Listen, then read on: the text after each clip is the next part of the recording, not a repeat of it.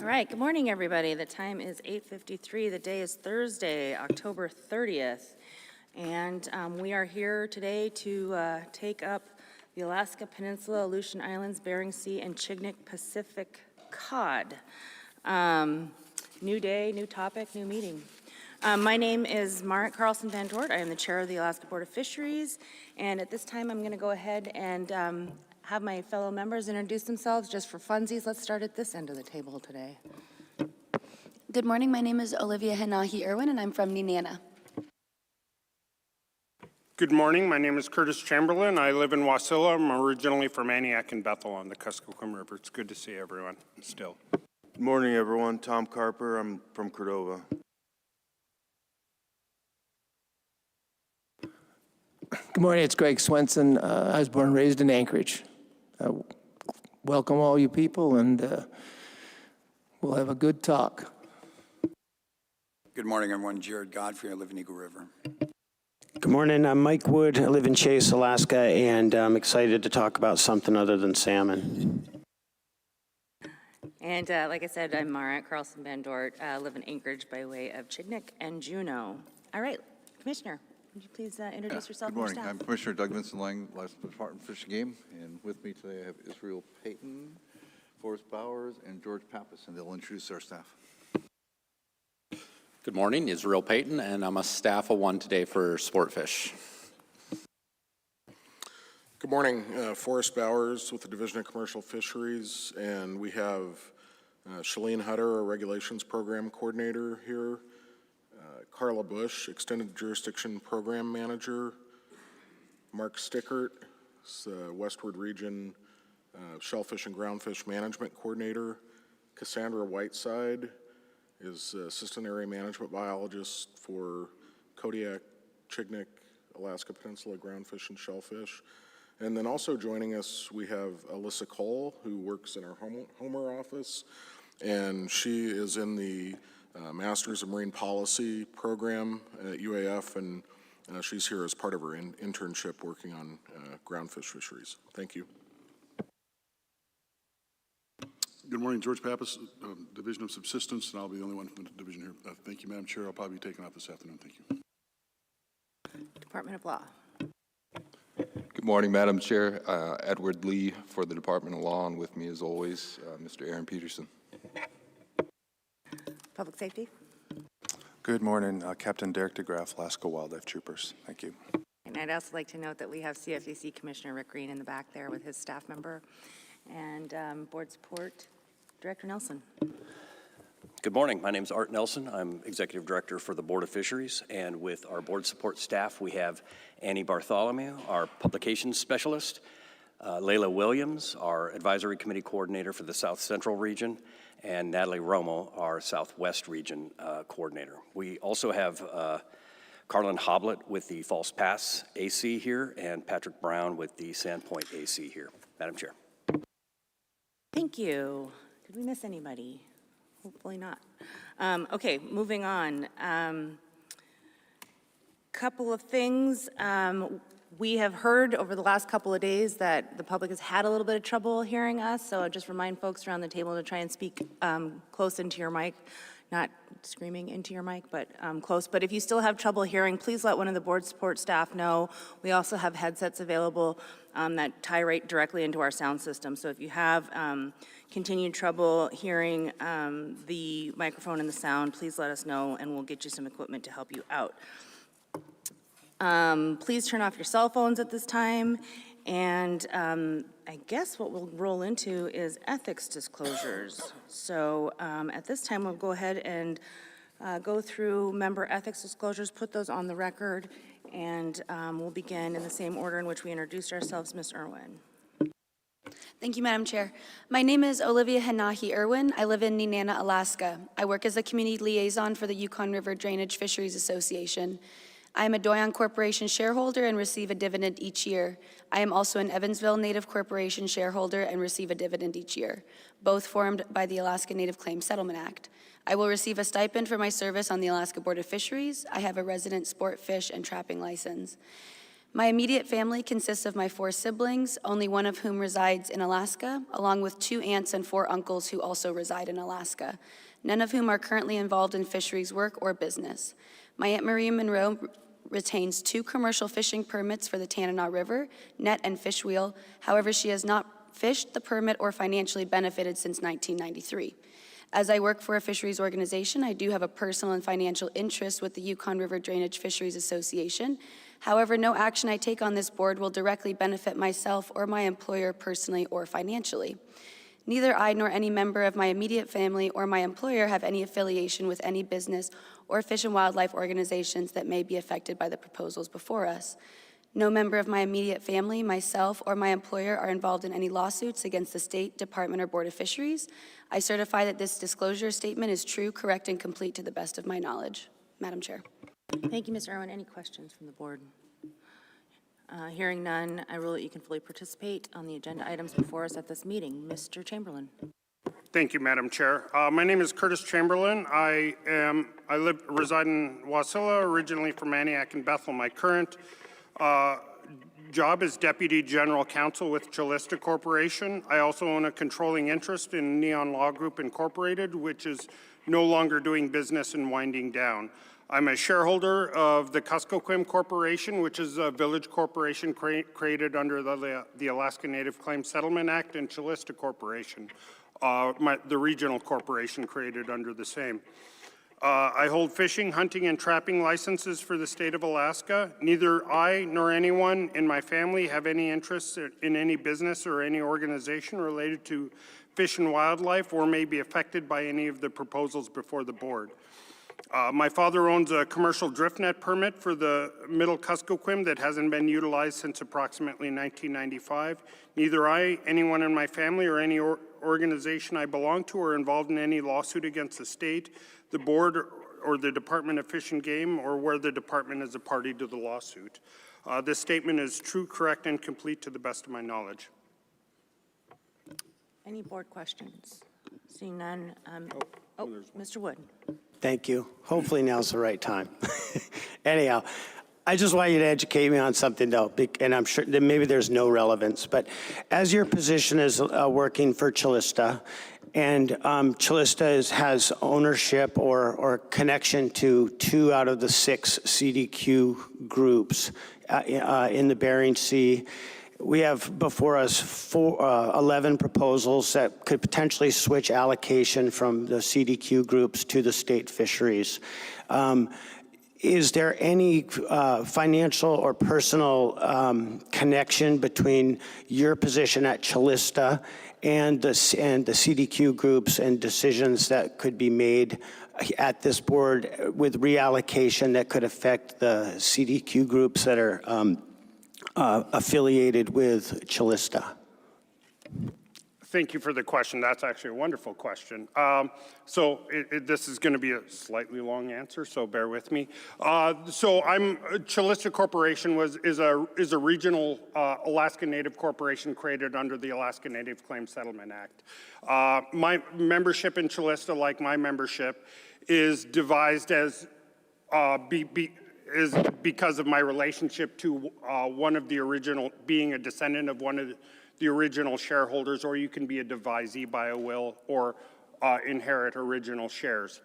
And so when you're looking at the class for Chalista Corporation, our shareholders are actually spread throughout the world. The majority of our shareholders don't reside in the region.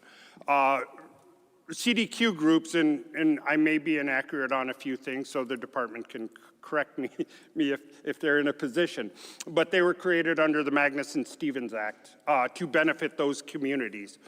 And your membership in a CDQ group, or your ability to benefit from a CDQ group, is based on your residing in that community at that time. So with that, these are completely separate entities created under different statutory schemes. And the only overlap we have at this point really is geographic. To the best of my knowledge, there is no contractual relationship or mutual ownership between Chilista Corporation or any CDQ groups, the two in our region being the Coastal Villages Relief Fund or Yukon River Delta Fisheries. Yeah. Yeah, Mr. Alstrom runs it, and I do apologize to him for butchering the name. But yeah, the real only nexus we have is a lot of the user groups we have overlap, but there are no contractual or financial ties. Chilista has no shared ownership, to the best of my knowledge, in any businesses or any business relationships with any CDQ groups. Or vice versa, that any CDQ groups hold any business interests associated with Chilista. Our views do run concurrent in a lot of things, but there are no business or financial ties. Thank you very much. Follow-up question in terms of, just the membership of Chilista, and I think I heard you mention that most of the shareholders don't live in region, so may not be direct beneficiaries of any of the CDQ programs. How many shareholders does Chilista have in its corporation? At this point in time, we just surpassed 39,000 shareholders, and the largest shareholder base is actually here in Anchorage. Any additional questions? Based on the information that there are no financial investment or ties from Chilista Corporation, your employer, with the CDQ groups, and the large class of shareholders, which what I heard was the majority of which are not in region and would be benefiting directly from those programs, I'm going to go ahead and rule that there is no conflict. And are there any other questions? Mr. Chamberlain, you can fully participate in the meeting today. Thank you, Madam Chair. Mr. Swenson. Hi, my name's Greg Swenson. I was born and raised in Anchorage and married with one daughter and one grandson. My wife and I are retired school teachers, and my daughter is an assistant principal in the Anchorage School District. We both receive income from teacher retirements from the state, PFD, CD, interest, investment, and residential rental income. And I get a stipend from the state for my service on the board. Neither I nor my immediate family have any financial interest in the fisheries, nor are we involved in any lawsuits with the State of Alaska Department of Fish and Game or the Board of Fisheries. I also have licenses for hunting and fishing and a private pilot's license. This information is true and correct to the best of my abilities. Thank you. Any questions? Hearing none, Mr. Swenson, you can fully participate in the meeting. Mr. Godfrey. My name is Jared Godfrey. I'm a lifelong Alaskan. I was born in Juneau. My family is originally from the Kodiak Islands. I'm a shareholder of Kodiak Regional Corporation, Fognak Native Corporation, and Uzinki Native Corporation. I'm an elected tribal council member of the Native Village of Port Lions. I live in Eagle River. I have two children, 21 years old and 19 years old. Professionally, I'm a consultant with various clients, primarily in the broadband space and economic development, but nothing pertaining to fisheries. My son participated in the commercial fisheries of Bristol Bay and Kodiak earlier this year as a deckhand. I have no conflicts to declare regarding any matters in front of the Board of Fisheries during this meeting. Neither I nor any member of my family is a party directly or indirectly to a lawsuit with the state of Alaska or any agencies of the state. These statements are factual and true to the best of my knowledge. Any questions? Hearing none, Mr. Godfrey, you may fully participate. Mr. Wood. Right on. Thank you.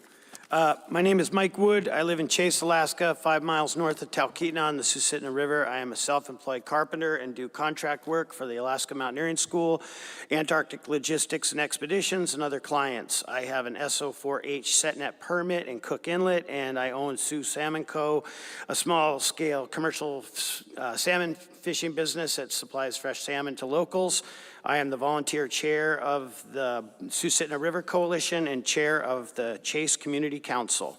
My wife Molly is an independent consultant. We both receive the Alaska Permanent Fund dividend.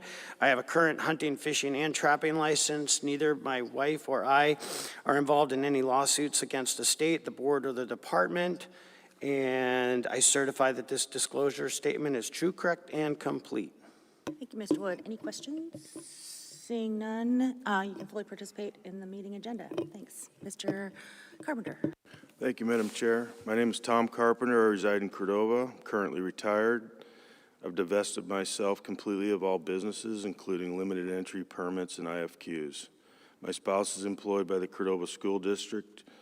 I received the Alaska Permanent Fund dividend, as do my spouse and daughter, and receive a stipend for serving on this board. I hold an Alaska sport fish and hunt license and also a Copper River subsistence permit. Neither I nor anyone in my family have any financial interest in any business which relates to fish and wildlife resources or belong to any organization to which any financial gain can be attributed. There are no proposals before the board that will benefit myself nor anyone in my family. No member of my family is involved in any lawsuits against the state of Alaska or the Alaska Department of Fish and Game, and I believe this statement to be true, correct, and complete. Thank you, Mr. Carpenter. Any questions? You may fully participate in the matters before the board, and I turn the chair over to you. Thank you. Ms. Carlson-Van would you please put your ethics statement on the record? Roger. My name is Marit Carlson-Van Dort, born and raised in Alaska, currently live in Anchorage. I am employed as the president and CEO of Far West Incorporated, which is the village corporation for Chignik Bay, formed under the Alaska Native Claims Settlement Act. I am also a shareholder in Bristol Bay Native Corporation and in Kodiak Native Corporation. I receive a State of Alaska permanent fund dividend and purchase a resident sport fish license annually. I will receive a stipend for my service on this board. Neither I, members of my immediate family, nor my employer have any financial interest in fisheries. Similarly, neither I, members of my immediate family, nor my employer are involved with any lawsuits with the State of Alaska, the ADF&G, or the Board of Fisheries. Mr. Chair, this information is true, correct, and complete to the best of my knowledge. Thank you. Any board questions? Seeing none, I rule that you can fully participate with the matters before us, and I will turn the chair back to you. Thank you, sir. Okey-doke, let's talk a minute about access to board members. I'm going to go through some information here about our meeting process and our agenda and how that's going to roll. As you all know, as board members, we're available to you for the purpose of receiving added information. It doesn't work without your help. You guys are the knowledge holders about these fisheries, and we need to hear from you. Many of us meet with stakeholders informally during the breaks, both before and after daily meetings. Again, we're here to serve you and benefit from your input. There is a line called the sanctuary line that you are likely familiar with. It's right up here at the front of the tables. I'm not quite sure what color it is, if it's yellow and black this time around. We ask that you please don't cross that during our meetings and our breaks. However, if you do wish to try and talk with one of us and we're behind that line, try and get our attention. If you can't get our attention, talk to one of board supports, one of the department staff, anybody that's kind of in waving distance or earshot, and they'll come get one of us and we'll come meet with you on the other side of that line.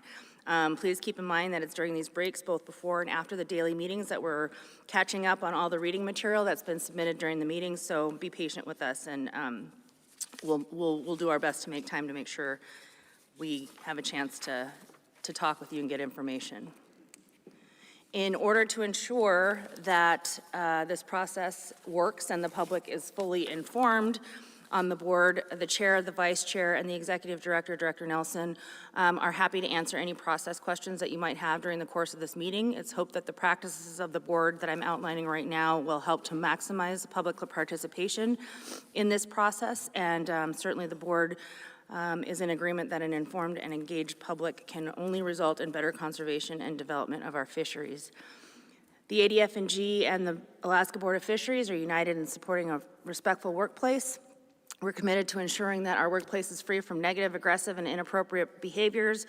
Harassment of any type is not going to be tolerated and generally isn't an issue, and certainly we appreciate everybody's assistance in helping us have a respectful and smooth meeting. In accordance with the Open Meetings Act, the board staff published a notice in the Alaska Online Public Notice System and in the statewide newspaper, posted the notice on board's websites and our designated posting place, and also distributed it to a list of our email recipients. I'm not going to take the time to read the notice, but the copies of the notice are in the meeting notebooks at the back of the room or are available from Director Nelson if you would like to see the complete text. Again, it's also available on the website. The public notice and proposals were distributed to the local fish and game advisory committees. They're posted online. They were sent by email to all interested organizations and individuals that I assume signed up or requested to be notified in an email listserv. Public comments were solicited, and the board members have received copies of all of the on-time written public comments. The timely public comments and the timely advisory committee comments are available for the board's use and also available to the public in the workbooks also at the back table. Copies of all those meeting materials are updated frequently throughout this meeting and can be seen on the board's website and on the web page specific to this meeting. So I'd encourage you guys to keep checking that if you have any questions about changes to the agenda or timing. Copies of the tentative agenda for this meeting can also be found on that table in the back. The agenda is subject to change throughout this meeting, but an attempt will be made by the board to generally stay on the agenda. The board encourages the public to submit written public comments on specific proposals or issues during the meeting. Written public comments submitted before deliberations begin, okay, before deliberations, are limited to 10 single-sided or 5 double-sided pages in length. Please make sure that your written comments clearly include the name, your name, the organization that you represent, if there is one, and what proposals your RC is addressing at the top of the document. That helps us a lot in terms of organizing and orienting what we're looking at and getting those materials before us when you're either speaking in committee of the whole during your public testimony, and most certainly when the board is deliberating those proposals. However, once deliberations on those proposals begin at the meeting, the board will only accept written public comments that are not more than 5 single-sided pages or the equivalent double-sided, unless very specific information is requested by the board that requires more pages than allowed under the standard. And that is a paper management exercise almost more than anything else, since once we get into deliberations, there's very little time to go through extensive documents, and that time would have been allowed prior to deliberations. The board is accepting RCs submitted electronically as either a Word document or a PDF only through the board's website. A link to the submission portal is prominently featured on the meeting's webpage, where all the materials for this meeting are posted. You can also turn in written materials to the board support staff at the end of the table. However, please note that you only need to turn in 1 copy now. But if you would like to have or are printing or are submitting materials that are in color and you want to have those color copies available to the board, then you have to submit those in color to the board support staff, and we need 20 copies of those. We don't have a color printer here for RCs, so if you want something in color, you need to submit those 20 copies to board support staff so that they can distribute to members. With no exception, all materials that are submitted to the board for its consideration must be presented to the record keeper at the end table here for distribution and posting and uploading on our website. Please do not give documents directly to board members, as those documents will be handed back to you, and the board member is going to request that you submit it for the record. All documents that are received at this board meeting will be assigned a log number called an RC. All written materials will be retained for the permanent record of the board. The record keeper will generally distribute RCs in the morning before the meeting begins at the noon break, and if there is an evening session after the dinner break.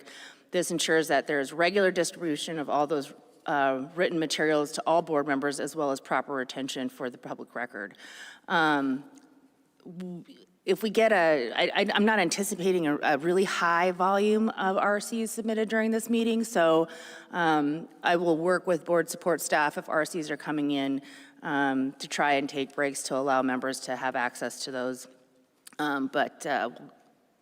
You know, generally speaking, if we're in a high volume meeting, we try to set a schedule for those RCs so as not to overwhelm the board support staff if there's a high volume. About testimony, committee, and deliberations. So those who wish to provide public testimony at this meeting must fill out one of the blue cards that are located at the end of this table and turn it into the board support staff. The tentative cutoff time to sign up for oral testimony at this meeting is noon today, okay? So at this meeting, the public will be given 3 minutes to testify. Traditional knowledge reports, advisory committees, and regional advisory council representatives will be given 10 minutes. To my knowledge, there have been no signups for traditional knowledge reports at this meeting. Following public testimony, there's 1 session on the board's committee of the whole. We intend to go through the proposals in numerical order during the committee's discussion. Everyone present is allowed to participate. There's no need to sign up for that. And the agenda, which is available online or in the materials at the back, also show where we tentatively plan to deliberate the committee of the whole session, which is tomorrow morning. And while this agenda is subject to change, I'll do my best to provide you updates along the way if there are any changes to the agenda. And again, if you have any questions about the process, feel free to ask myself, Vice Chair Carpenter, or Director Nelson. And I believe for committee of the whole, Chair, it will be Mr. Godfrey today. If you decide to sign up for public testimony, when your name is called, please come forward to the mic, and we'll state your name and all that good stuff. I'll give you a little bit more instruction on that when we get to that portion of the agenda. So I think I'll pause here before we get into the rest of that, and we'll get set up for staff reports. I think we have a couple today. And so let's take about 5 minutes to get transitioned and get ready for staff reports. And then we'll come back on the record. Thank you.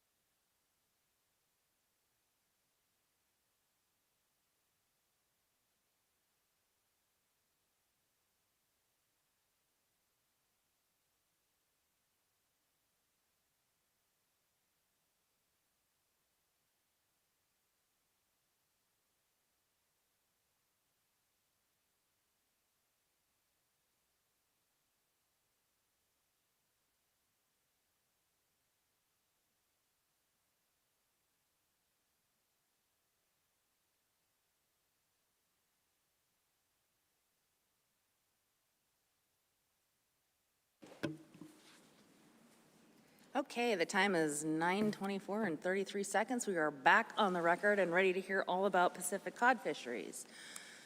Mr. Commissioner. Yeah, just before we start, I thought I'd throw a few interesting facts about cod on the table here just to get us switched out of salmon. They can live to be 30 years of age. They can change their color to blend in with their surroundings. They have a barbel, a whisker-like appendage on their chin that helps them locate food. They communicate with each other making sounds using drumming muscles. They are the classic fish used in fish and chips and bacala. And the term codfish is a playful insult used by Peter Pan to belittle Captain Hook. So it's always good to get our minds switched away from those species that we're most used to focusing on and getting into the new ones. So with that, I'll turn it over to staff and help us walk through cod.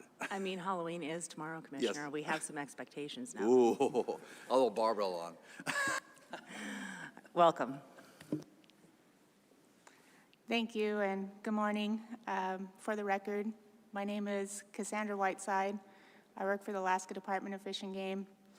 I'm the Assistant Area Manager for shellfish and groundfish fisheries for the Kodiak, Chignik, and South Alaska Peninsula areas. Sandra, can you pull your mic just a little bit closer to you? A little closer? Yeah, that'd be great. Thank you so much. Sure.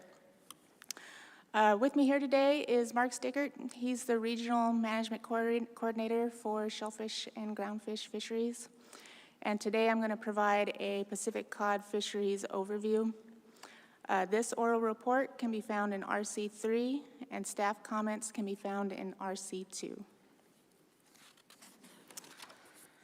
So this is an outline of what I'll be talking about today.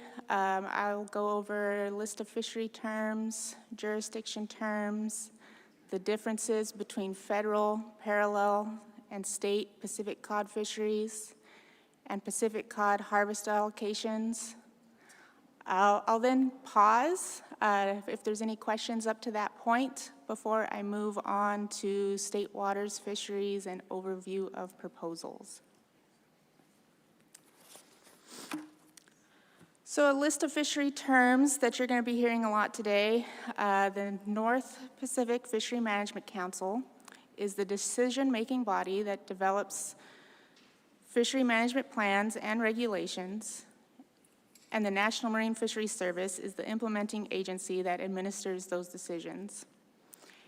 ABC, TAC, and GHL are all harvest limits. So ABC is, you can think of as a ceiling. It's the total allowed catch within a given year for that species. So for this species, Pacific cod, that's the maximum that can be taken out of the water in a given year. TAC, total allowable catch, is the federal parallel catch limit. GHL, or guideline harvest level, is the state waters catch limit. Sectors are the federal fisheries user groups. The TAC is allocated to sectors defined by different gear types or processing capabilities. FFP is a federal fishing permit. LLP is a license limitation program, so it's a federal program that's equivalent to the state's limited entry program. SSL, Stellar Sea Lion, and VMS is vessel monitoring system.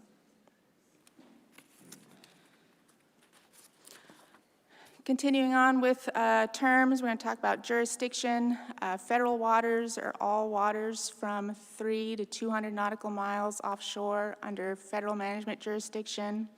There are 5 federal Pacific cod groundfish management areas. In this overview, I'll be focusing on the Western Gulf of Alaska, Bering Sea, and Aleutian Islands.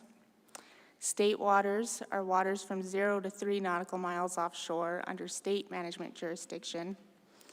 There are 8 state Pacific cod groundfish management areas, and in this overview, I'll be focusing on the South Alaska Peninsula area, Dutch Harbor Subdistrict, and Aleutian Island Subdistrict.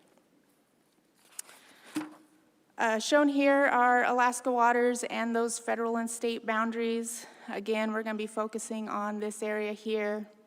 The state boundary of the South Alaska Peninsula area is inside the federal Western Gulf of Alaska area. The state Dutch Harbor Subdistrict is in the federal Bering Sea sub-area.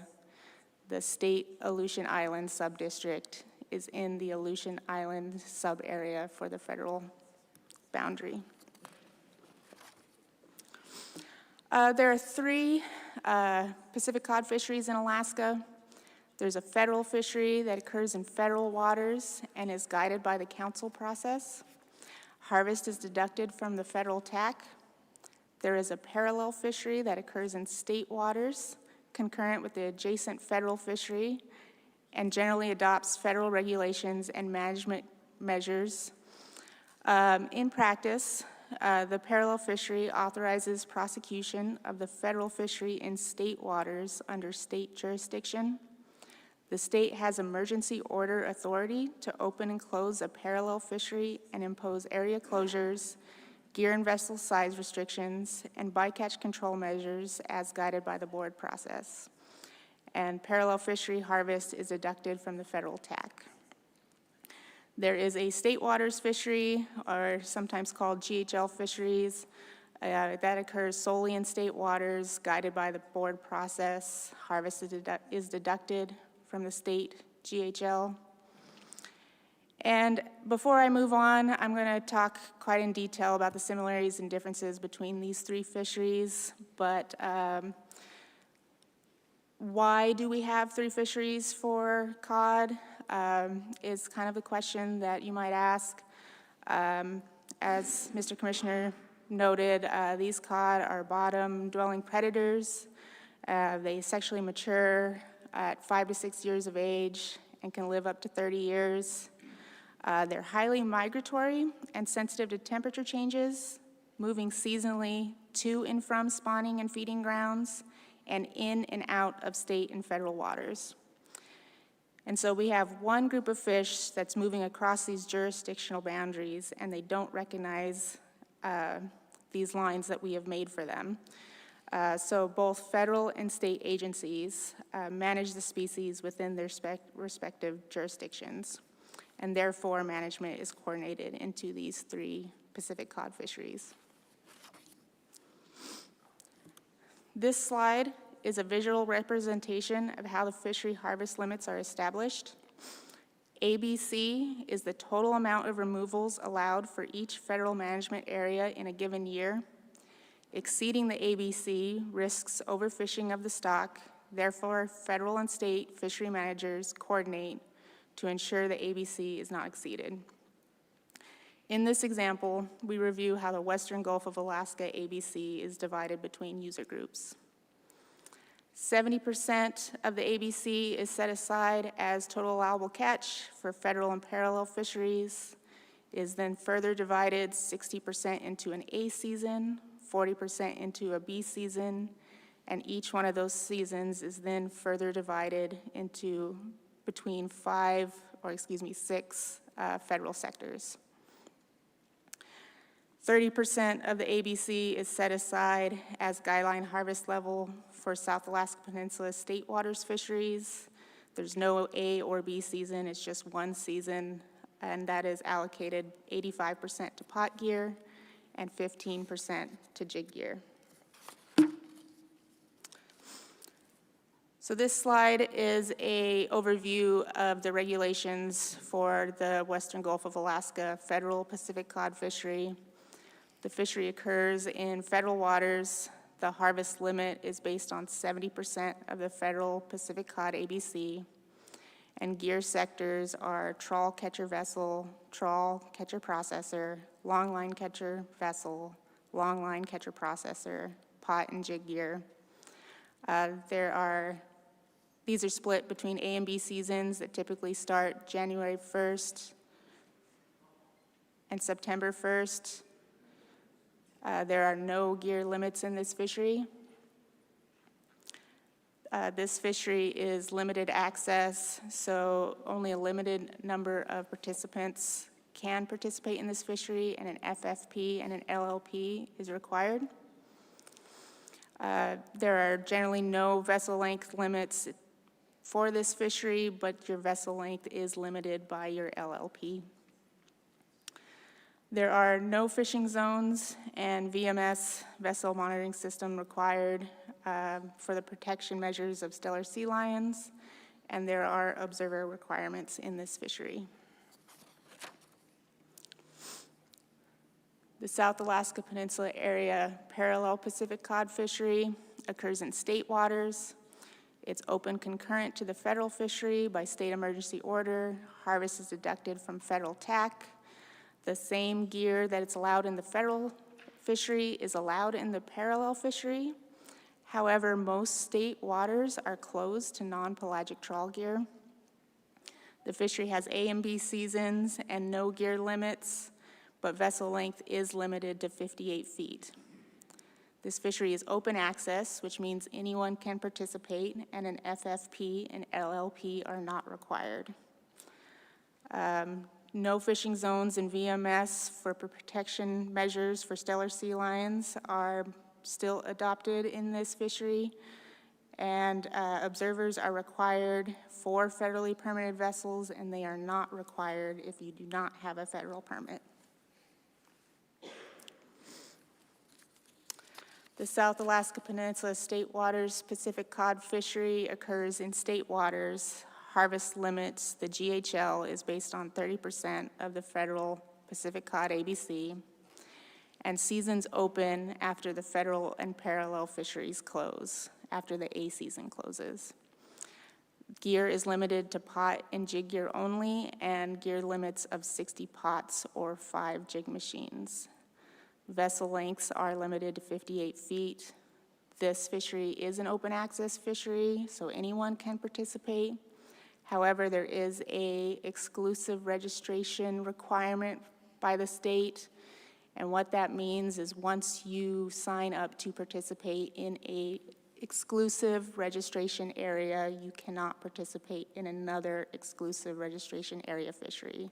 So you have to choose each calendar year where you want to fish. Stellar sea lion protection measures are still in place, but they are for rookery protection only, and there are no observer requirements. And before I move on to Pacific cod, state waters Pacific cod fisheries, are there any questions thus far, Madam Chair? Going around the table. Ms. Irwin. Yeah, thank you very much. I was wondering what the stellar sea lion rookery protection means. So if you look at the map, it's just the black areas are closed to no transit and no fishing zones. The federal and parallel, if I go back another slide, has larger zones that are no fishing allowed. Those red zones for federal and parallel don't allow certain gear types within those zones. You can transit them, but you can't fish in them. State waters, you just can't transit those black, no fishing zones, no transit zones. Thank you. Mr. Wood. Yeah, thanks. On slide 9, my question was, why are they closed, those areas? Both the no fishing zone for pot and the no fishing zone for longline and pot? Mr. Wood, through the chair, thank you for that question. For the record, Mark Stickert. Under federal ESA standards, stellar sea lions are listed, and with that comes a suite of protection measures, both seasonally as well as area. It's, I think, fairly widely accepted that Pacific cod are a food source, an important food source for sea lions. And in the case of the black dots here, those are known rookeries, and so they just want to keep boats away from disturbing young sea lions. And then the red zones are really designed to prevent fishing for directed cod or pollock or other species in those areas as a competition for food for sea lions in areas of high density. Okay, that's all. I understand that. So that's not because it's like a spawning ground or something for the cod. It's strictly off limits, just so the stellar sea lions have food source. It is specific to stellar sea lions and not relate to the distribution of cod in those areas. Wow. Okay. Thanks. Mr. Swenson. Can they subsistence hunt the sea lions in those areas? Madam Chair, so when a species is listed on an Endangered Species Act, take is prohibited. And take can be the directed take of those animals as well as take associated with other impacts to those animals that result in their malnutrition or anything else. What you're seeing here is the biological opinion that was written by National Marine Fisheries Service to allow fishing to continue for these species that potentially affect cellar sea lions, in this case the food sources, in a way that protects them around their rookeries and their breeding and the cellar sea lion breeding ground, but still allows fishing to occur outside that area. If we were to fish in those areas, we'd probably lose our incidental take permit that allows fishing to occur in other areas. Yes, there is some allowance for customary and traditional take of stellar sea lions, but they are listed as endangered. It's very minor in that area. This is not like the eastern stock, which has been delisted. And one last question about the exclusive registration and open areas. Are we looking at an exclusive area on page 10 directly, or are there grids or boundaries drawn in on another map that you got to register for? Through the chair, this is an exclusive registration, the entire area. You don't have to subset this area. I'll bring this up as we go along further. The South Alaska Peninsula area is exclusive. The Dutch Harbor subdistrict is exclusive. You can't fish north and south at the same time, but this entire area is open under one registration. Okay, thanks. But that's only for state water boats, right? You have to sign up, but federal boats can go from one to the other? Through the chair, that's correct. The federal is limited by their FFP and LLP where they can and can't fish. Okay, thank you. Any other questions? I just want to note that we must have a bunch of Peninsula folks around because you brought your geologic action with you, and I got to give Cassandra credit for talking right through a 5.6 without missing a beat, so. I didn't see anything falling, so I figured we were okay. Doing good. All right, go ahead and continue, please. Thanks.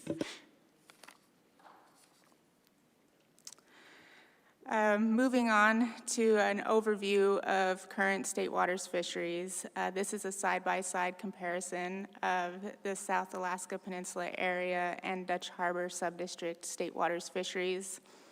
The South Alaska Peninsula area, GHL, is 30% of the Western Gulf of Alaska ABC.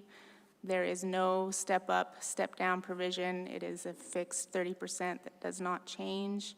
And for reference, that 2025 GHL was 5.8 million pounds. Looking at the Dutch Harbor subdistrict, the GHL is 10 to 15% of the Bering Sea sub-area ABC. That does have a step-up, step-down provision, so every 2 years, if the GHL is met, the percentage will go up by 1%, and then if 2 years in a row that GHL is not met, the percentage goes down 1%. And for reference, that 2025 GHL was 44 million pounds, which was 13% of the Bering Sea sub-area ABC. South Alaska Peninsula area has both pot and jig gear. Pot is allocated 85%, jig is allocated 15% of that GHL. Pot opens 7 days after the federal fishery closes or March 7th, whichever is later. That typically means that that fishery opens on March 7th. Jig gear opens 2 days after the federal fishery closes or March 15th, and that fishery typically opens on March 15th. There is a GHL rollover date, so after the federal pot B season closes, if there's any GHL remaining for either gear type, that allocation between gear types goes away, and so you can use pot or jig gear to catch that remaining GHL. For the Dutch Harbor subdistrict, pot gear is allocated 100% of that 44 million pounds. That fishery opens 7 days after the Bering Sea, Aleutian Islands federal sector closes. That typically means that the Dutch Harbor Subdistrict fishery opens in early February. There is no GHL rollover date because there's no allocation between gear types. And as mentioned before, these are both exclusive registration areas. So once a vessel signs up for one of these areas, they cannot fish in the other. They have to choose. Vessel length is limited to 58 feet for both areas. Vessel count on average in the South Alaska Peninsula area for pot is 26. Jig, on average, 14 vessels participate. In the Dutch Harbor Subdistrict, on average, 29 vessels participate in that fishery.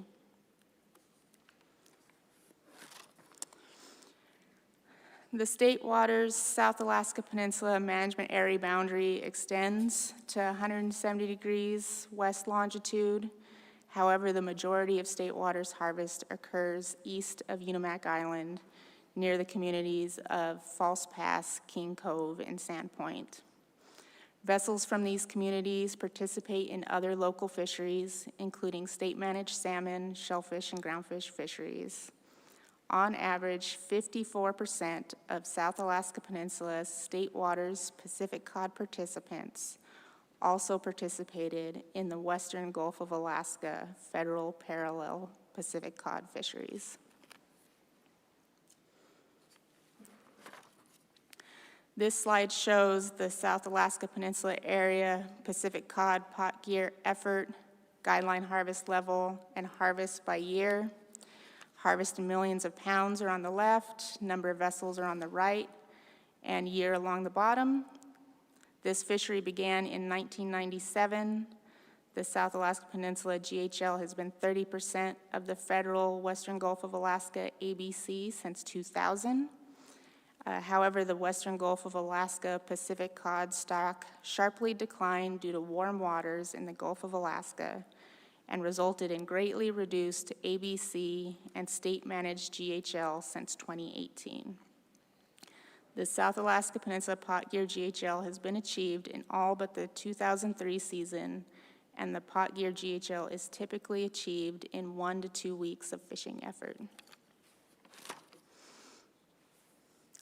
This shows the same figure but for jig gear, so it shows effort, GHL, and harvest by year with millions of pounds on the left, number of vessels on the right, and year along the bottom.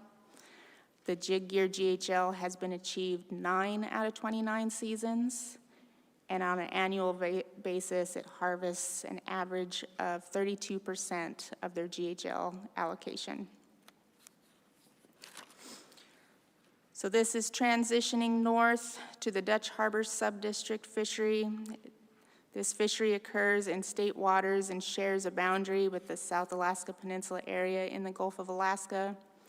The majority of the Dutch Harbor Subdistrict pot gear harvest occurs adjacent to Unimak Island, and most, if not all, of the Dutch Harbor Subdistrict pot gear GHL is achieved by mid-April, so the fishery generally lasts 10 to 12 weeks. This figure shows Dutch Harbor Subdistrict State Waters Pacific Cod pot gear effort, GHL, and harvest by year, millions of pounds of harvest on the left axis, number of vessels on the right, and year along the bottom. The Dutch Harbor Subdistrict fishery began in 2014 and has achieved its GHL every year. By regulation, a GHL is achieved if 90% or more is harvested. And just for reference, the 2024 fishery achieved or caught 91% of the GHL, and in 2025 to date, or at least through September 1st, 95% of the GHL was caught. And before I move on to proposals, I can pause again for questions, Madam Chair. Any questions? Mr. Wood. On slide 12, when it has opening dates and there's a period of like 7 days before you can start fishing in another area. Why was 7 set as opposed to 3 or 14 or whatever? Through the chair, I'm not quite sure why 7 was chosen, but in general, it provides opportunity for people to deliver their harvest and put away extra gear. There are no gear limits in the federal parallel fisheries, so you can have in excess of 60 pots, so it gives time to get extra gear out of the water. Thank you. Okay, please continue.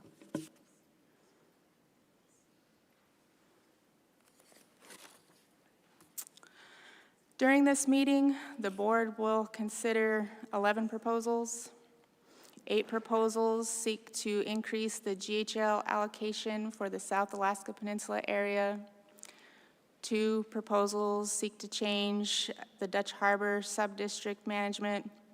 And 1 proposal that we'll hear today seeks to implement trawl gear restrictions on the Aleutian Islands. So this table shows the similarities and differences of the 8 proposals seeking to increase the South Alaska Peninsula GHL allocation percentage of the ABC. And to note, this table is also table 1 in staff comments.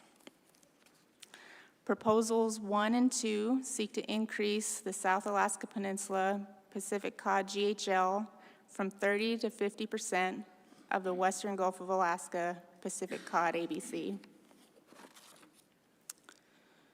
Proposals 3 and 4 seek to increase the South Alaska Peninsula Pacific Cod GHL from 30 to 40% of the Western Gulf of Alaska Pacific Cod ABC, with a 5% step up to occur annually, not to exceed 50% of the Western Gulf Pacific Cod ABC.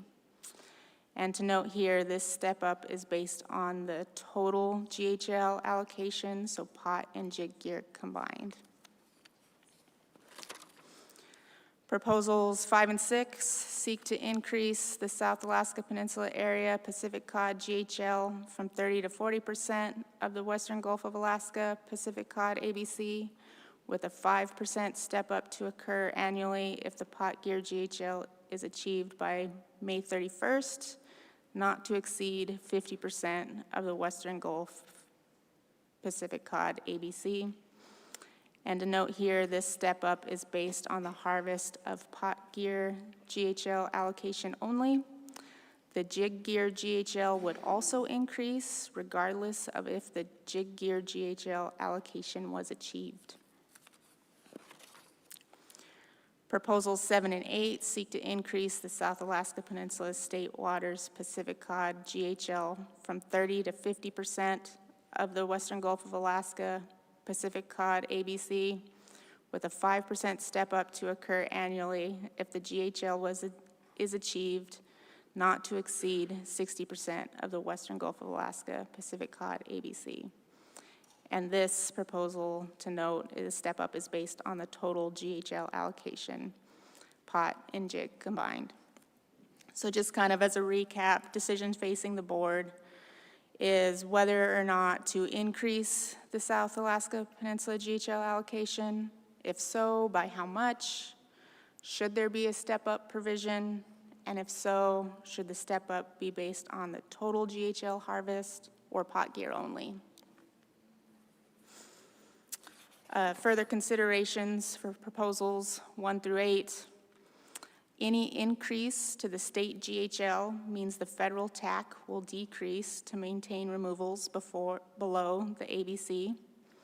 So if your vessel is less than or equal to 58 feet, or you do not participate in federal parallel fisheries, your operation would likely benefit from an increase in GHL.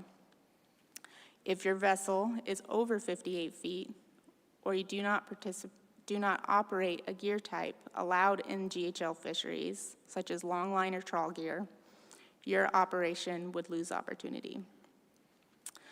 Additionally, an increase in state waters GHL may trigger a reconsultation under the Endangered Species Act.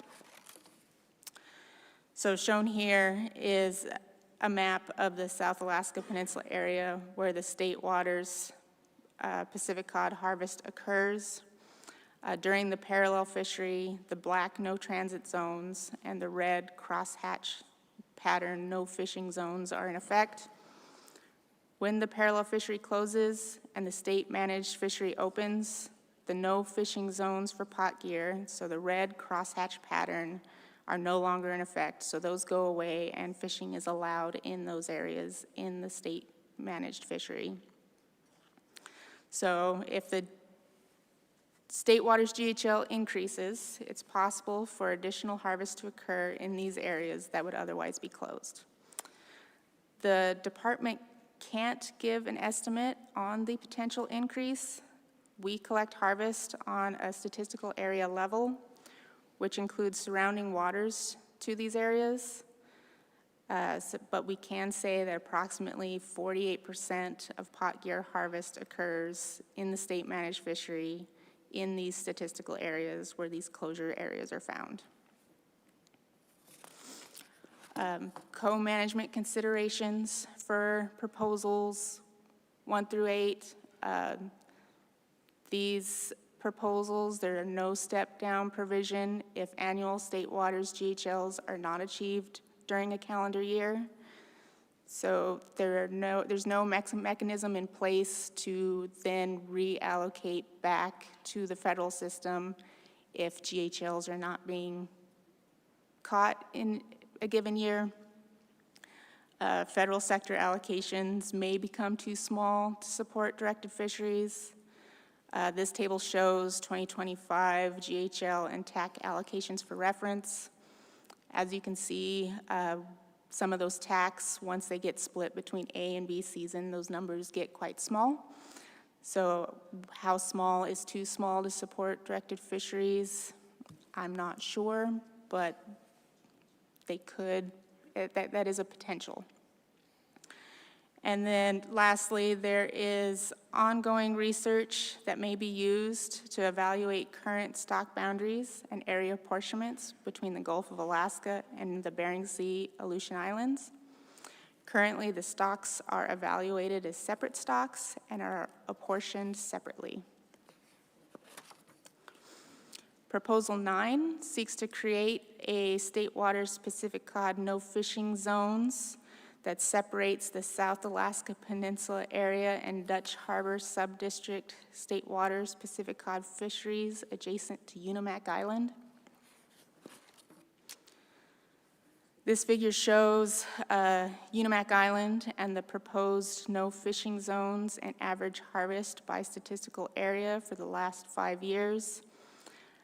Dutch Harbor Subdistrict is in the dark blue to the north. South Alaska Peninsula area is in the light blue to the south. And in the Dutch Harbor Subdistrict, 2 statistical areas would be fully closed and 1 statistical area would be partially closed.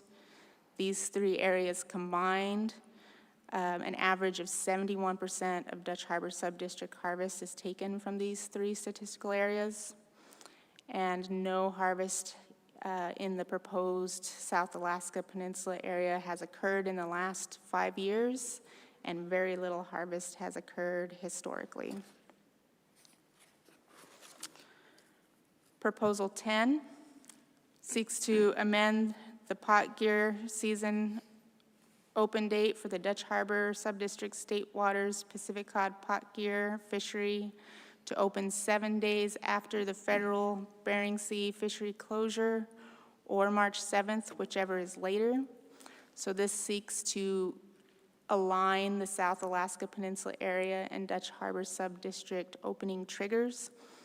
Currently in regulation, South Alaska Peninsula area opens 7 days after the federal sector closes or March 7th, whichever is later. So that means typically the average opening date of this fishery is March 7th. And the Dutch Harbor Subdistrict, the fishery opens 7 days after the federal fishery closes. So that between federal and state fisheries. And this figure shows Dutch Harbor Subdistrict State Waters, Pacific Cod, pot gear fishery harvest before and after that proposed new start date of March 7th by year for the last for the whole duration of this fishery. On average, 55% of harvest in the Dutch Harbor Subdistrict State Waters fishery occurs prior to the new start date of March 7th. So quite a bit of harvest occurs in February up to March. As such, it may be difficult for the Dutch Harbor Subdistrict fishery to achieve its GHL if it's opened on March 7th. And moving on to Proposal 11, I'll turn this over to Mark Stickert. Thank you, Cassie. So Proposal 11 moves us to the west and moves us away from state-managed pot cod fisheries, and it seeks to close all state waters in the Aleutian Islands District west of 170 west longitude to groundfish fishing with for all trawl gear, both midwater and bottom trawl gear. As noted in the proposal itself, it was submitted by rationalized Aleutian golden king crab participants, and it's based on their concern about bycatch, trawl bycatch, and interactions with their preferred species. And again, as we note in the staff comments, it covers a fair bit of ground and actually meets the call for several proposals this meeting. Specifically, it would affect trawl gear vessels in the state-managed Aleutian Islands Subdistrict Pacific cod fishery, and would also impact trawl vessels that participate in federal and parallel fisheries across a fairly wide spectrum. So we decided that we were going to bring this proposal up at this meeting, really focus our comments here on the cod impacts for the state-managed cod, and then you as the board will do final deliberation in March, which is sort of a time to wrap everything up. So the next figure here is just a map. As you can see, 170 is on the right, the western boundary is on the left. That's about 700 linear miles, so we cover a lot of real estate in this proposal. Specific to this meeting, there is a state-managed Pacific cod fishery that happens in this area, and it's mostly focused around the ADAC section. There's been a long-standing effort to create opportunity for Pacific cod catcher vessels in particular to put fish into ADAC. The history of having and maintaining a shore-based processor there is ephemeral at best. I think the takeaway is when a shore-based processor is operating in ADAC, we tend to have a fishery. When the shore-based processor is not available, we tend not to have a fishery in that area just because of market availability. Next slide. So because this proposal specifically would eliminate trawl gear, here's just a table of recent trawl effort in the state-managed Pacific cod fishery in the Aleutian Islands District. As you can see, relatively low participation, and because of a limited number of boats and processors, unfortunately, we can show you, not a lot of annual catch, but we try to roll it up and summarize that in general. Over the last 5 or 6 years, we see harvest around, averages about 1 million pounds a year for 4 or 5 vessels. So again, relatively low density fishery, and this is mostly currently prosecuted by catcher processors or vessels that are delivering to a mothership, as there's no local onshore processing capacity. Next slide. And that's all I have for Proposal 11. Happy to entertain any questions. Thank you. Mr. Carpenter. Thanks. I appreciate that presentation from both of you. I just have a couple questions. The first question is, so when the ABC is set and then the TAC is derived from that, and then from the TAC you pull out the 70% to the federal side and the 30% to the state side, and then it's broken down into the 2 gear groups. There's a buffer that is usually between the ABC and the TAC. Is that a standard buffer? Is it, maybe if you could touch on that, and if I'm wrong, please correct me. Through the chair, Mr. Carpenter. So up next, we're going to see a presentation from some North Pacific Fishery Management Council folks, and they're going to touch more on that. Okay. You're on the right path. There's a buffer between an ABC and OFL. We didn't talk about an OFL, which is sort of the maximum harvest limit that jeopardize likely the long-term productivity of the stock, and there's a buffer between that number and the ABC to account for uncertainty and calculating OFL. And we'll hear a fair bit of that in detail if we can stand by for a few minutes. No, I appreciate that, not a problem. The other question I had is, you talked about unharvested GHL. There's no mechanism to put that back. So I guess my question is, when I look at the harvest rates and the consistency in which the GHL is caught or could be caught, however you want to look at it, is that really an issue? Mr. Carpenter, through the chair. So historically, for the South Alaska Peninsula fishery in particular, no. This is a fairly productive fleet, and they have a history of, in particular, the pot sector, as you saw in that figure, all but 1 year since 1997 has caught their GHL. You know, obviously there's some scaling there at some point. You know, could the GHL get large enough to where the pot fleet would be unable to catch it? In theory, it's possible, but you know, given the history of having the GHLs based on either 25 or 30% of the Western Gulf ABC, they've not struggled to achieve that benchmark. Okay, and then I guess the final component to that question would be, the jig gear doesn't necessarily always catch their portion of the GHL, but that uncaught portion would roll over so that opportunity would exist to continue to harvest that. Am I correct? Through the chair, that is correct. Thank you. Couple quick questions, and then I'll move on to Swenson. And yes, you can, Commissioner. I think the question of stranding kind of raises the question of how much could be stranded depending upon the cod abundance. You know, we're at a relatively low abundance level right now, but if the abundance crawls back up to what it was in 2016, you could potentially result in stranding if you reallocate fish, because you could double the biomass and that could double the TAC. Thanks for that question, because I was curious about that. And then what are the requirements for a State Waters cod fishery participant to participate in the parallel federal fishery? Is there a permit requirement?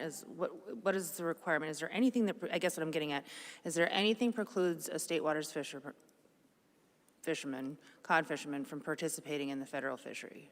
I mean, I know that the reverse is, you know, there's a vessel length threshold, but I'm just kind of curious how it works the other way around. Right, so you're correct. So there's a vessel length restriction. If you are a pot gear vessel, VMS, vessel monitoring system, is required, but otherwise there are no additional permits needed if you stay within state waters and participate in the parallel fishery as a vessel outside of the federal system. Say that one more time. Sorry. The parallel fishery gets complex if you are a federal vessel. If you have federal permits, you can't decide to then not be a federal vessel and participate outside of the federal system. So if you're a federal boat, you have to follow federal rules regardless of whether you fish inside or outside of state waters. Mm-hmm. But if you don't have any of those federal permits, you still can participate in the parallel fishery. It's open access. Anyone can participate. Jig gear, you do not have to have a vessel monitoring system. Pot gear, you do. So there isn't really anything that precludes somebody that is participating in the state waters fishery from participating in the federal fishery? No, you can participate in both. Okay, thank you. And then my last question, and I don't know if you'd have an answer to this, but I'm curious of the percentage of state water fisheries, codfish that are landed. Are they processed locally, landed and processed locally?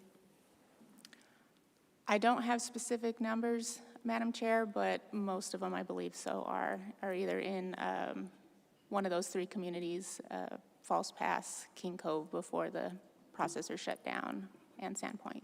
Thank you. Mr. Swenson, and then Mr. Wood. So what is the trawl fleet that, I see there's not very many of them out there, but what do they bycatch out there? Mr. Fence, to the chair. So, you know, and unfortunately, we're struggling from the shutdown here. You know, we had originally planned on having our counterparts on the federal sector here to speak on behalf of federal fisheries and present that information. We're obviously missing that due to the shutdown. So it's not really within the state's purview to kind of provide that information. Federal fishery participants are subject to observer requirements at varying levels. And so there are observer data available for federal trawl fisheries. There are typically caps on the amount of halibut in the bottom trawl fisheries and Chinook salmon in the pollock fisheries that happen in these areas. You know, so bycatch management's been a big focus in the federal sector for the last couple of years. So, you know, I don't have the bycatch amounts or species available right now, but perhaps we could direct you towards some information available on the federal website to provide some information on that, Madam Chair. Okay. Thank you. Mr. Chamberlain. So just following up on your comment, can you elaborate what the difference between state and federal observer requirements and standards are? Mr. Chamberlain, to the chair.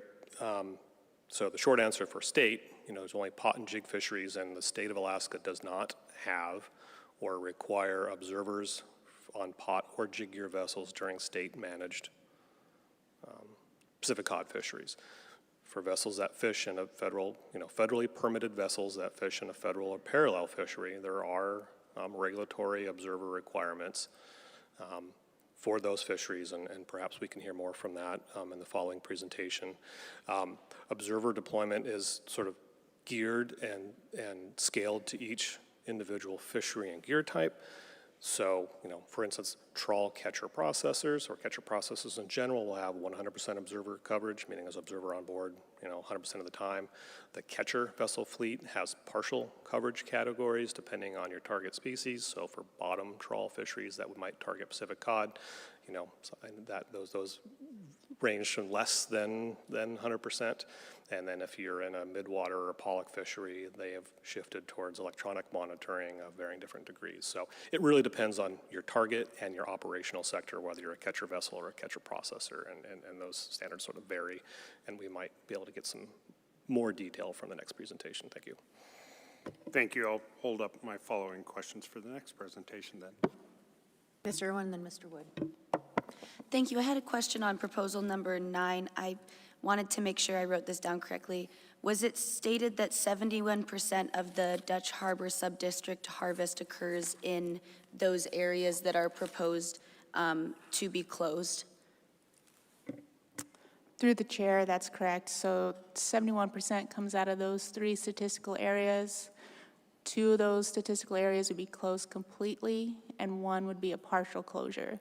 So not all of that percentage for that last one would, you know, essentially be reduced. Thank you. Mr. Wood, thank you for your patience. All right. Sorry. So I was trying to tag on to the chairperson's questionings earlier as well, but I'm trying to understand the mechanics of opening and closing areas. So on page 10, there's the picture of where the exclusive registration takes place. And if you have exclusive registration in this area, does that mean you can still fish the parallel fishery or the federal fishery, but just in those waters? Mr. Wood, through the chair. So registration exclusivity only applies to state-managed fisheries. There's no overlap with the federal or parallel fisheries. As Cassie had noted, there's been a long-standing effort to maintain open access state-managed fisheries, but also a recognition that you need to control the flow of boats in and out of areas in order to sort of maintain the efficacy of those fisheries in each of those areas.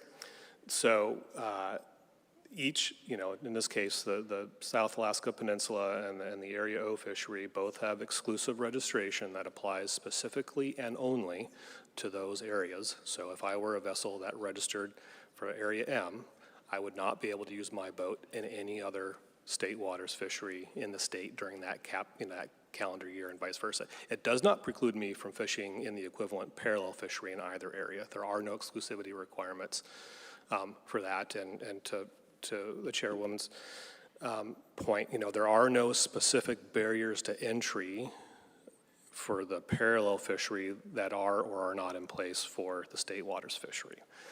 It gets a little bit confusing if you have a federal fishing permit and relative to observer requirements, but if you were a boat that wanted to fish in a parallel fishery and subsequently fish in a state waters fishery, it's functionally the same requirements to do so, and registration requirements would not allow you to, or would not prevent you from making those choices.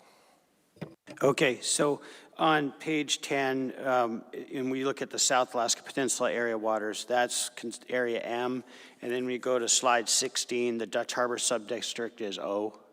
Okay, so you're either fishing one or the other. And then when you go to slide 28, just a more detail, if you are exclusive, you're in one of the area O or area M, but if you're fishing in the federal waters, you can go, from one across that line and fish.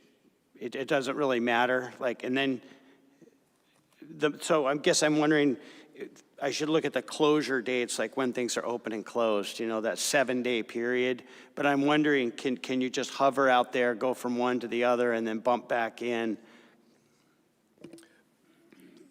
Mr. Wood, thank you for that question to the chair. So, one of the challenges of Pacific cod fisheries is the level of coordination. And as Cassie had mentioned, in these areas in particular, most boats fish in both the federal season and the state season. And the management agencies are well coordinated. We do not want to have a fishery for the same species with the same gear type open up at the same time. That kind of creates some chaos. And so we're pretty well coordinated. In this case, the federal fisheries tend to open up on January 1. So the federal fisheries open, they run their course, and when they close, the state season is coordinated, and that we open up for that same gear type in the same relative area, in this case, a week later. So that way it keeps catch accounting pretty clean, it keeps the enforcement fairly clean, and it allows boats to transition from one fishery to the other, and they don't have to pick and choose, and they can fully capitalize on both the opportunity in the federal system and then in the state system. So in general, there's a fair bit of behind-the-scenes coordination, but we work hard to not have concurrent fisheries for the same species and for the same gear type.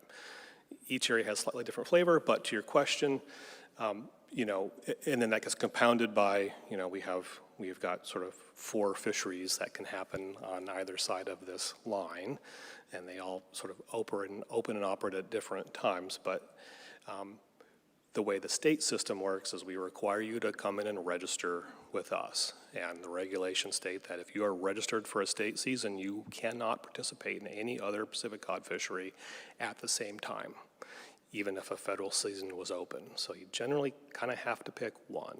So we don't see a lot of real-time exchange, but I'm not sure if that gets to your question.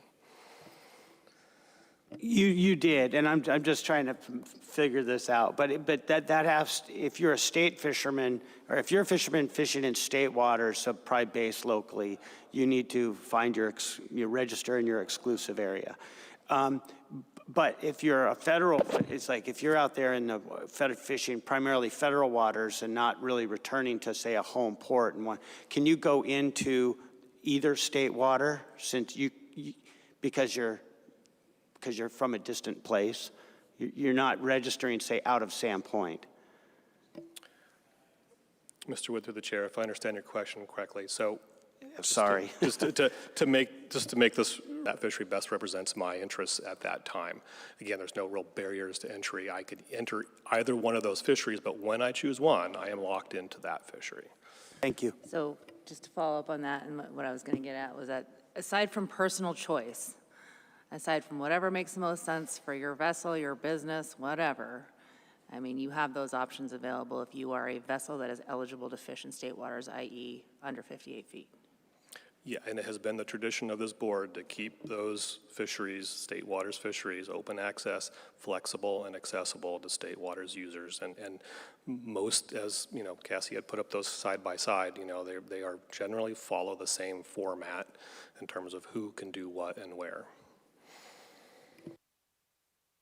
All right, thank you. I don't see any other questions. Let's go ahead and take about Mr. Commissioner. Yeah, I just wanted to thank staff for this presentation. This is a complex fishery. There's a shifts between federal and state. There's potential to strand cod, and on top of that, we have the biological implications of an ESA shift. So I just want to kind of summarize a few things that you may want to consider. The larger the reallocation of cod into state water fisheries, the higher the potential for reopening of the biop, as most western DPS stiller sea lions utilize state waters for foraging. So you just want to be very careful in where you cross that line. We can't tell you where that line is because it's a federal biop, but that's a concern. Larger shifts in allocation could strand TAC dependent upon the TAC levels, as I said earlier, and result in loss of fishing opportunity and result in economic value. We encourage you to ensure cod and TAC is not left unharvested as you shift allocation. And finally, we do support state water fisheries, of course, as a state of Alaska, but I want to tell you that Alaskans participate in both federal and state water fisheries as you make those allocation shifts. So. And just for clarification, BIOP is the biological opinion Yes, that's biological issued opinion. within the ESA process. Yes. Thank you. Mr. Wood. Could you just repeat number 2? What I said is larger shifts in allocation could strand total allowable catch levels. That is, you know, if you take too much from this federal fishery and put it in state fishery, and make the tax so small that they're not harvested, that could result in loss of economic opportunity. Mr. Godfrey. You may not know this off the top of your head, Commissioner, but what percentage of Alaska residents participate in the federal fishery? And what is the total participation in the federal fishery there?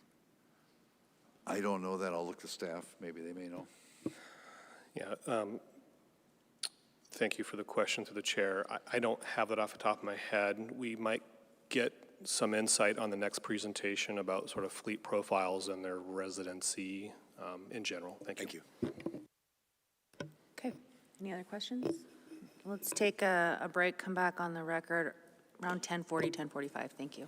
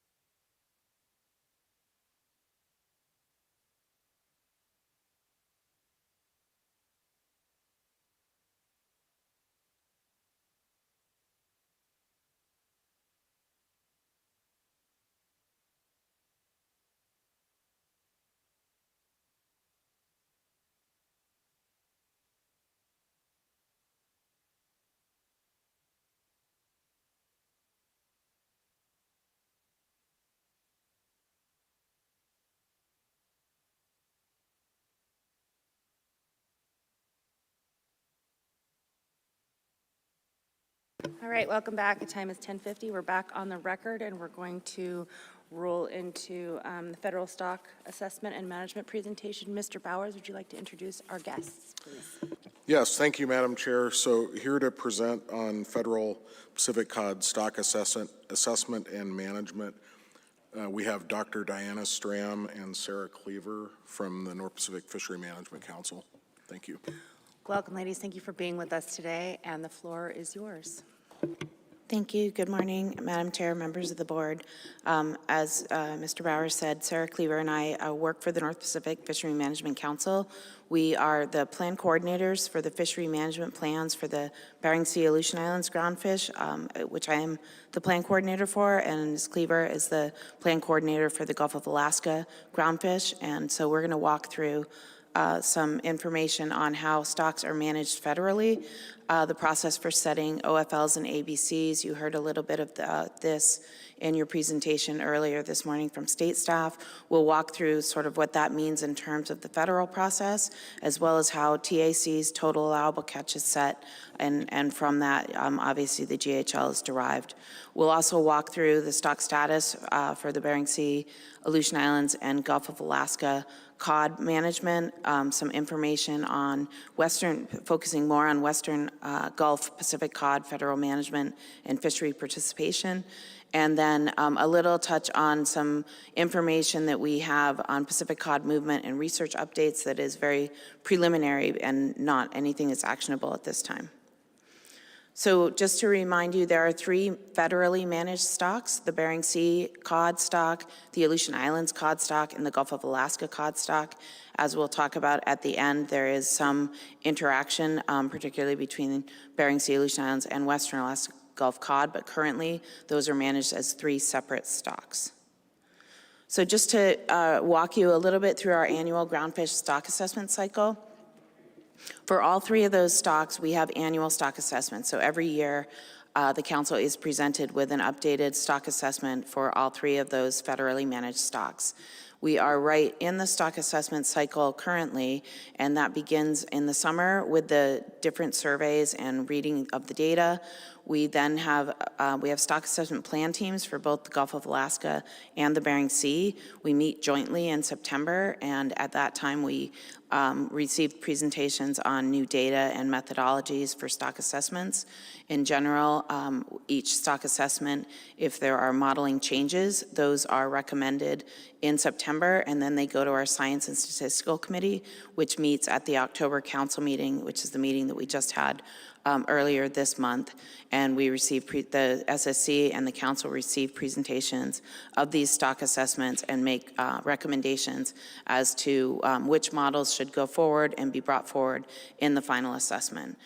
Then moving into November, which is what we would be doing soon, we would then have another stock assessment plan team meeting. At that point, we would meet separately to review each of these stock assessments, and the plan team is the beginning of the peer review process on those assessments to make the final recommendations to the SSC on the catch specifications, which I'll go through in a second for OFL and ABC. At that point, that SAFE report, stock assessment fishery evaluation report, would then be compiled and provided to the SSC, AP, and our council for final specification decisions in December.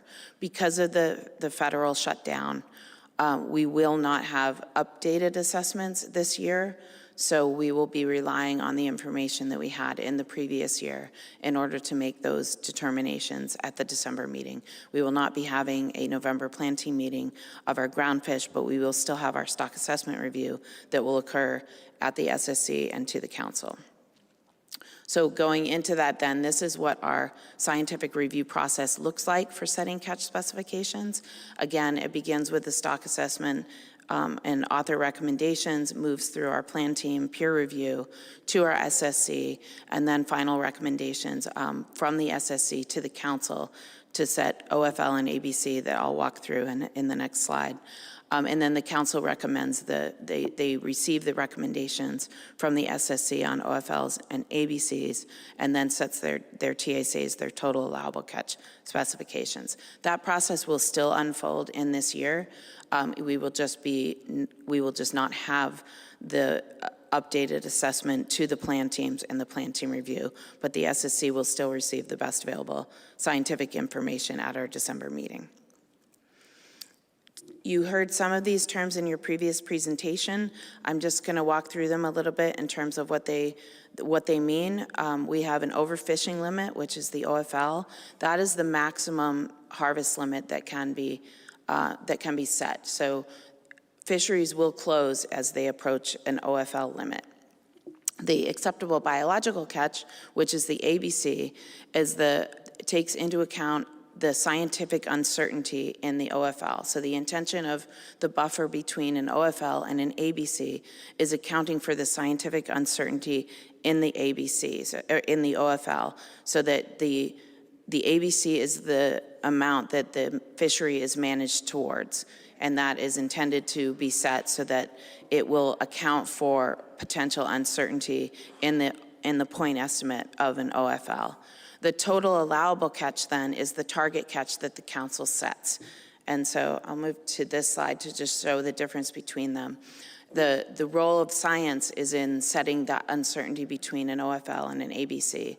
The role of management is to set the difference between the ABC and the TAC. For cod stocks, there is no buffer between the ABC and the TAC. The only buffer that we have is due to the GHL. So the council does not set there is not an additional buffer that is put into place there between those two. The buffer that we have for cod stocks in both the Gulf of Alaska, Bering Sea, and in the Aleutian Islands is due to accommodating the GHL. There is not additional buffering that occurs there. I'll walk briefly through some stock status information, and then I'll turn it over to Ms. Cleaver to go over the Western Gulf of Alaska cod fishery and participation. In terms of the Bering Sea, so this is catch information that we provide to the council annually. This is based on the last year's assessment. So the top left gives you the total catch in the fishery from late 70s through 2024. To the right is the total biomass. The green dotted line is the mean over that time frame, just for reference. On the bottom left then, you have H0 recruitment, and you can see what the different recruitment was in recent years. And then to the right, on the bottom right, is the spawning biomass, and then the red line is the biomass at MSY, maximum sustainable yield, is the target level. So that is the level that you're trying to keep stocks at or above if possible. And so that just gives you the overall spawning biomass in relation to that target level. So for the Bering Sea cod stock, it is above its target level and doing well. For Aleutian Islands, then same catch statistics. Catch is very low in the Aleutian Islands in general for a variety of reasons. The overall biomass is below its mean. Recruitment has been sporadic recently. But the overall spawning biomass is below its target level, and this isn't a fishing effect. This is most likely due to climate and poor recruitment progressing over multiple years. Before we get into the Gulf Pacific cod stock status, I just wanted to walk you through a little bit. The graph that you see to the right gives you in red how we calculate our OFL. And in blue, the ABC control rule. The important part of this is that so on the x-axis is your biomass, the y-axis is your fishing mortality rate. And our control rules for federally managed fisheries are set on a very conservative basis. So the target level would be that dotted line that you see. That would be the 35% of biomass. Our control rules actually ramp down before that so that they provide for automatic rebuilding. So as soon as our stocks are below a biomass of 40%, by definition, the target catch level goes down. And that is to provide for automatic rebuilding of those stocks so that the catch cranks down as the biomass declines.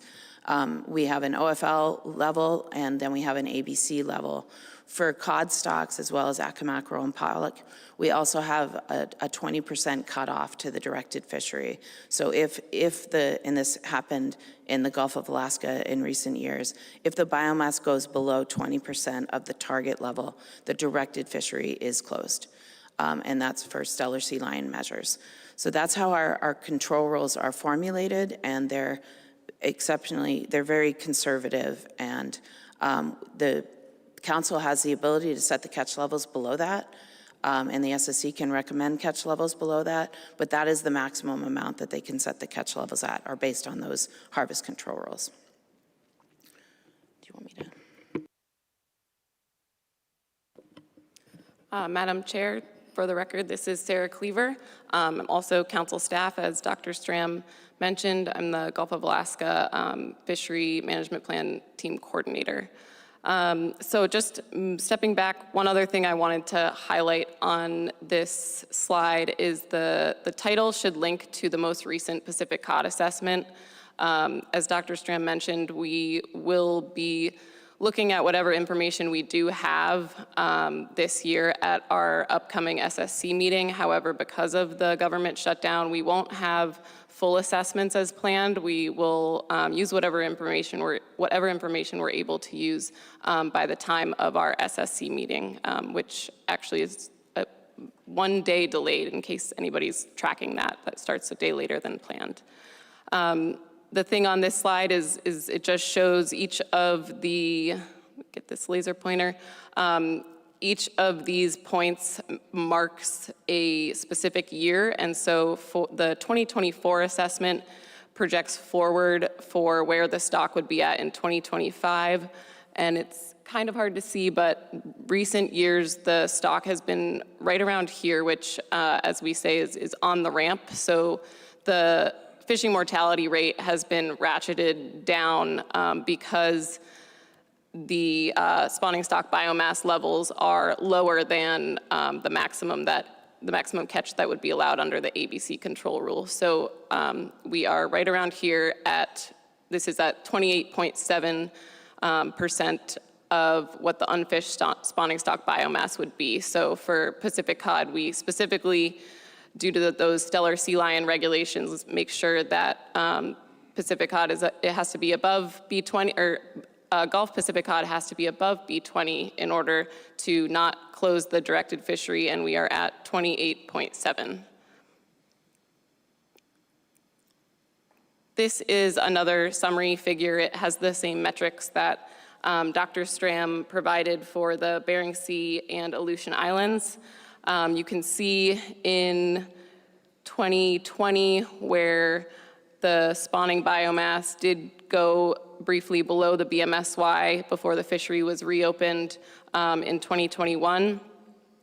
And overall, when we look to our stock status definitions, the Pacific cod stock is not being subject to overfishing. It's not currently overfished, and it's not approaching a condition of being overfished. So that's typically the terms that our stock assessment scientists provide to us when they're looking at what our stock statuses are.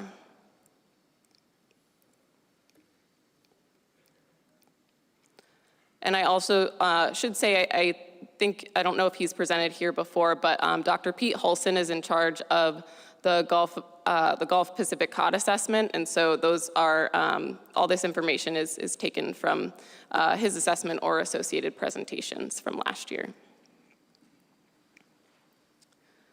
Moving into some information specific to the Western Gulf, a little bit more detail on our federal management and participation within the Western Gulf.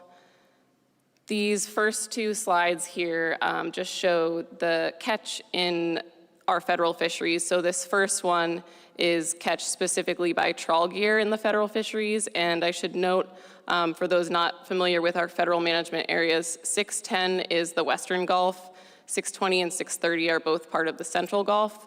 And the darker the color, the darker the red, the higher the catch in those specific hexagons. So you can see kind of the distribution of where the majority of the Pacific cod catch by trawl gear occurs.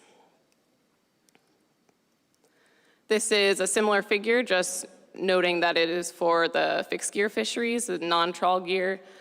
So this is our pot, our hook and line, and jig sectors.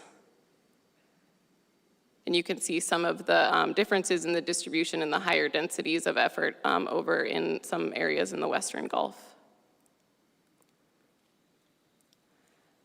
This shows the Pacific Cod ABC TAC and where the state GHLs are for this year on the water for 2025, as well as the apportionments of ABC as they get distributed to each federal area across the Gulf.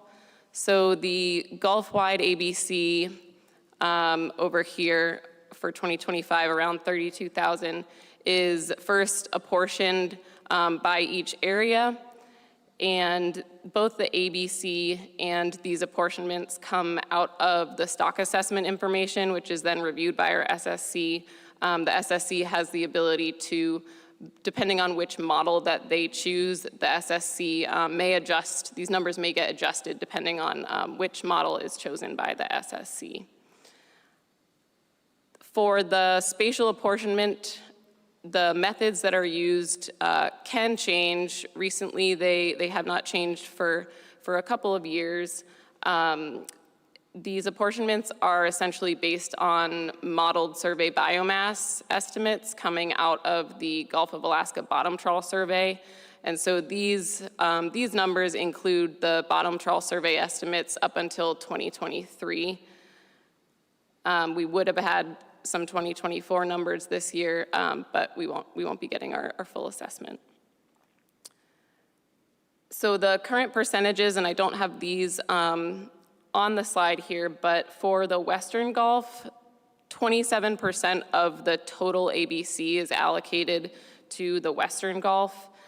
So in 2025, you can see this was about 8,700 metric tons. And as indicated earlier in Ms. Whiteside's slides, 30% is taken out of that apportionment and goes to your state GHL, and that the remainder from that ABC is then our federal TAC, which in 2025 is around 6,000 tons. And that's that remaining 70%.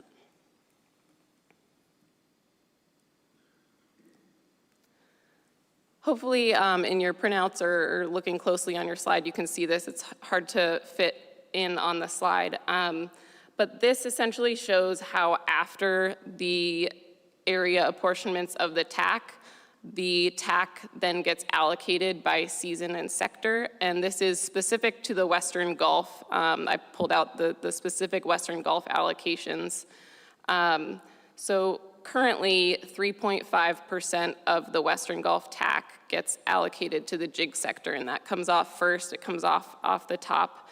And by regulation, 60% of that is allocated to the A season, and 40% of it is allocated to the jig B season. And of the remaining TAC, after you pull off that 3.5% for the jig allocation, about 64% goes to the A season for the remaining non-jig sector. So all of the other sectors that are not jig here get 64% of the TAC goes to the A season, and about 36 goes to the B season. After those two numbers are, after those percentages are allocated to each season, then the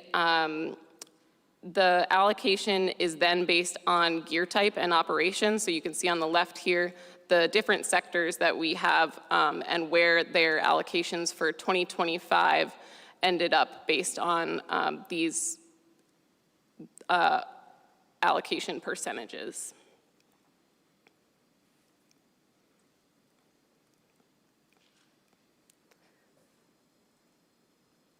Moving a little bit into the fishery, specifically looking at, I have 2025 in this figure, but most of the data that I present in the following slides is a summary kind of 2024 information, since we don't have our full year of 2025 yet. This slide shows the vessels that caught pea cod in the federal fishery, as well as the number of vessels that caught pea cod in the state fishery, specific to the Western Gulf. Both of those are specific to the Western Gulf. So you can see over the years how the federal cod catch, as well as the state catch, have declined, and our federal vessel and state vessel counts are in the orange and yellow lines, and those counts are on the right, and the catch of Pacific cod is shown in the numbers on the left.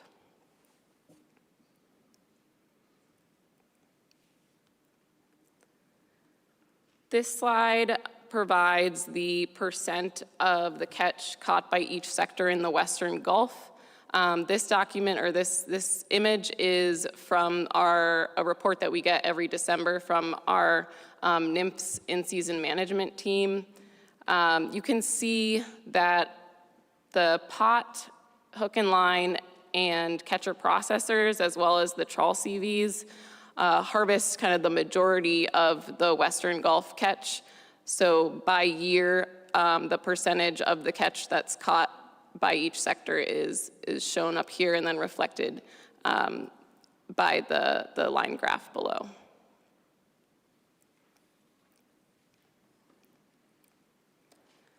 Again, as a reminder, this is specific to the Western Gulf. This is specifically looking at catcher vessels and is again from our NMFS in-season managed report.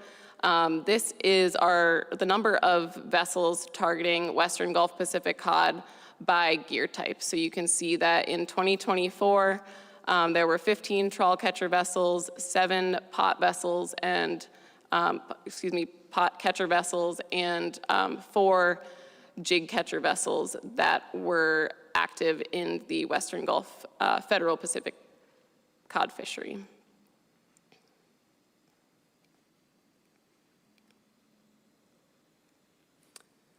This shows the percentage that is harvested by sector, both in 2024 on the right and 2025 on the left. And I do want to clarify on this slide, so this was pulled from our most recent council meeting from the in-season management report that was provided then, and that was in October. And in those October reports, the 2025 data that's presented here only represents the 2025 data up until September 11th that they pull, or September 20th, excuse me.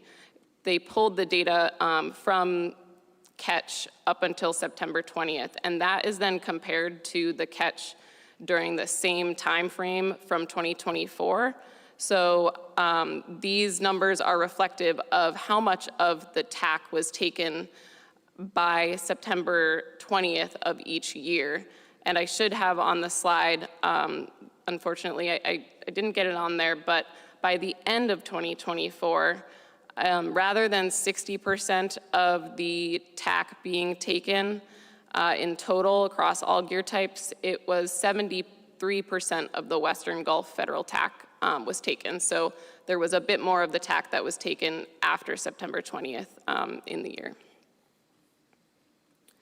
Some of these sectors also aren't open to directed fishing because the allocation, as you can see, for hook and line catcher vessels and for trawl CPs, the annual allocations really aren't large enough to allow for a directed fishery, and so those fisheries get closed on the starting dates. January 1st is the opening date of the fishery for hook and line CVs, and the 20th is the opening date for trawl CPs. So those fisheries just did not open because their allocation amounts do not allow for a directed fishery to take place.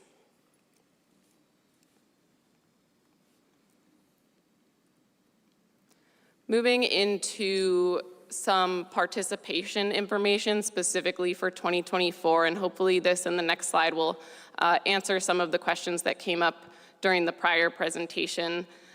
This slide shows participation by vessel types and some dependency information on the bottom.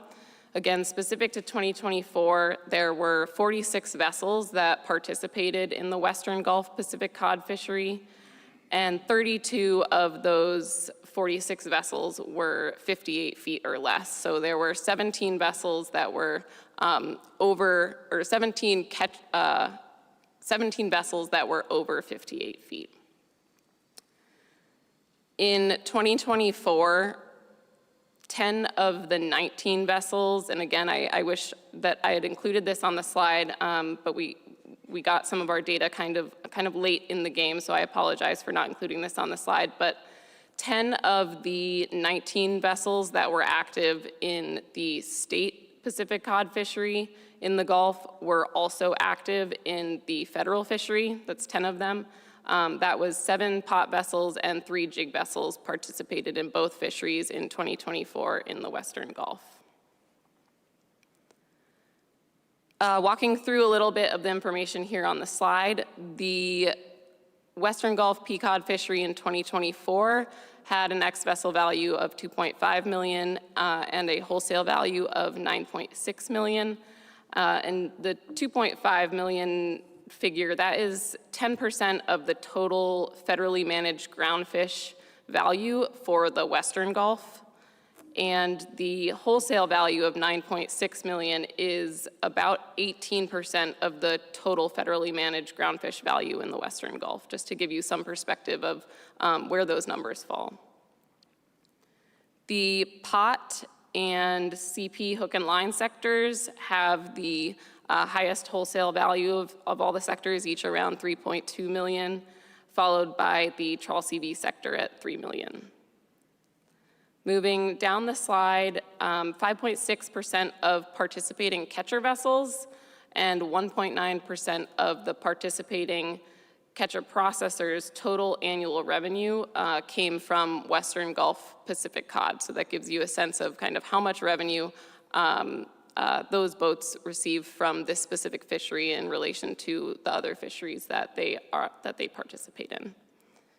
And I've included a couple links here to our ACFIN dashboards that were, I think, created as a result of a Pacific cod allocation review for the Gulf that was completed in 2023.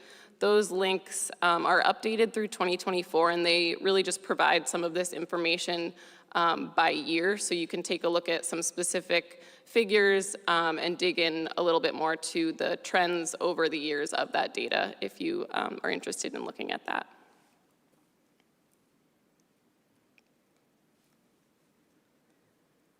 Looking at, so for these data, we looked at CFEC ownership address for vessels, and looking at that information, 28% of the catcher vessel sector in 2024 in the Western Gulf had ownership addresses in Sandpoint. Similarly, 23% of those had ownership addresses in Kodiak.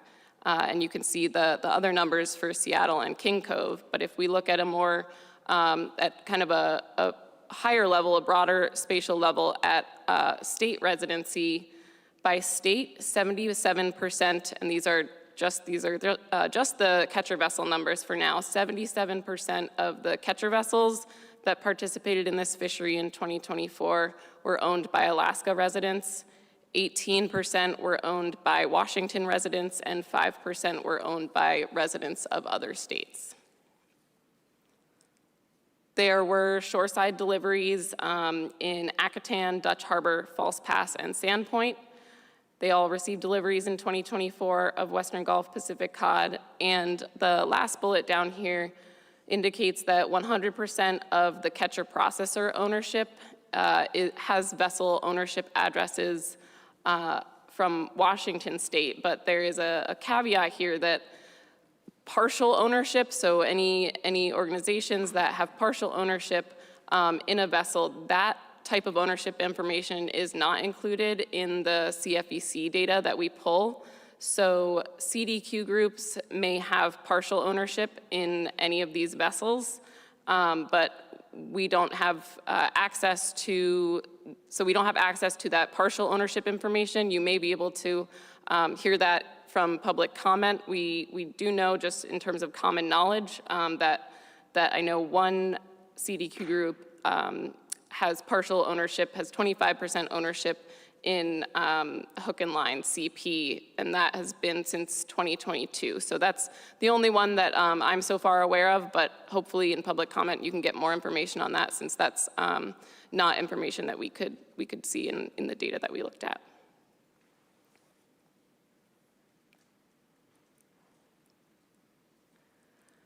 The last slide on more of the management and participation part of the Western Gulf Pequod fishery looks at the reallocations. So our federal regulations allow for the National Marine Fisheries Service to reallocate TAC that is projected to be unharvested to other sectors, and this essentially provides an opportunity for the full harvest of our Pacific cod TAC, and it provides a specific hierarchy for how the reallocations should occur.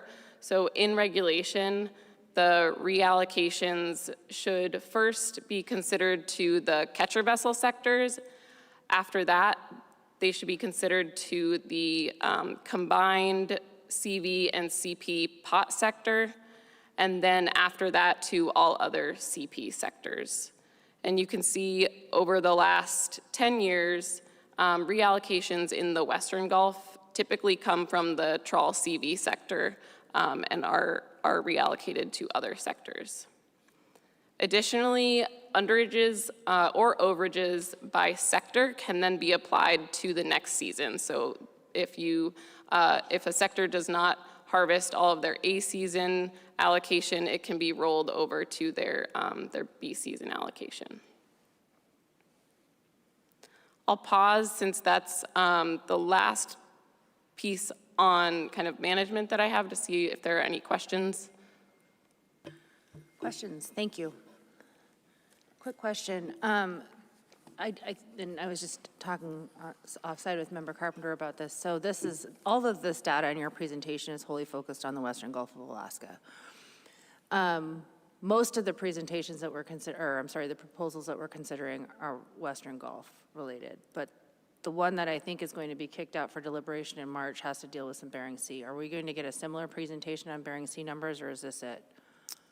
Madam Chair, so we were asked to mainly focus on the Western Gulf for those proposals, since those seem to be the ones that were, we were told, most impacted in terms of federal management side. So we don't have any further information on Bering Sea related to management. We do discuss Bering Sea, Aleutian Islands stocks in terms of our research update, but not in terms of any other management information. Thank you. Mr. Bowers. Thanks, Madam Chair. So related to the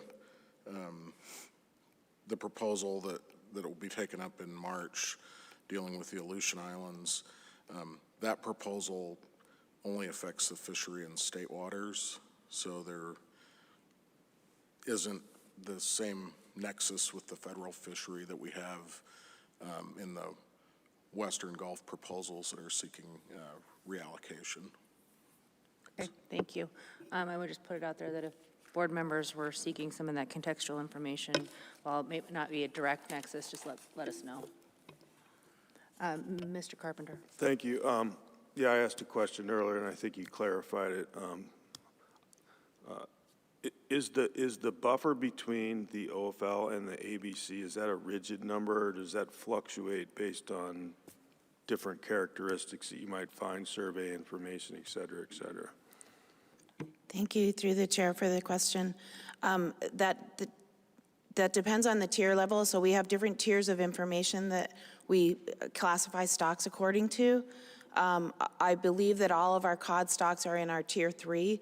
So there is a maximum, there is a max control rule that is applied for the OFL and the ABC. So our SSC can set the ABC at a lower level than the calculated buffer would be, but the maximum ABC is set by calculation. But there are instances where our SSC sets it below that based on a variety of different information, but that's not That's not a specific numerical calculation. The max ABC is the one that results from the control roll.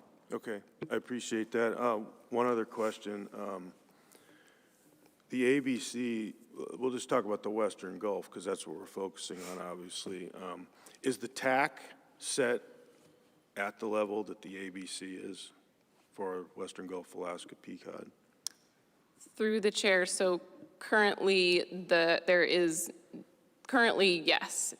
There is, other than the GHL, there is no.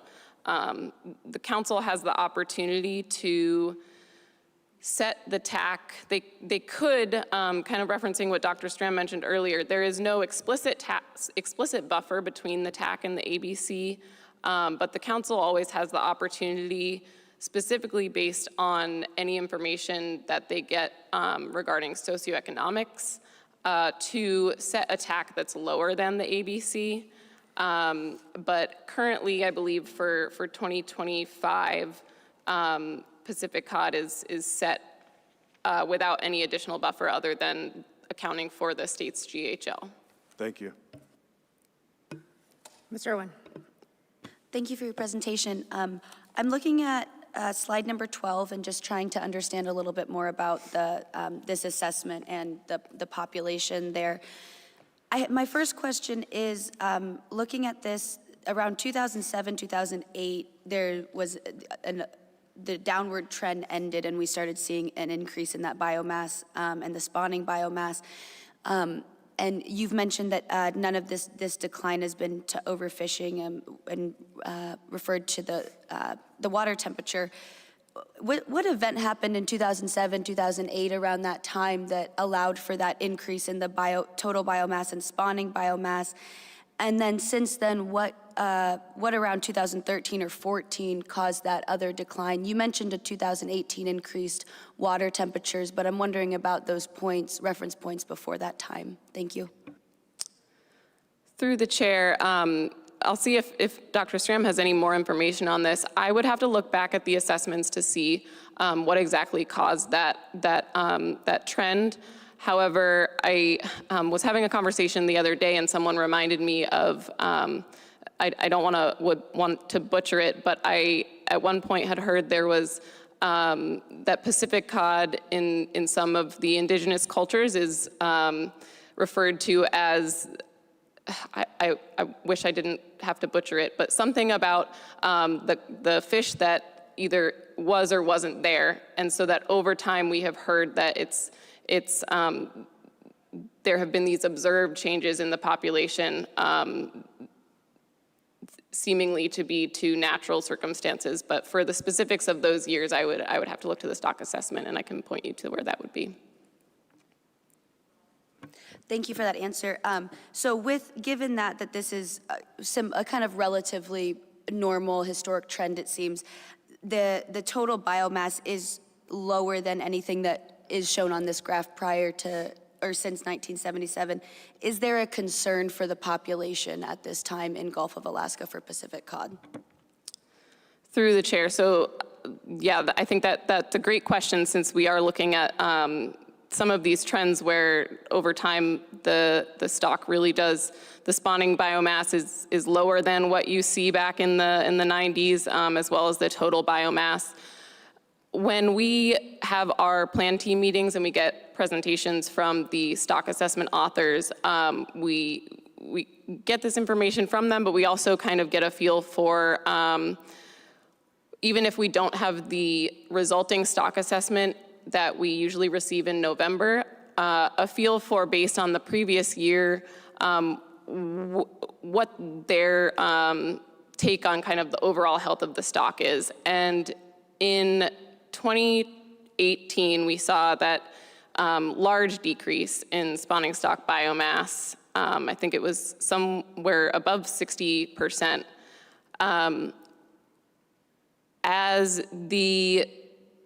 As we moved away from that kind of warm blob period in the Gulf, the stock did start rebounding, and now seems like it is on more of a trajectory that is more positive. And while the stock in 2024 was at around 28% of the unfished spawning stock biomass, and we typically try to make sure that our fishing mortality rates our targets are more at 35%.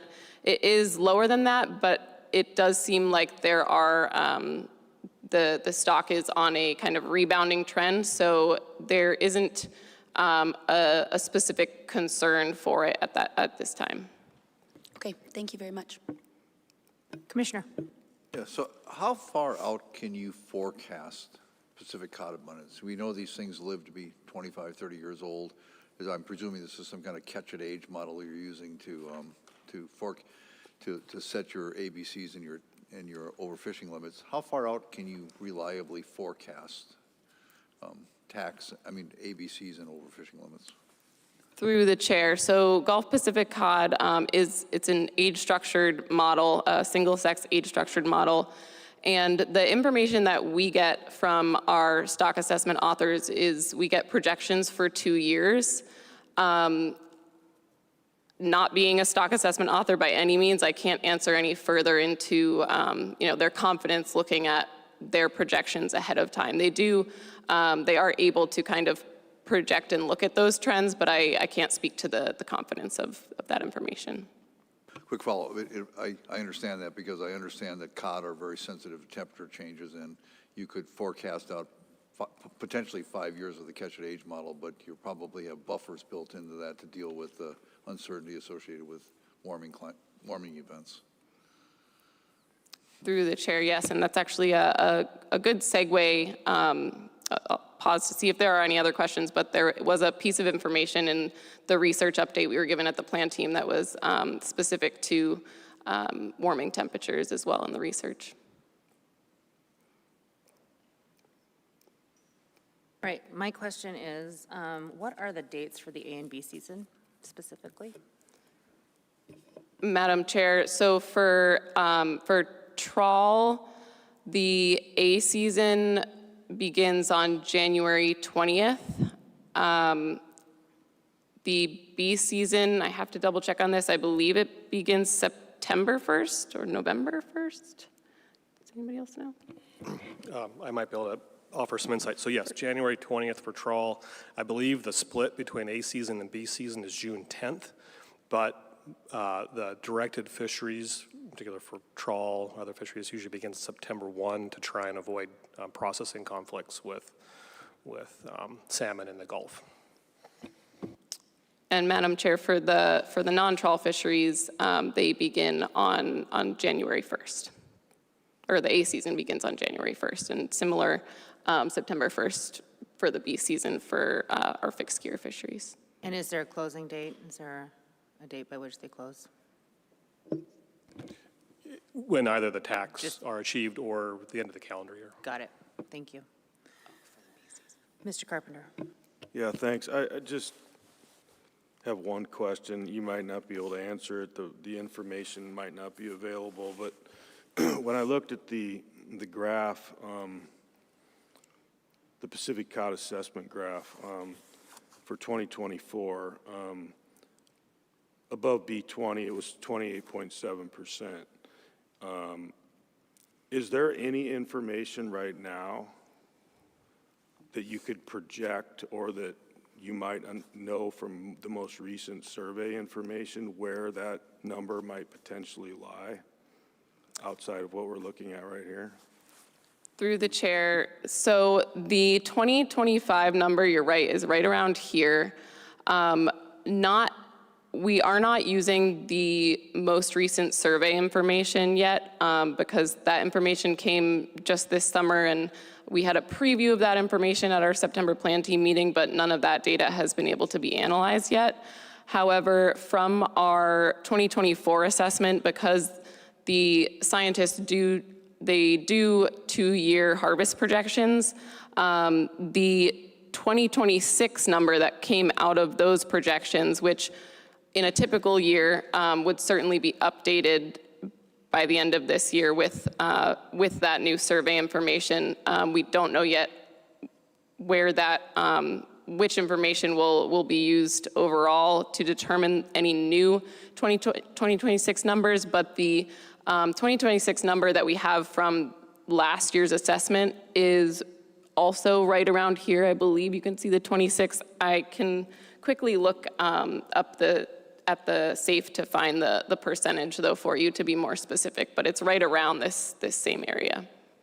Yeah, I appreciate that, thanks. I didn't see it at first, but now that you pointed it out, I generally see it's at a very similar level. So thank you. Mr. Wood. Yeah, thank you. On page 12, looking at the Pacific cod assessment, given how long they live, and you look at how low we are right now in the biomass, spawning biomass and recruitment, is there like concern or a level of like, man, this is really low compared to all of the other years? So back to 1977, how much harvest should be taken off of these, especially like with rockfish? They live a really long time and it takes a long time for them to mature. Are we dealing with a similar situation? Through the chair. So this is when I really wish we had the fortune of having our federal counterparts here to speak more to the stock assessment. The only information that I can really give you based on the information we have is if you look at the recruitment information, it is trending in a positive direction, and so that may lend some information to the stock assessment author in terms of how confident they are that whether or not there's a reason for concern. So unfortunately, I can't give you a really good answer on that one. Any other questions? Thank you very much for being here, and appreciate your presentation and your time. And I think what we'll do is there more? Madam Chair, there are just 2 or 3 remaining slides on the summary of a Pacific cod research. Sorry, we got caught up in questions. Love to have you here, but yeah, go ahead. Sorry. It's like giving me the look, and I'm like, why am I getting the look? So at our recent plan team meeting in September, we had a presentation from several different authors and researchers on Pacific cod movement, genetics, and some kind of preliminary thoughts on apportionment in the future assessment plans. The presentation, or that PowerPoint, is linked on this slide. Dr.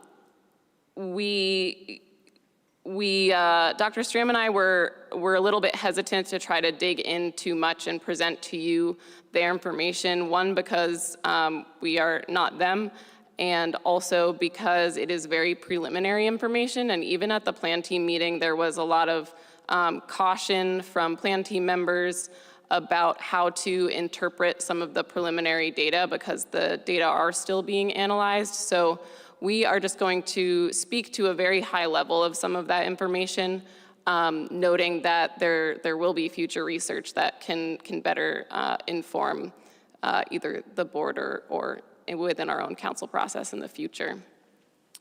So after the 27 to 2019 warming period, which changed a lot of the cod distributions, the stock assessment scientists noted that there was a need for kind of looking into these distributions a little bit more. And this was a presentation provided by Dr. Steve Barbeau, Pete Holson, Julie Nielsen, and Ingrid Spies, but they had a lot of other collaborators on the projects that they described. The first of which was a tagging project in collaboration with industry, and that project, they were able to tag Pacific cod and release some of them during the summer, some of them during the winter, and they were essentially trying to reconstruct the migration pathways for those fish to see where they moved over the course of the year and what the seasonal movement looked like. Based on the information that they presented, they indicated that there is evidence of migratory as well as resident Pacific cod populations in the Western Gulf. So some of the fish that they looked at move a lot within the Western Gulf. Some of the fish moved very far out of the Western Gulf. So about 50% moved from the Western Gulf to the Bering Sea. And they're still looking at how to really best analyze that tagging data so that they can make some better inferences from those samples to the greater population. They also realize there's a seasonal component to that movement from the Western Gulf to the Bering Sea. From the summer to the winter, those fish seem to move from north to the south. And from winter to summer, those fish moved west and north. And there are some maps and figures included in their linked presentation. We didn't provide them here, but they are available for you to look at that shows some of this information. But really, while this research is very preliminary, it just highlighted the connectivity of the Bering Sea and the Western Gulf Pacific cod stocks. And then there was some further genetics work that looked at genetic markers that were predictive of cod survival in different temperatures.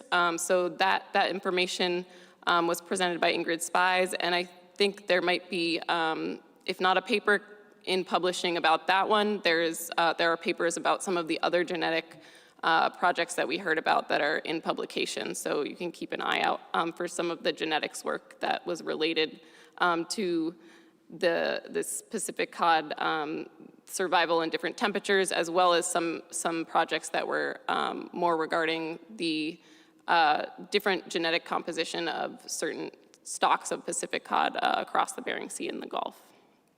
There essentially was evidence of genetically distinct winter and spring spawning components of pea cod in the Gulf. So that information was provided to us as well.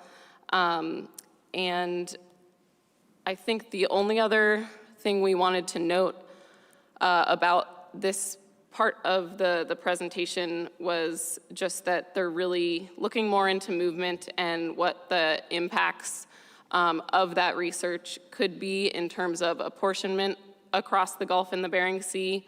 They're really in the brainstorming phase for apportionment options, and a lot of it depends upon funding, and any changes to apportionment that would eventually come out of this research would first need to go through our plan team review and our SSC process before there are any changes to apportionment made in the future. So that is the information that we have related to that research update, and now that's the end of our presentation. Okay, final questions. Well, appreciate your time. Thank you for being here. It was a great report and really was helpful. So good luck on the next couple of months. All right, the time is 11:43. There's about 15 minutes, a little over 15 minutes to sign up for public testimony. Just as a reminder, that closes at noon. So if you haven't signed up and you would like to, please grab a blue card and get that into board support staff in the next 17 minutes or so. Let's go ahead and break for lunch. My intent is to come back on the record at 1:30, begin with public testimony, take a short break, and move into committee of the whole, and then conclude for the day. We will still plan to deliberate in the morning, tomorrow morning. All right? We'll see you back at 1:30. Thank you.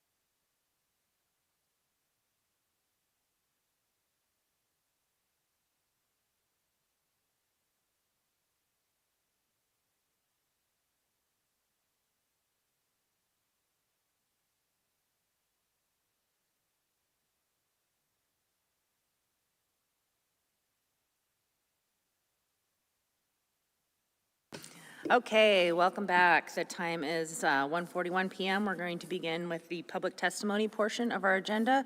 A couple things about public testimony. Of course, when your name is called, please come forward to the microphones here at the front of the table and state your name for the record and who you represent if you're representing any organizations. If you have written materials for the board, please identify those materials by either the RC, PC, or AC number.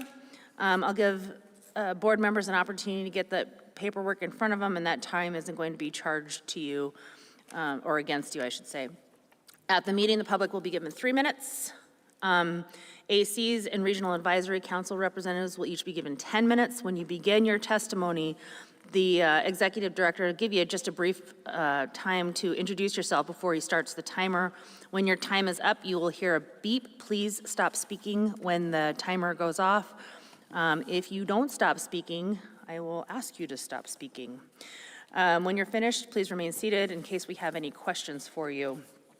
We ask that you confine your oral testimony to the subjects under consideration at this meeting in as concise and direct manner as possible. It is the intent of the board to deal with the merits of the proposals based on the general principles used by the board. We don't deal in personalities, and I ask testifiers not to refer by name to any person, staff member, or board member. ACs and Regional Advisory Council reps should also fill out a blue card. We've already gone through that. For the ACs and the RACs, please confine your testimony to the positions that the committees took on your proposals or issues and give minority opinions of the committee if there were any. Certainly, if you would like to provide your own personal testimony, hopefully you filled out a blue card and submitted it to board staff, and you don't need to combine those times. If your name is called and you are not present to testify, I'll give you a second call at the end of the list. If you miss both your first and second calls, you won't be able to testify at this meeting. And I don't know that we'll run into tomorrow for public testimony, but if you didn't make your second call, I think by the end of the day, by the end of when we conclude testimony, that'll be it. So I'll do first calls, and then I'll take second calls when I make it through the list, and then we're going to move on tomorrow. All right, any questions?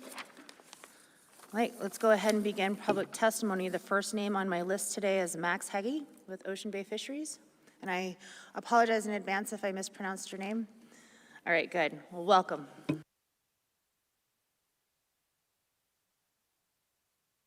Sorry.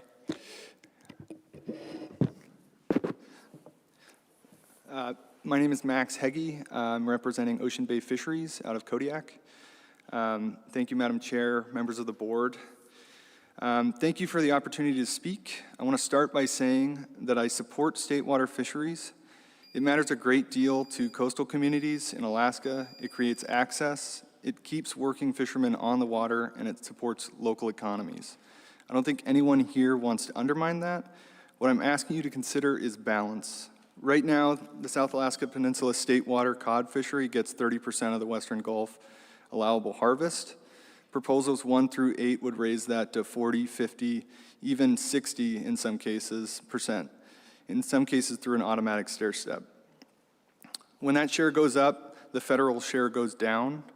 We're not talking about new fish. We're talking about the same total harvest being divided differently without any in mind to where the fish actually are.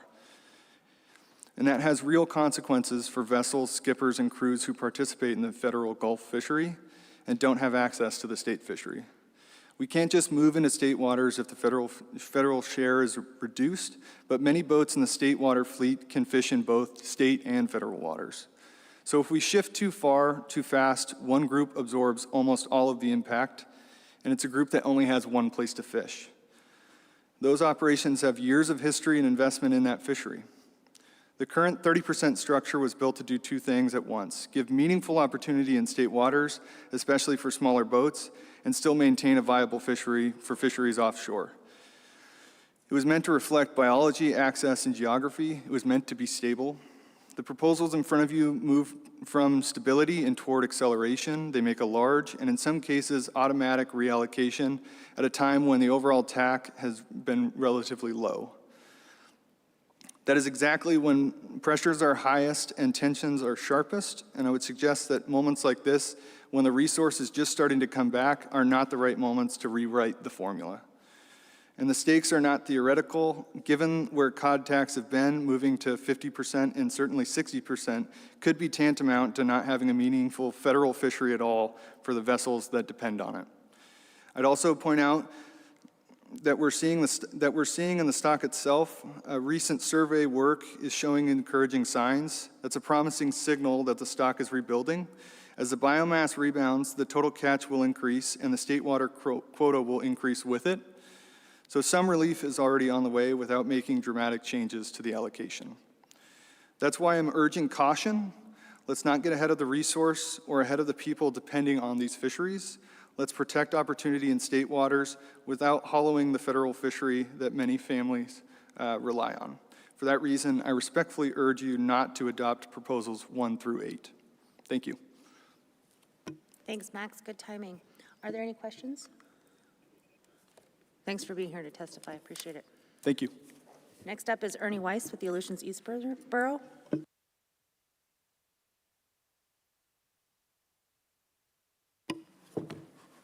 Good afternoon, Madam Chair, members of the Board of Fisheries.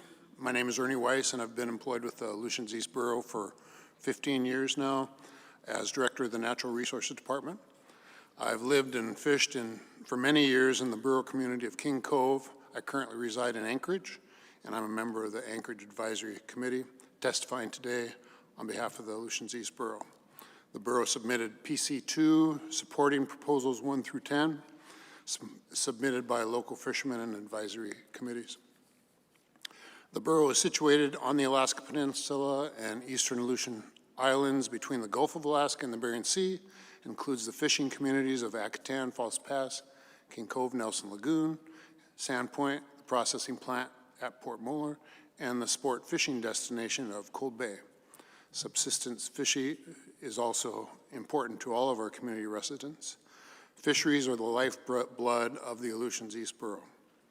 The borough was formed 38 years ago to support education and improve infrastructure through projects including ports and harbors that are important to the local and state fishing industry.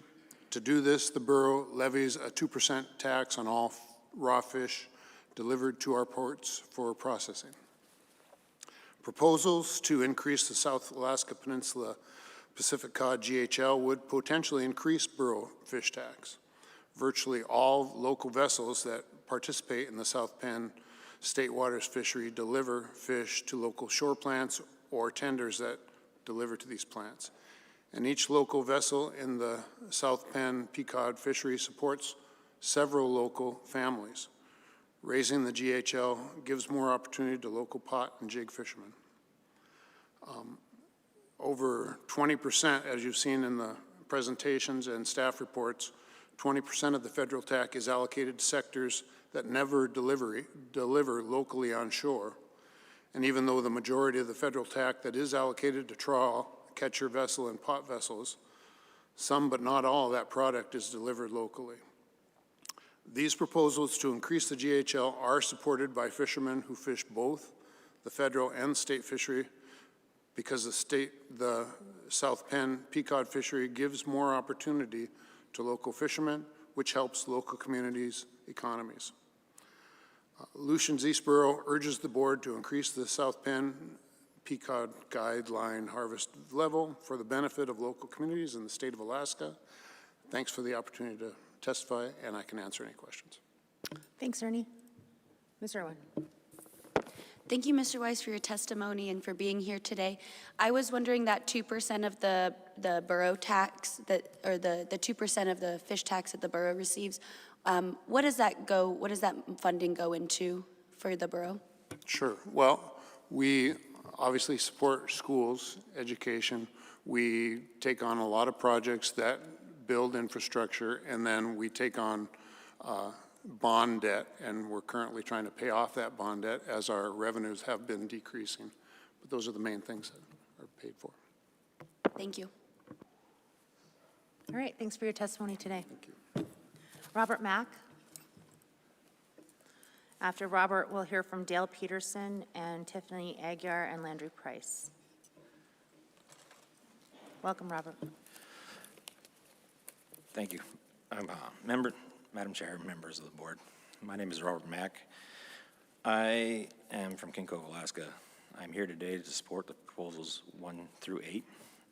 I started fishing Pacific cod in the South Penn, Alaska in 2005. Since 2018, I have not been able to participate as much due to the market shifts and cuts in the GHL. Can you get a little closer to your microphone? I'm sorry to interrupt you. There you go. Thank you. Through cuts in the tack. The vessel I currently fish pots with is 47 feet in length, which is considered a small boat for that fishery. Weather conditions affect travel with gear to the fishing grounds. Raising the GHL is better economic opportunity for the community and vessels of my size. Thank you. Thank you very much. Mr. Wood. What's your gear type that you fish? Pots. Pot? Yes. Okay, thanks. Mr. Irwin. Thank you for your testimony, Mr. Mack. Are there any other fisheries that you're able to participate outside of the Pacific cod fishery? Yes. And what are, follow up. And what are those other fisheries that you participate in? Through the chair, I participate also in salmon. Thank you. Thank you for your testimony today. Appreciate you being here. Dale Peterson.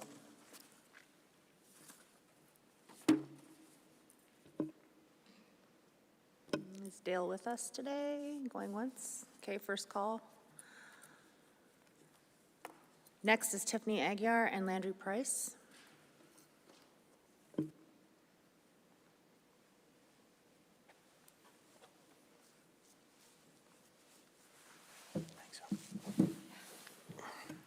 Oh, I think I know what you were asking me. I didn't realize she was here. Did you want two individual, I mean, are you testifying together or separately? Together, but I'm Anchorage based and she's in region for the CDQ group, Yukon Delta Fisheries. Okay, sorry, we had a sidebar conversation. I thought that, yeah, 3 minutes, but you each would get 3 minutes, I guess is what I was getting Yeah, at. we shouldn't go much over 3, but we appreciate that. All right, we'll let it go. Thank you. Right, thank you.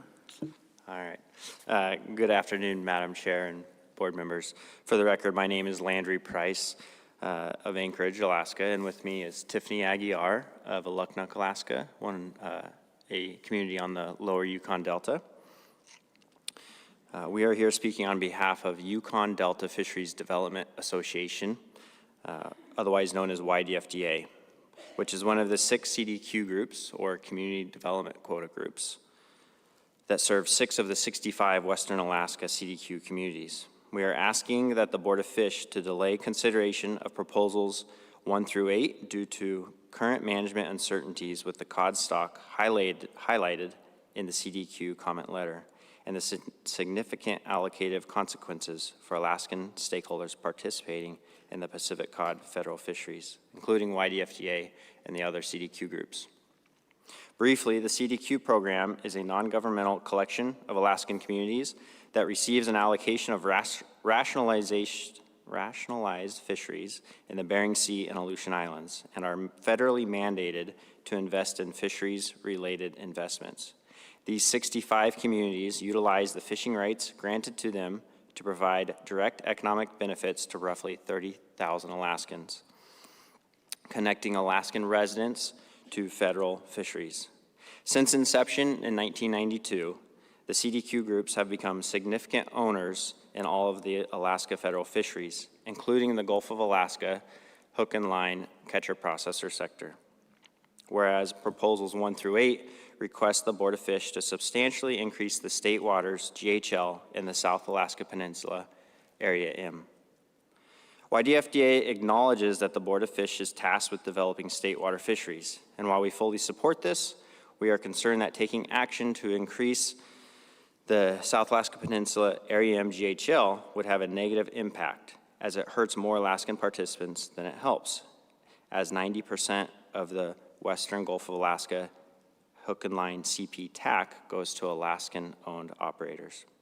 YDFDA and the other CDQ groups rely heavily on their federal fisheries investment returns to fund their in-region programs that support economic development and to alleviate poverty in Western Alaska.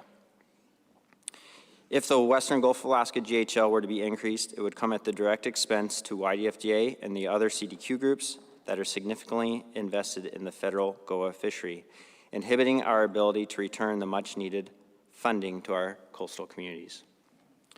I would like to now hand over the microphone to Tiffany so that she may speak to her personal experience as she is a direct beneficiary of the CDQ program. Hi, everybody. I've directly benefited from the program almost my whole life, and I'm currently employed by YDFDA. In the past, I've had the opportunity to work from 2 of the 3 wholly owned subsidiaries that are located in our communities. We have a welding shop, a construction company, and a commercial fisheries plant, but it hasn't processed fish for the past few years. But we have been doing our best to utilize the campus grounds with a seasonal store and other services that help our local residents. My son also takes advantage of the seasonal jobs provided by YDFDA's Youth Agriculture Program and the Youth Employment Program, helping shape his future. With that, we would be happy to answer any questions you may have. Thank you both. Any questions? Ms. Irwin. Thank you for your testimony. My question is for the boats that YDFDA has investments in. Do you know how many of those working on those boats are from your shareholders or are your stakeholders, or are from local communities from the CDQ represents? Yes, thank you, Ms. Irwin, for the question through the board, or through the chair. We currently have one LLP, YDFDA, actually 2, one that's 100% owned and one that is partially owned. And it varies year to year on what in-region folks work in offshore fisheries. Recently, since the decline in the Gulf cod, we haven't personally been able to utilize our own vessels to prosecute that fishery. And I think you'll hear more about that later. But so since the cod crash, no, we have not had any of our local residents be able to work on our boats. Okay, thank you. Follow up? And my next question is, you mentioned the GOA hook and line catcher processor. So are any of YDFDA's boats that they're invested in produce any landing taxes for the state of Alaska? Thank you, Ms. Irwin, again, and through the chair. At the time when one of our boats had been fishing in the Gulf, yes, from my understanding, there would be the resource landing tax of 3% that would go to the split 50-50 with the state and the state, 50% to the state, 50% to, I think, the borough or the location of the landing, and then the 0.5% to ASME. Okay, thank you. Mr. Wood. Yeah, thanks. I have a couple questions. What is your gear type you fish in the Gulf of Alaska? Yes, thank you, Mr. Wood, for the question through the chair. Ours specifically is hook and line, so ground line through the catcher processor sector. So bigger boats, again, ground line with hook and line on the CPs. Okay. And then throughout the year, what are the other options that your boat has for harvest throughout for your sea? Like, what is your portfolio, I guess, besides just the Gulf of Alaska? And do you use that same gear type throughout the Bering Sea? Yes, thank you for the question, Mr. Wood, through the chair. For the boats that we specifically hold an LLP in the Gulf of Alaska, those boats fish also in the Bering Sea, Aleutian Islands for cod. That's specific to our ownership. They also, not through YDFDA's ownership, but I know they do some sablefish fishing both in the BSAI and Southeast Alaska, as well as crab. But again, that's not necessarily tied to that LLP. That's associated to the Western Gulf. Okay, thank you. All right, thanks for your testimony today. Appreciate you being here. Thank you. Linda Kozak, followed by Paul Wilkins and Emil Mobeck. Hi, Linda, welcome.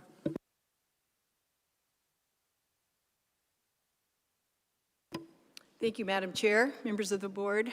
My name is Linda Kozak. I'm from Kodiak, and I represent the Alaska Trojan, a golden king crab harvesting vessel that fishes in the western Aleutian Island golden king crab fishery. I'm submitted proposal number 11, which I understand you will not be addressing at this meeting, but I wanted to introduce myself and let you know that I'm here and I will be at the committee if there are any questions or discussion regarding that proposal, but I do also plan to be at the March meeting as well. Thank you, Linda. Any questions?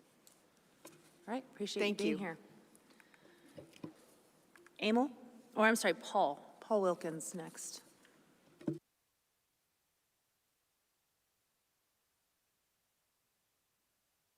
Hi, Paul. Good afternoon, members of the board. My name is Paul Wilkins, and I am the quota manager for Coastal Villages Region Fund, CVRF. CVRF is a nonprofit community development quota, or CDQ group, working for 20 villages and more than 9,000 residents in the Yukon-Kuskokwim Delta region. Communities we serve include Kipnuk, Kwigillingok, Nightmute, and Napaskiak, 4 of the many communities that have been devastated from the recent Typhoon Halong. CVRF communities are also served by Chilista, YKHC, AVCP, and others, and as we are unaffiliated with them, CVRF strives to supply programs and benefits that complement the great work of those organizations. CVRF signed a letter with other CDQ groups, PC5, and I'm here to echo those concerns with proposals 1 to 8, and I encourage the board to delay action on Western Gulf of Alaska GHL increases. For more than 30 years, CVRF has used revenues generated from the CDQ program and our investments in Alaska commercial fisheries to promote economic development and provide social benefits in our communities, our federal mandate. Supplement our allocations, CVRF has made investments in quota and harvesting capacity in Bering Sea, Aleutian Islands, and Gulf of Alaska fisheries, including full ownership since 2010 and 2 freezer longline vessels which have access to Western Gulf of Alaska cod. But as noted in PC5, we have collaborated with other vessels to take that fish out of the water.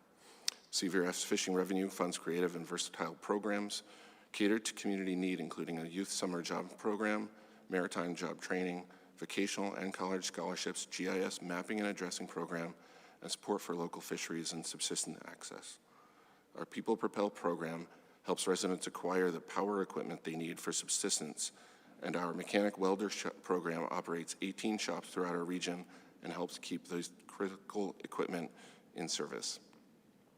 Since the proposal's submission deadline, there has been new information related to Pacific cod biology and abundance that we believe warrants a delay in consideration of proposals by the board to the next cycle.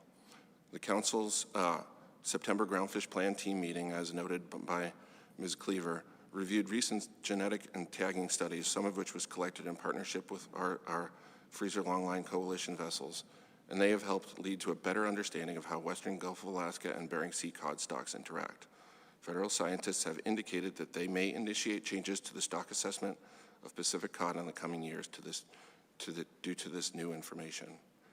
Setting the Western Gulf ABC as a component of a single distinct Gulf of Alaska cod population may be phased out, and in the next few years, federal scientists could focus on developing Pacific cod assessment models for 4 distinct genetic groups: a single Eastern Bering, Western Gulf of Alaska group, a separate Northern Bering group, an Eastern Gulf of Alaska, and an AI genetic group.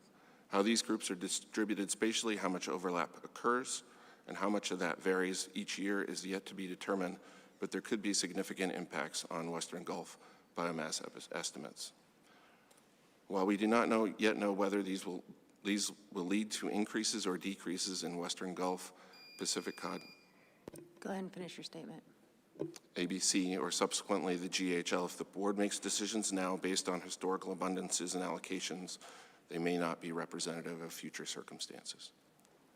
Thank you, Paul. Are there any questions? Mr. Chamberlain? Thank you, Madam Chair. Thank you, Mr. Wilkinson.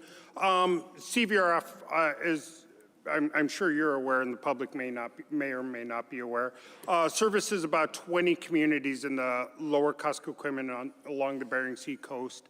Can you give a description or tell how many of those communities were impacted by Typhoon Hailong and what the challenges those communities are facing briefly, and what CVRF is doing to work on those, assist with those efforts? Sure. Through the chair, Mr. Chamberlain, thank you for the question. About 10 of our communities had significant damage to structures due to the recent typhoon. In particular, as I mentioned, Chignik and Kwingilligok have kind of gotten a lot of press attention, but other communities have significant issues too. There are issues with the sewage lagoons. There's issues with water and sewer piping. There's issues with generators in various communities. CVRF itself is a very small part of that response. There's obviously federal and state, as well as the various local and community groups, as I mentioned, YKHC and AVCP that are doing quite a bit. CVRF itself has devoted a lot of staff time, in particular, and resources to putting together shipments of supplies to some of the various communities. We've had multiple of our in-region employees in the various communities helping out with damage assessment and repairs. For example, electric wiring, rewiring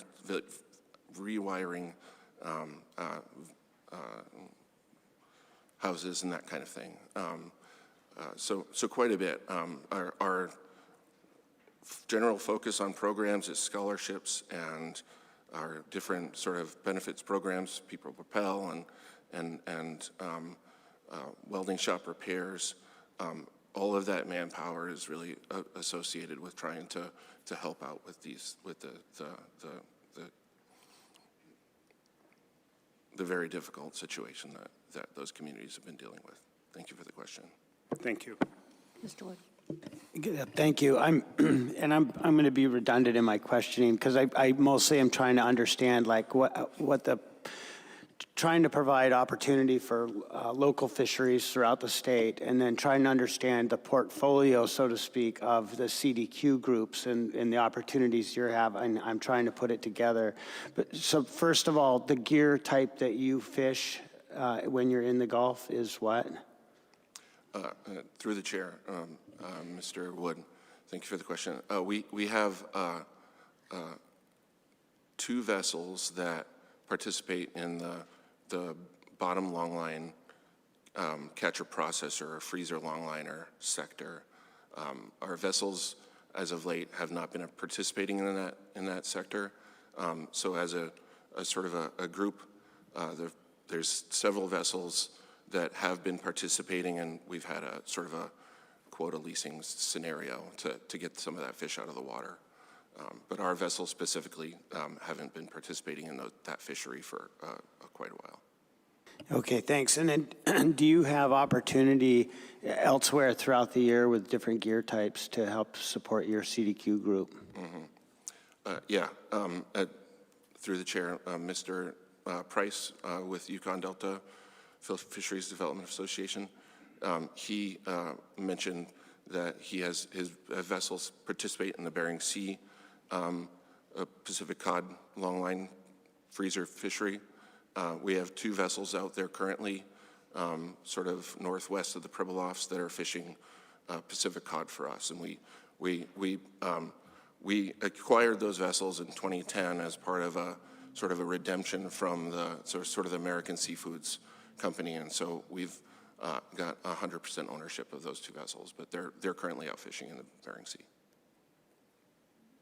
And are you predominantly focused on Pacific cod, or do you also go after pollock or anything else?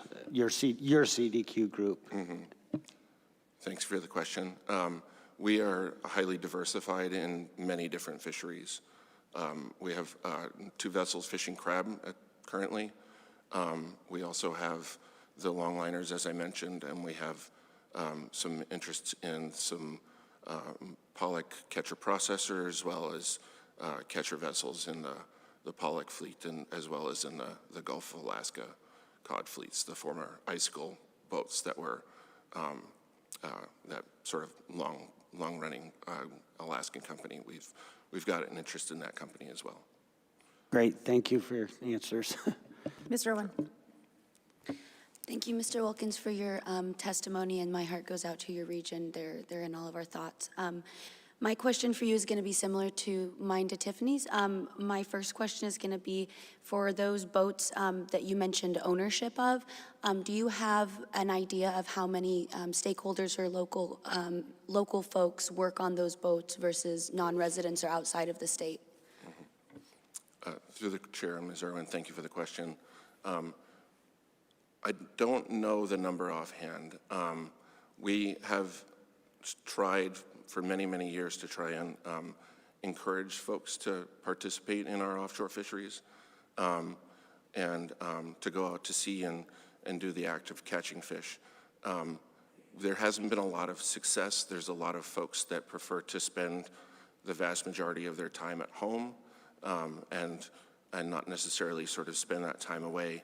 A lot of the fishing season occurs during various subsistence seasons, whether it's wintertime, fishing through the ice or other ice seals, that kind of thing, versus summertime salmon seasons and that kind of thing. So it's been fairly tricky, but we've done our best to try and sort of increase the amount of employment in our region and our communities. Our mechanic welder shops, we have 4 or 5 employees at each of those shops in our communities. We also have a community service centers that assist people with tax preparation or sort of grant applications or whatever assistance or whatever it might be. And so we have like permanent employees associated with those different programs and in communities, and all of that is funded through the fisheries operation. I will say, actually, there's a little bit of additional shop time that we sort of receive income from, but at the mechanic welder shops. But for the most part, it's all sort of supplemented by fisheries funds. Thank you for that answer. It sounds like there's quite a bit of economic opportunities that are being provided in your region. My other question is, you mentioned having catcher processor and catcher vessels. Do you participate in any inshore processing or provide any landing taxes to the state of Alaska? So each of our operations follows whatever the particular rule is for that fishery.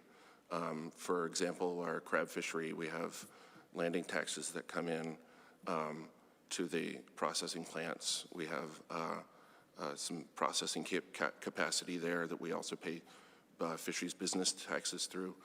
Specifically in the cod fishery, we pay the 3% landing tax and then the 0.5% marketing tax as part of every pound of round fish that we land.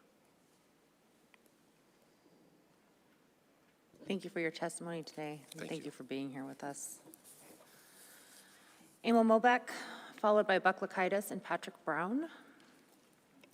Welcome. All right, thank you, Madam Chair, members of the board. I'm Emil Mobeck. I'm a community member and fisherman from the town of Sandpoint. I'm testifying today to be a voice to being able to get back fishing and an increase of the South Alaska Peninsula state cod quota. And I'll explain why I mean being able to go back fishing.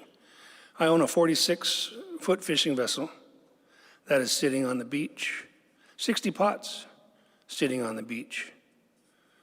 Not for the choice of wanting to, but for the logistics of fishing for such small quota to where by time I get to start fishing and get my pots in the water, that the season is almost over in the South Peninsula state cod season. I just can't do it anymore to make a living. Raising quota in state fishery will get my boat off the beach and pots in the water to help bring tax dollars into the communities to help keep the lights on. As a small boat and with what is happening to us in the summer with salmon and Area M with time taken away from us, I am in very much support of any increase of quota in the South Peninsula state cod season. Thank you. Any questions? Thank you for being here. Thank you for your testimony. Buck Lakaitis.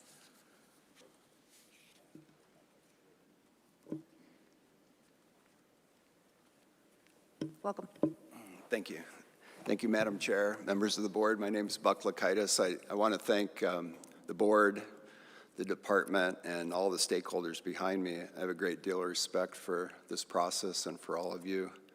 I have 2 boats that participate in Area O, pot fishery. I want to speak about proposals 9 and 10, and in my opinion, there's no amount of duct tape that can fix those 2 proposals. We have a saying, there is a saying that anyone can tear down a house. It takes skill and care to build one. And in our house, where I live in Homer, we try to honor those who came before us. You ever go through that? Like in the state of Alaska, just think of where we'd be without the Alaskans who built boat harbors, our roads. The state constitution and Magnuson Act created those. And I'm here to tell you the state water GHL cod fisheries are performing exactly like fishermen, the board, and the department envisioned. We're using sound science, they're easy to manage, there's low bycatch, and the products are delivered to Alaska communities. Almost 20 years ago, in 1996, former Commissioner Denby Lloyd, working then for the Aleutian East Borough, people in Kodiak, Alaska Marine Conservation Council, myself, many people in this room developed a proposal.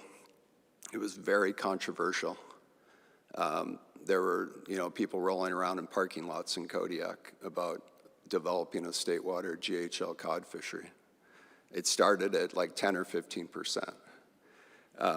We needed an architect, and that was Denby. He understood the state and federal process, and we were fishermen just trying to, we wanted access to local resources. The GHL was built, it grew, the fishery was built, and then it grew and stood the test of time. It's been reaffirmed by many boards in the last 20 years. What we got out of it was Alaska resources managed in state waters for Alaskans. There were pot limits. It's really simple. Pot limits, clean gear, minimal bycatch, and area registration. By my counts, I could prepare it if you're interested, but it's like 80% in Area O.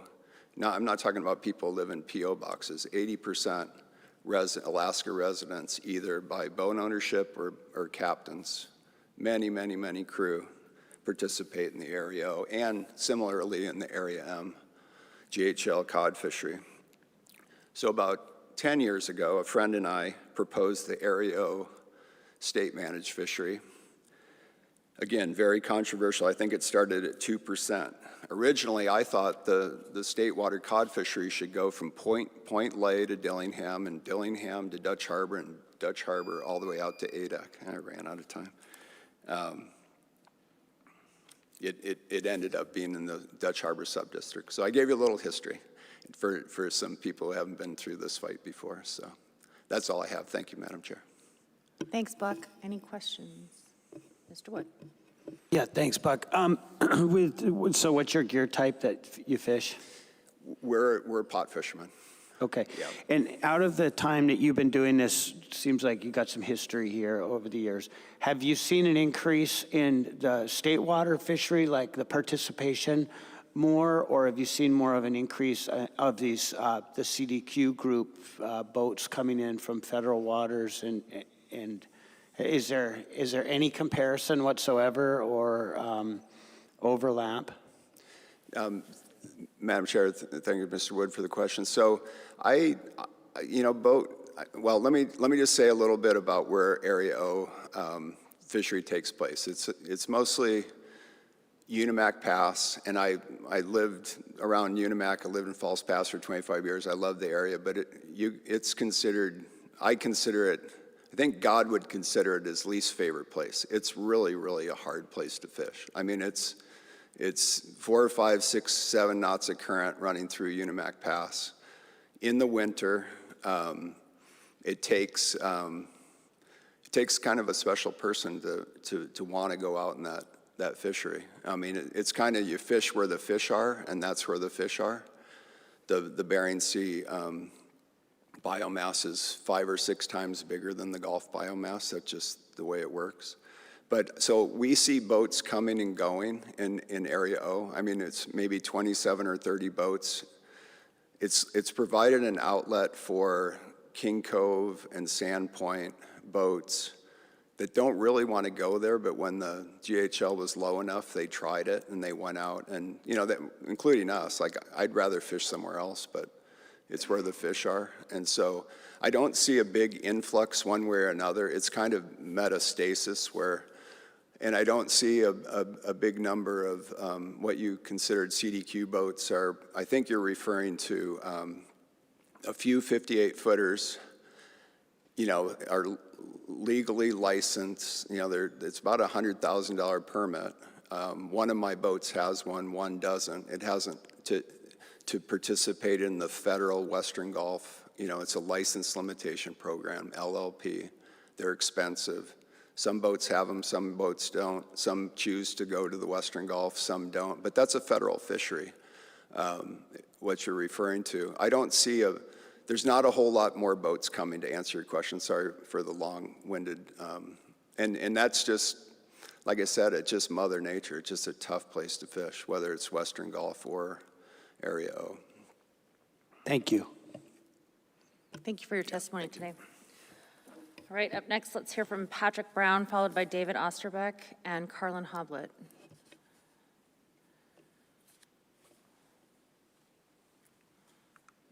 Hi, Patrick. Welcome.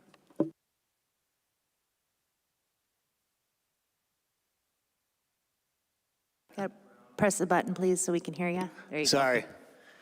Good afternoon, Madam Chair and members of the board. Thanks for listening to us today. My name is Patrick Brown, and I'm the chair of the Sandpoint Advisory Committee. We submitted Proposal 3, which aims to increase the State Waters GHL from 30 to 40%, with stair-step provisions that could bring us up to 50%. As you can see, there's an overwhelming support to increase the GHL by Proposals 1 through 8 from the local communities of the Aleutian East Borough. The great thing about the state of Alaska is that it is shown to be incredibly competent in managing its fisheries. These proposals simply aim to give the state more authority in managing our resources. The federal sector has been overwhelmed with red tape. It's harder and harder for small vessels to get involved in the federal sector. Vessel monitoring systems, observer programs, electric monitoring, and of course, federal fisheries permit requirements are all roadblocks for smaller boats to participate in the federal fisheries. The state fishery is the only avenue a boat who lacks these requirements has to enter a fishery. Sector splits in the federal sector have favored 2 main gear types, trawl and pots. Fishing cod with pots has been shown to be one of the cleanest methods, and overwhelmingly the fishery has favored this method. Even local 58-foot trawlers from our area would like to see more of the quota moved into the state fishery to be fished with pots, as well as jig, I suppose, would come along with that. Effort in the state pot cod fishery has fluctuated widely since inception, from a high of 65 boats in 2000 to a low of 9 in 2024. Generally speaking, the average participants number around 30. But since the decline of the cod stocks in 2018, the numbers have been less than average, more like 20. Increasing the state GHL will likely increase participation by local boats in the fishery, which will increase jobs. Between 1997 and 2017, participation of vessels in the state cod fishery has ranged between 37 and 65. This is a stark contrast to the current situation. The impact of the decline of the cod stocks has had a detrimental effect on our local Aleutian East Borough communities. Less fish means less participation, means less boats, which equals less jobs. Less fish means less fish taxes, which our communities rely on. More GHL in the state sector will likely add stability to our local processing sector as well, which in turn could help operating costs and the fishermen's bottom line as well as the processors. In regards to Proposal 9, we voted to oppose the proposal after we learned Falls Pass AC had rescinded their support for this proposal, which they submitted. And as for Proposal 10, we also voted to support this proposal with an amendment that the Area O fishery would open 3 days after the Bering Sea quota is caught instead of 7. Proposal 11, we opposed because of the history of trawl catcher vessels in the ADAC area. When there was a land-based processor, this area was frequented by local catcher vessels from our areas as well. And just because there isn't currently a local market, it doesn't seem prudent to shut this area down altogether. So if and when the market ever reemerges, it's important to keep this avenue open, I believe. We all believe. Thank you. Thank you, Patrick. Any questions? Appreciate your being here. Thank you for your service on the AC. Thank you. David Osterbeck?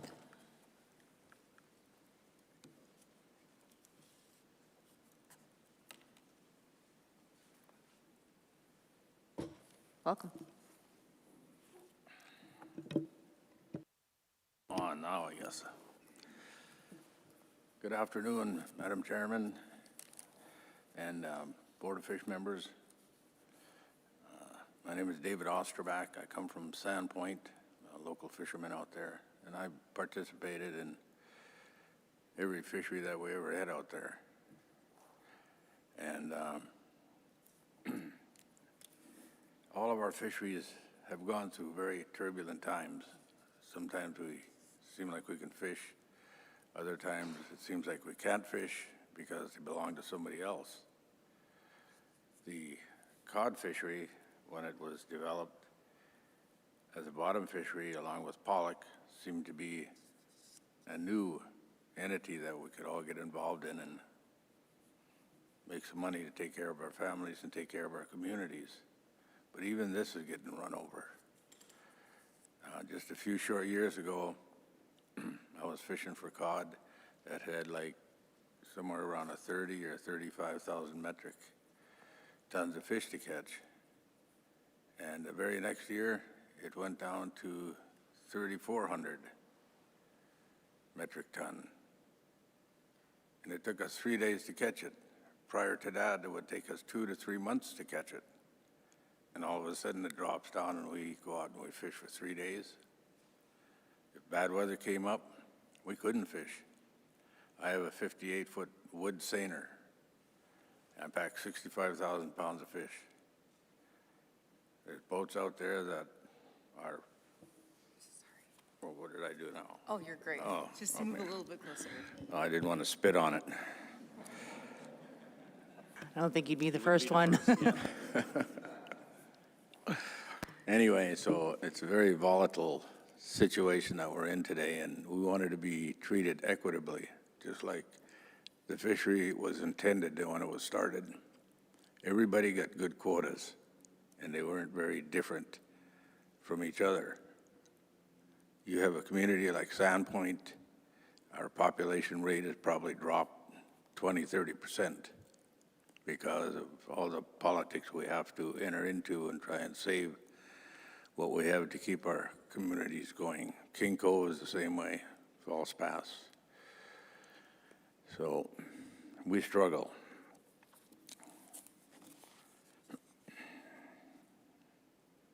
We're asking this Board of Fish to give us our cod fishery back as to what it was intentionally done in the first place.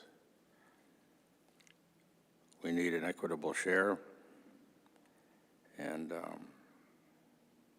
we need to be able to fish long enough in order to not just make some money, but to be able to pay the expenses, 35 cents or 40 cents a pound for codfish, and you pay $4 or $5 a gallon for fuel, and you pay an excess of $1 a pound for bait.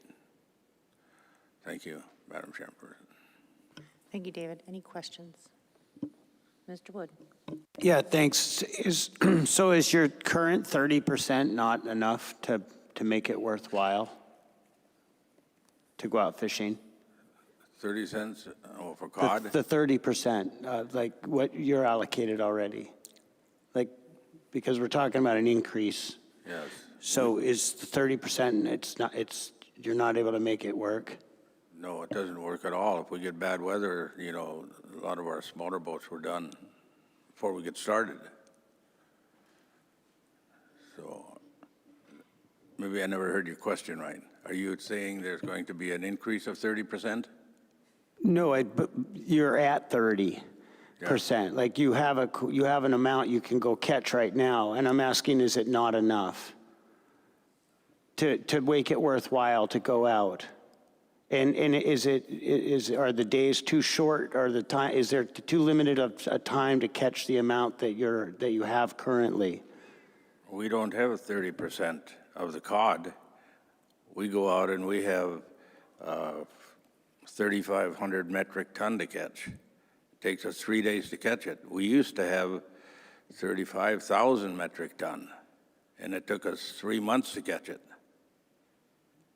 Oh, we fell down a hole and we're trying to get out of it. And Thank you. Thank you. You help me figure that out. Thanks. Thank you for your testimony today. Appreciate you being here. Thank you. Carlin Hoblet?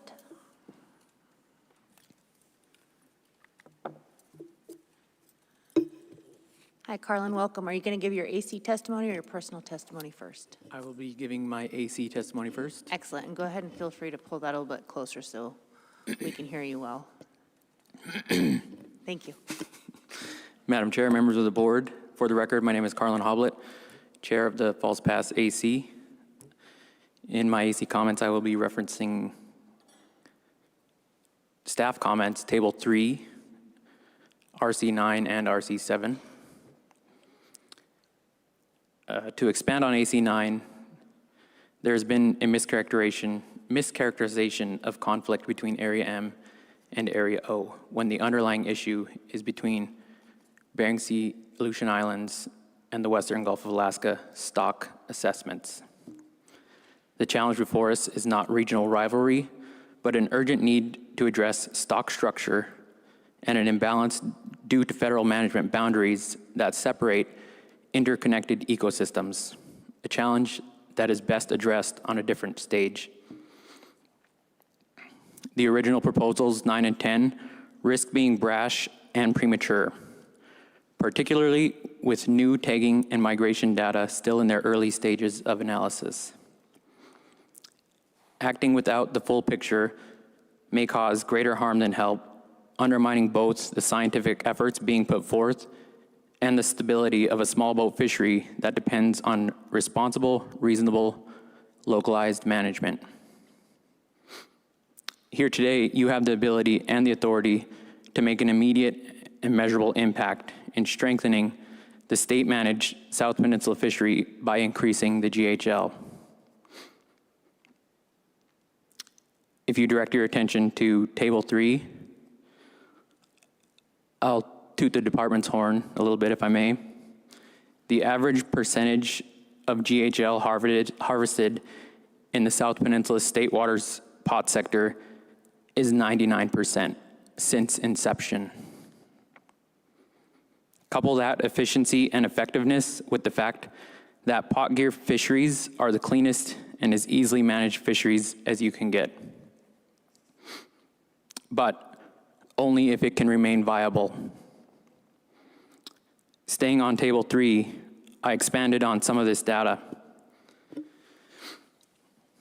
Since the crash in 2018, the average number of participants in the South Peninsula pot fishery was 22, a far cry from earlier years when it easily doubled that. In that same time period, 2018 to the present, the average ex-vessel value per vessel comes out just shy of $85,000. Now, every operation is different, but I'll just give you a generic breakdown. Fuel costs are most likely $1,000 to $2,000 a day. And we'll say bait is right in there as well, $1,000 to $2,000 a day. For a season that averaged 11 days, that's since 2018, you're looking at anywhere from $20,000 to $40,000 right off the bat with your two major expenses. And a typical deal, if you don't own the boat, 50% goes to the boat owner. The rest of it that's left is what you have to pay the skipper and at least 3 or sometimes 4 other crewmen. Keep in mind that this 11 days doesn't include the time spent on gear work, preparing the gear, hauling the gear in or hauling the gear out, back and forth from the grounds. These margins are very skinny and don't take much bad luck or bad weather for any participants to end up on the wrong side of their pocketbook. Without a bear dive fishery in the near future for the South Penn, inconsistent salmon runs, and the constant scrutiny of Area M salmon fisheries, every opportunity carries significant weight. With that, the False Pass AC is in support of proposals 1 through 8 with an emphasis on 6. And as RC 9 states, we support RC 7, the amended language. And I would also like to add that we would be in support of an amended step-down provision in regards to Proposal 6. False Pass AC took no action on Proposal 11, and I will be here for the Committee of the Whole.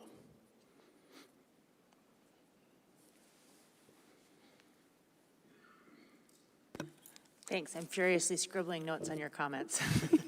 Any questions?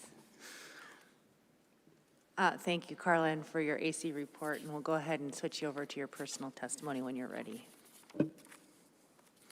I'm flattered by your notes.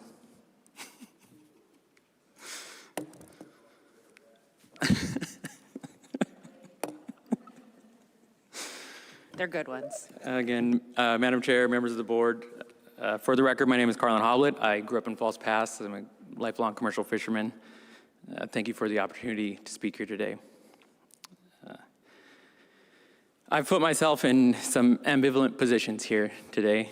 I don't want to take from fellow fishermen, but I'm all for honest competition. Although I would have to label factory hook and line and trawl catcher processors very distant fellow fishermen, because I have never personally known a crew member on any of these vessels from organizations whose mission is to, in quote, provide economic opportunities in rural villages. This is where I feel awful. False Pass literally lies on the boundary between the Bering Sea and the South Peninsula. I'm the beneficiary and community member of a CDQ group. But as I've told others here in the room, at the end of the day, we're all businessmen. We're looking to protect our investments and our livelihoods. I also read a public comment stating hypotheticals of 65 boats participating in last year's state water fishery. Show me 65 participants that would want to divide 4.8 million pounds of 30-cent cod, and I'll show you 65 failing businessmen. You can see by the comments and by public testimony who this allocation increase is up against. It's CDQ groups and Kodiak trawlers. I've heard that 75% of the Western Gulf trawl sector tack was harvested by the Kodiak trawl fleet. And like I said, I'm all for fair competition, but these boats were out there last year scraping away at quota when the local fleets had the sense to stand down while waiting for bycatch numbers and production to increase. Bycatch numbers to drop, sorry, and production to increase. Increasing state waters participation in harvest opportunity doesn't just benefit the local communities, it benefits the resource itself by shifting effort away from indiscriminate gears and towards sustainable, small-scale operations that land what they catch and value every fish. This board has the power and the responsibility to strengthen that model. Supporting state-managed fixed-gear fisheries is not a political move. It's a scientifically sound, economically responsible, and necessary action to protect Alaska's fishery resources for future generations. By increasing the state waters GHL, you can directly reduce the level of bycatch generated by large-scale offshore fleets and federal trawl operations. Do you have a concluding statement? Yes, I do. Thank you. Go ahead. I urge you to act within your jurisdiction to expand the state's GHL, bolster fixed gear opportunity, and send a clear message that Alaska remains committed to clean, science-based, and accountable fisheries management. Fisheries that provide direct benefit to local fishing communities and their families. Thank you. Questions? Mr. Godfrey. Yeah, Carlin. I tried to get the quote when you said it. I think it was in the first minute of your testimony. It came after you said, but distant fellow fishermen or something like that, because then you went on to say, I've never known any of them to, am I ringing a bell? Yes. Or, can you read that sentence or a couple sentences again and then elaborate for me on what you mean by that? Through the chair, yes, I will elaborate and I guess simplify or. I don't personally know a crewman that works on a CDQ vessel. That's where I was going with that. Okay, thank you. Then I think you answered my question, because my question I was going to ask specifically is, have you known anyone from your own community that has, so the answer is no. No. Not ever, that you know of. Okay, thank you. Not that I can think of. Thank you. Mr. Wood. Yeah, thanks. What's your primary gear type? And then on top of that, the number of boats, you said it could handle up to 65, but that's unrealistic. What is it now? How many boats now? How many boats participate now? Yeah, fishing now for this GHL. The average since 2018 was 22, I believe. And you asked, gear type, I fish pots. Did that answer your participation question? It did, and I guess if out of those 22 boats, if you increased your GHL by like 10%, do you still have the capacity with 22 boats to harvest all that? Or would more boats be added to the fleet? Through the chair, sorry, yeah. As I said, I'm all for fair competition, but we need the poundage there for there to even be a competition. So yes, if we can get more percentage in the GHL, I'm not going to cry about more boats entering the fishery, if that's what, if that answers your question. Yeah, but I guess what I was wondering, even if you had more GHL with the boats you have right now, could you catch it all? Most definitely. Thanks. That's what I was getting at. Ms. Irwin. Thank you. Thank you for your testimony. Mine's kind of a follow-up on capacity to Mr. Wood's question. Is there a processing plant in Falls Pass? And if so, would there be capacity to process this increased GHL if it were to happen? If there's not a processing plant, then there are the plants that are usually used. Would they be able to process an increased GHL? Yes, through the chair. Thank you for the question. And yes, there is a fairly new state-of-the-art facility that was recently built in Falls Pass, and they would have no problem handling an increase in this GHL. All right, thank you for your testimony today. Thank you. All right, let's go ahead and take just a very brief break, about 5-10 minutes, and we'll come back on the record and pick back up with Hannah Heimbach.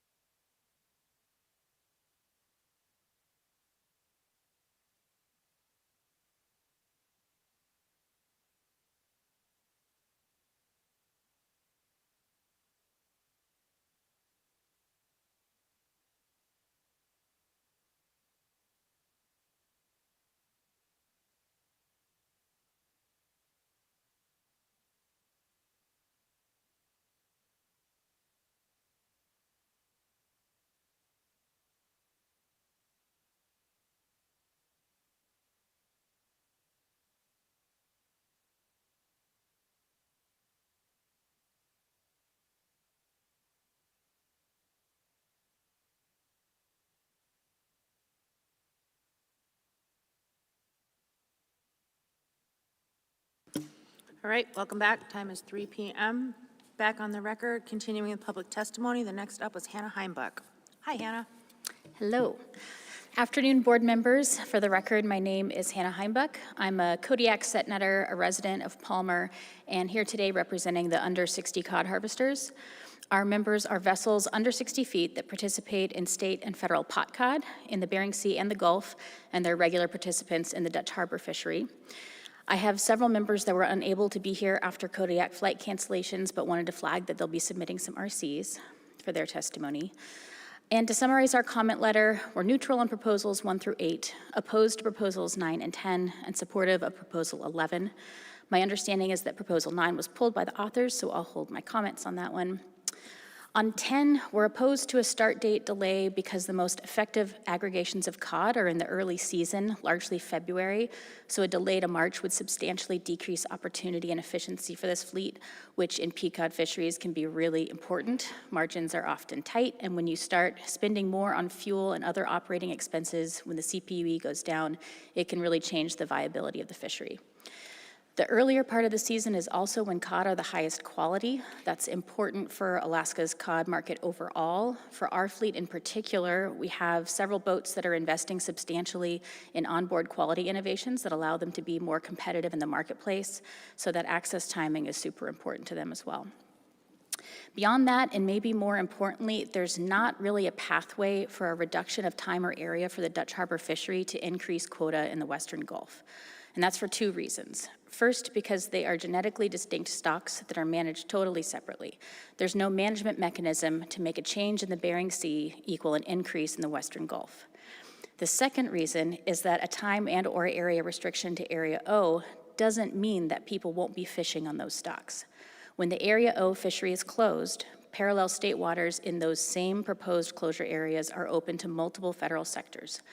So while I absolutely want the Western Gulf fleet to be successful, and our group is very supportive of state water fisheries, the potential for benefit here is really slim, while the potential for negative impact is very high. I'd also note that a delay to March would almost guarantee that additional boats would feel pressure to move to the Gulf in February to fish federal quota. They really can't afford to sit on the dock for 5 to 6 weeks and wait for Area O to open, so it might even exacerbate the issue. That's what I have today, and happy to answer any questions. Thanks, Hannah. Any questions? Don't see any. Appreciate you being here. Next up is Todd Hoppy, Steve Ricci, and Tom Hoblet.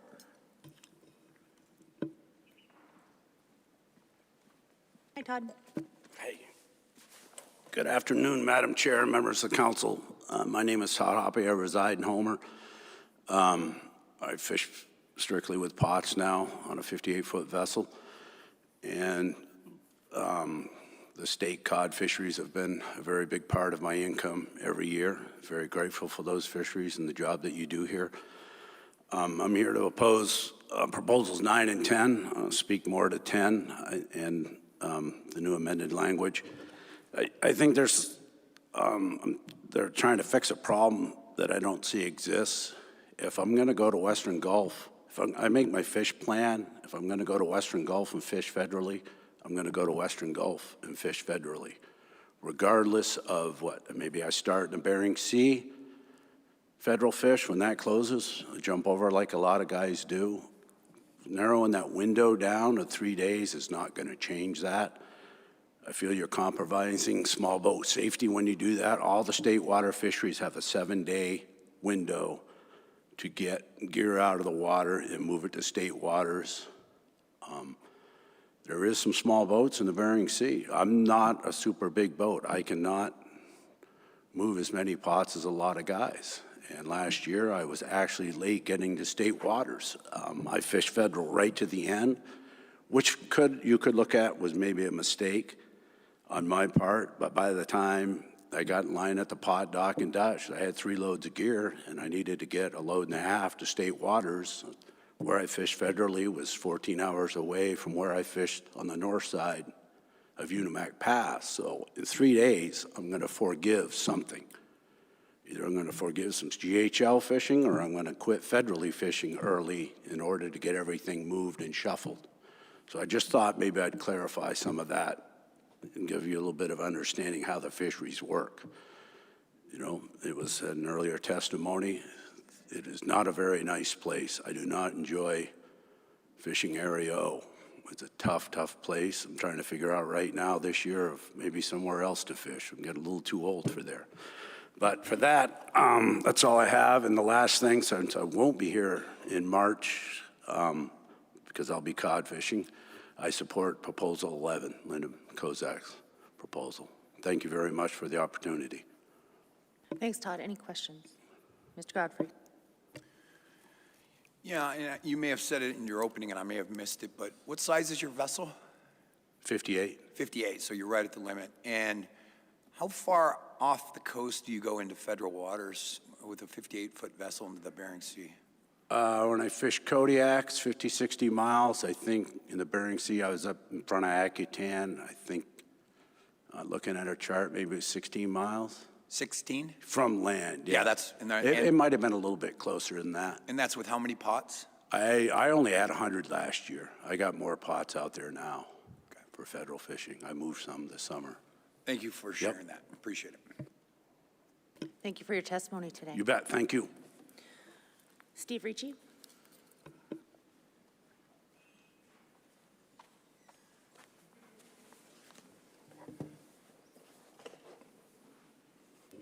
Welcome.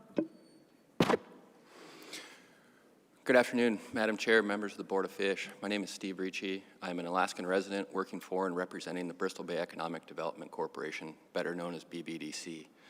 My comments are in opposition to proposals 1 through 8. BBDC is one of 6 CDQ groups providing benefits to roughly 30,000 Alaskans. The CDQ program derives revenue from federal fisheries, such as the Gulf Pacific Cod hook and line fishery, to support community and economic development in 65 Western Alaskan communities. The CDQ program is a vehicle for which, by which Alaskans have direct ownership of federal fisheries. Since its inception 30 years ago, the program has provided hundreds of millions of dollars for critical community needs. BBDC has a substantial interest in the Gulf CP hook and line sector through both quota and vessel ownership. Other CDQ groups have also made significant investments in this fishery. CDQ participants purchase these harvesting rights. They are not part of this CDQ allocation. One of the programs that BBDC created and continues to support is the Bristol Bay Science and Research Institute. Many of you are familiar with BBSRI. For over 20 years, BBSRI has been working with ADF&G and NIMP staff to fill research and management gaps, generating benefits for state water participants broadly. BBSRI is most well known for the Port Moller test fishery, which supports all harvesters and processors in the Bristol Bay sockeye fishery. The work BBSRI does to predict run strength and timing helps maximize the benefits of the fishery, including tax revenue for the state. Most recently, BBSRI has been operating a genetics lab in Dutch Harbor to support Western Alaska chum salmon bycatch reduction efforts. BBSRI acted quickly to develop and implement this tool. To have this kind of agility and rapid response, BBSRI requires flexible funding, which is why BBEDC provides the majority of the organization's budget. Additionally, we support the Freezer Longline Coalition's investment in cooperative research with the Alaska Science Center, including cod tagging and other projects. Federal participants are actively engaged in supporting science, which has broad benefits. To be clear, we support small, community-based vessel access to fisheries. At BBDC, we help local Bristol Bay fishermen with gear, permits, and vessel loans and ensure that resources are available for our community members to engage in subsistence activities. We are concerned about jeopardizing these meaningful and highly functional programs by reappropriating biomass to a fleet that has been foregoing access to the resource through the federal pot cod allocation. As written, the change in the apportionment may leave insufficient biomass to open the federal fishery. This is not a simple reallocation, but will potentially shut out federal fleets and strand some of the resource. BBDC asks that the board delay action at this time. Thanks, Steve. Any questions? Ms. Irwin? Thank you very much for your testimony. I was wondering, you mentioned the Gulf of Alaska hook and line fishery that BBEDC has quota and vessel ownership in. What other fisheries does BBEDC have investments or participation in? Sure. So we participate in most of the Bering Sea federal fisheries. We have interest in the Bering Sea crab fishery outside of the CDQ allocation. and then in the Bering Sea cod allocation as well. And yeah. Okay, thank you for your testimony today. Tom Hoblet, followed by Lena Hoblet, Luke Fanning, and Rebecca Skinner. Welcome, Tom. Madam Chair, members of the board, my name is Tom Albert. I'm a lifelong fisherman of Falls Pass. I've spent my career working in the state water peacock fishery, and I want to speak briefly about the importance of supporting clean, sustainable, and community-based fisheries like ours. The state pod fishery for Pacific cod is one of the cleanest and most selective fisheries in Alaska. Our gear is stationary, and we target cod directly. When we haul, we bring up live fish, and that can be sorted on deck, and anything we don't keep can be released unharmed. we have virtually zero bycatch of halibut, crab, or salmon. There is no discard waste, no habitat destruction, and no ghost fishing. That's a big contrast to what happens in the federally managed trawl fishery and longline fleets. The trawl fleets then encounter halibut, crab, rockfish, salmon, and most of that incidental catch doesn't survive. Even in a longline fleet, halibut and other non-targeted species are often caught and wasted in the process. Meanwhile, our pot fishermen and land clean product and protect the habitat and support our local communities. Every fish we catch gets used. Every fish we don't is released alive. Supporting the state management fixed gear fisheries like pots, jig, and small boat operations is the best way to reduce bycatch and maintain Alaska's reputation as a global leader in responsible fishing. Increased state water harvest opportunities would directly reduce waste from offshore sectors and keep more fish of the value right here in the Alaskan communities. The communities of King Cove and Sandpoint have expressed strong regional support for the Falls Pass initiative. Recognize that the challenges faced by one Aleutian East community affect the stability of all. Both communities have shared a vested interest in maintaining a healthy local managed cod fishery and have voiced alignment with Falls Pass position to strengthen state water fixed gear opportunities that reduces bycatch. Thank you for your time and continued representation of this valued, clean, sustainable, community-based fisheries like ours. Thank you. Thank you, Tom. Are there any questions? Appreciate your being here today, and thank you for your testimony. Thank you. Lena Hoblet?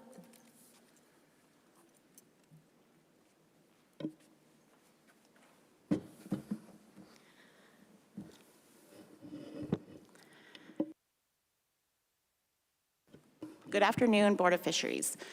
Thank you for the opportunity to speak today. My name is Lena Hoblet, and I am from the Arctic Yukon-Kuskokwim, the AYK region, from the community of Holy Cross, and I share the concerns of all Alaskans who depend on healthy fisheries. My perspective reflects a commitment to science-based fishery management and fairness across all regions. I'm here on behalf of the native village of Falls Pass, a federally recognized tribe located in the Aleutian's East region, where I serve as the tribal administrator. I come before you representing people of the land and the sea whose culture, livelihoods, and traditions are deeply connected to the fisheries that sustain our community. For generations, our people have lived in harmony with these waters, harvesting responsibly, protecting what feeds us, and passing on knowledge so that future generations can do the same. We believe in sovereignty, stewardship, and science-based management as a path to fulfill stability and prosperous region. Our tribe is committed to enhancing our community and expanding the opportunities before us, not only for our fishermen, but for our youth, our elders, and the families who depend on these resources. The prosperity of Falls Pass reflects the important work brought upon our community by this board. We want to thank the Board of Fisheries for upholding the policy and procedures that ensure sustainability and responsible management of Alaska's fisheries. We appreciate the difficult work that goes into balancing science, conservation, and community needs. Additionally, the tribe stands with the Falls Pass Advisory Committee. in supporting the state-managed small boat fisheries, as in pot and jig sectors. These fisheries are among the cleanest and most sustainable in the world. They protect our marine habitat, avoid unnecessary catch of non-target species, and uphold Alaska's reputation as a global leader in responsible fishing. Supporting pot and jig sectors aligns perfectly with the Board of Fisheries' goal of sustainable harvest, low environmental impact, and community-based economic development. Expanding state water opportunities for these gears is a science-based, ethical, and economically sound policy decision. By increasing state water harvest opportunities, the board can directly reduce waste from offshore sectors, promote cleaner fishing practices, and keep more of the economic value in Alaska's tribal and coastal communities. These measures strengthen local economies, empower our people, and protect the resources that define who we are. On behalf of the Native Village of Falls Pass, we urge this board to continue relying on science, fairness, and the voice of the communities who live within these decisions every day. We thank you for your continued service and for recognizing the importance of working in partnership with tribes to sustain Alaska's fisheries for generations to come on science-based fishery management. Together as Alaskans, we can rely... Go ahead and finish your statement. It's the last sentence. Rely on our connection to the sea, to one another, and to the communities that call these waters home. Thank you. Thank you, Lena. Any questions? Appreciate your testimony today. You're good. Luke Fanning.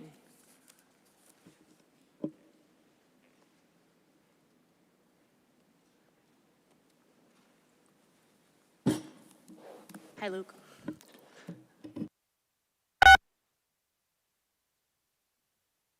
How about now? Okay, thank you. Thank you, Madam Chair and members of the board. My name is Luke Fanning, and I'm testifying on behalf of APICTA, which is the Aleutian Pribilof Island Community Development Association. We're one of 6 CDQ groups. We respectfully urge the board not to take action on proposals 1 through 8. While we strongly support state waters fisheries and have invested in them ourselves, including building and operating the Bering Pacific Seafoods plant in Falls Pass, these proposals raise serious concerns for our Gulf hook and longline cod investments, which is critical to funding community development work, and where over 90% of the ownership in our sector is Alaskan. CDQs are mandated to invest in federal fisheries. The revenue from these investments supports numerous programs, including job creation, essential infrastructure, helping to keep schools open, and supporting fisheries access. It also ensures that communities that don't have processing plants still benefit from fisheries. That mission puts us in a difficult position today, balancing support for local fisheries with the need to protect the federal investments that sustain all 6 of the communities that we serve. The proposals before you would significantly increase the GHL from 30% to as much as 60%. For comparison, the largest cod GHL fishery is 35% in the Aleutians, and I know that that's a much less complex fishery with fewer sectors. You received a letter from NIMS today, and you heard from the department that under certain GHL increases and cod abundances, the agency may not be able to open a directed fishery. In this case, the federal fisheries wouldn't just be reduced, but could be completely preempted, leading to foregone harvest and loss of revenue to the state and CDQ program, and impacting our ability to service debt that we've incurred to acquire quota and build vessels. I'd be happy to elaborate on that further if you like. Vessels like the Arctic Prowler, which is the largest and only vessel of its kind ever built in Alaska. We also think it's premature for the board to act on these proposals because, as you heard earlier, changes to stock assessments, which may be occurring within the next 2 to 3 years, could impact or even expand state water access. So the conditions under which you're basing your decision may be changing in the coming years, to say nothing of the fact that many of the federal fishery scientists were unable to be here today. We completely understand that declining quotas have negatively impacted participants. However, reallocating now could have long-term consequences for Alaskans who depend on state and federal fisheries, both of which are critically important to economies throughout Western Alaska. I want to conclude by noting that the state is responsible for conducting a decennial review of the CDQ program for our effectiveness, including our financial performance. This puts the state in a unique position, responsible for assessing our performance and also for potential reallocations which in effect harm our ability to perform to those standards. I want to thank you, and I'm happy to answer questions. And now that I've finished without my microphone being cut off, I'll note that I'm a lifelong Alaskan. I'm also the owner of a 32-foot fishing vessel that I operate for salmon and halibut in my spare time when I'm not working for a PICTA. Thank you. Thanks. Any questions for Luke? Luke, you referenced the debt service. Can you, I'm assuming that's an investment that a PICTA has made in the fisheries. I don't know if those are the cod fisheries specifically, and what kind of position does that put the organization in terms of being able to make payments, and what are the consequences of that? Thank you, Madam Chair, for the question. As a matter of practice, I typically don't discuss specific financial details for obvious reasons, but today I'd like to make myself and our organization a little bit vulnerable. And I'll share with you that when we bought out our partners, which were out of state interest, and we Alaskanized Prowler Fisheries, which is our largest investment, we incurred a significant amount of debt to do that. We have millions of dollars in loans. That loan, the largest loan, matures on December 20th.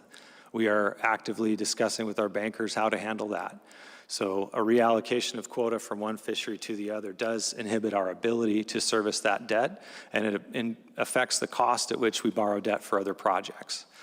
Now, why incur debt for a project like that? In part, it's so that we can preserve our cash to make investments like we've made in communities like False Pass, where assets are much more difficult to finance. So it's important for us to keep financing on the financeable assets so that we can use cash for our community development projects. Okay. Thank you. Appreciate your testimony today. I don't see any other questions. Thanks. Oh, Mike, do you have a question or not? Yeah, I'll keep it brief. You gotta be obvious. I promise. Bro. I'll be. So you were talking about a different plant. I was going to ask you specifically about the plant that you've invested in False Pass, and because it sounds like this CDQ group is the 6 communities you represent is along the Aleutian chain, but you're still fishing up in the Bering Sea predominantly. What was that investment in False Pass? Yes, through the chair, Mr. Wood, thank you for the question. The history of that plant in False Pass is that in the early 1980s, the Peter Pan plant burned down, and that left the community of False Pass without a seafood processing plant. In the late 90s, a PICTA came in, and in an effort to build market opportunities for fishermen, came in with a floating processor barge. Not going to lie, it was tough financially, and it took a lot of years and a lot of losses to build up the capacity there. From there, we built an onshore plant. We also built a fuel plant, and over the years, steady as she goes, we built up our capacity there. In 2018, we were able to attract investment from both Trident and Silver Bay Seafoods with the infrastructure that existed there.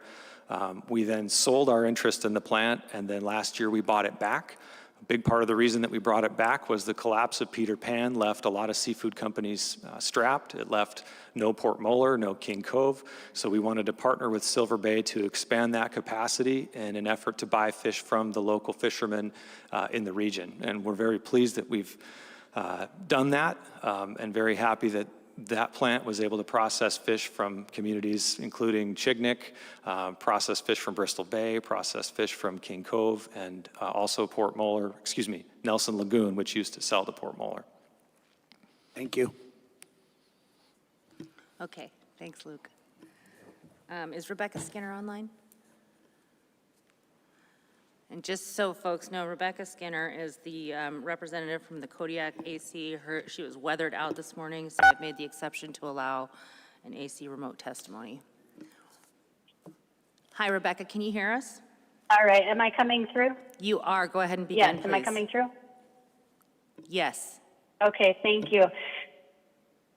All right, my name is Rebecca Skinner. I am providing the Kodiak AC report, and I wanted to voice my great appreciation for allowing me this opportunity to testify via Zoom since the planes out of Kodiak were canceled. Our AC minutes were submitted on time, and they're in that report as AC2. The votes and rationale that I'm going to reference are in the table starting on the third page of our minutes report. So I'll start with proposals 1 through 8. We took all of these up as a group. And the first question that the AC discussed was whether we supported the concept of increasing the state GHL, and because overall we didn't agree with that, we didn't get to the other questions, so some of the specifics in the proposals. So we opposed proposals 1 through 8, and we did have a fair number of abstentions. The people who abstained cited a lack of knowledge about the fisheries and a desire to support state-managed fisheries in general, but being unable to vote in favor of the steep increases in GHL being proposed. There was 1 vote in favor. The rationale there was a desire to support state-managed fisheries, particularly open access small boat fisheries that are very important to small coastal communities. The rationale in opposition is that this proposal will hurt Kodiak-based fishermen. Both Kodiak and the South Peninsula cod fisheries are both exclusive registration areas. So if you register to fish around Kodiak, you can't go register for the South Penn cod fishery. Kodiak boats that traditionally go to the Western Gulf and fish in the parallel cod fishery could lose that opportunity under this proposal, particularly if the federal TAC gets too low to open a directed fishery, and that could preclude a parallel fishery. It's not in the minutes, I realize, but I do want to note that the gear types from Kodiak that were present at the meeting that go out to fish in the Western Gulf include trawl vessels and pot vessels, including under 60 pot vessels that are eligible to fish in the state fishery. Okay, so that was proposals 1 through 8. Proposal 9, the AC opposed, and the opposition rationale is that, number 1, the area proposed for closure is one of the most productive fishing grounds, and closing this area would push boats out into less productive areas and extend the season. And there was already a concern with a lack of accessible markets as you get toward the end of the fishing season. At least 15 to 16 Kodiak boats would be displaced and would have to travel farther to markets in order to deliver fish. This increased distance has negative impacts on vessel safety, as vessels are forced farther away to the east or to the west.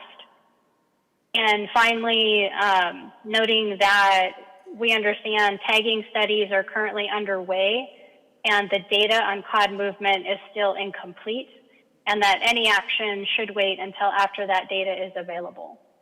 Also, there was a concern that closing this area would be likely to strand cod. And the area is established closed waters adjacent to Unimac Pass during the Dutch Harbor Subdistrict and South Alaska Peninsula area state waters Pacific cod fishery. Proposal 10, the AC also opposed.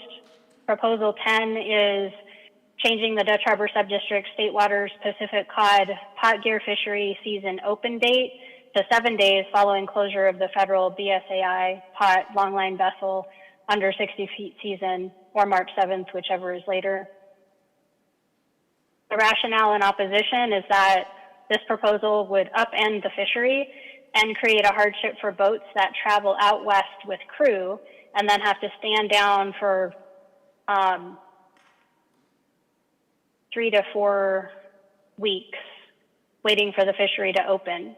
It was noted that boats currently travel from Kodiak, Ketchikan, Homer, Seward, and False Pass to participate in this fishery. Currently, most harvest occurs before March 7th, and there's a huge risk of stranding cod. Again, changes to the fishery should wait until the cod tagging study is complete.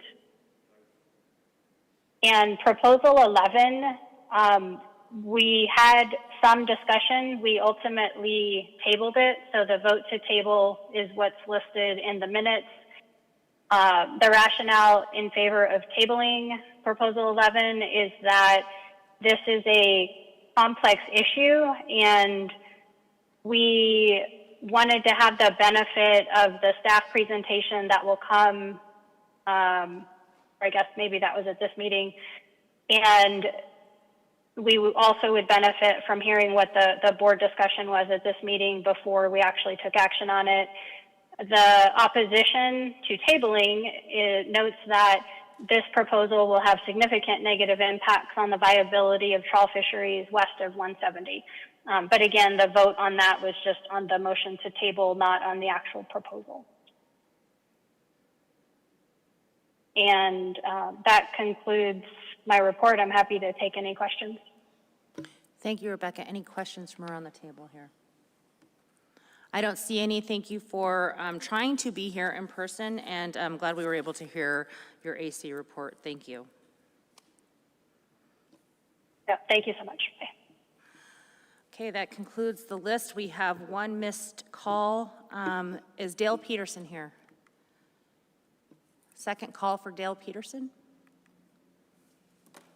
All right, that concludes our public testimony portion of the agenda. Let's take about a 10-minute break while we set up for committee of the whole, and then we'll get going.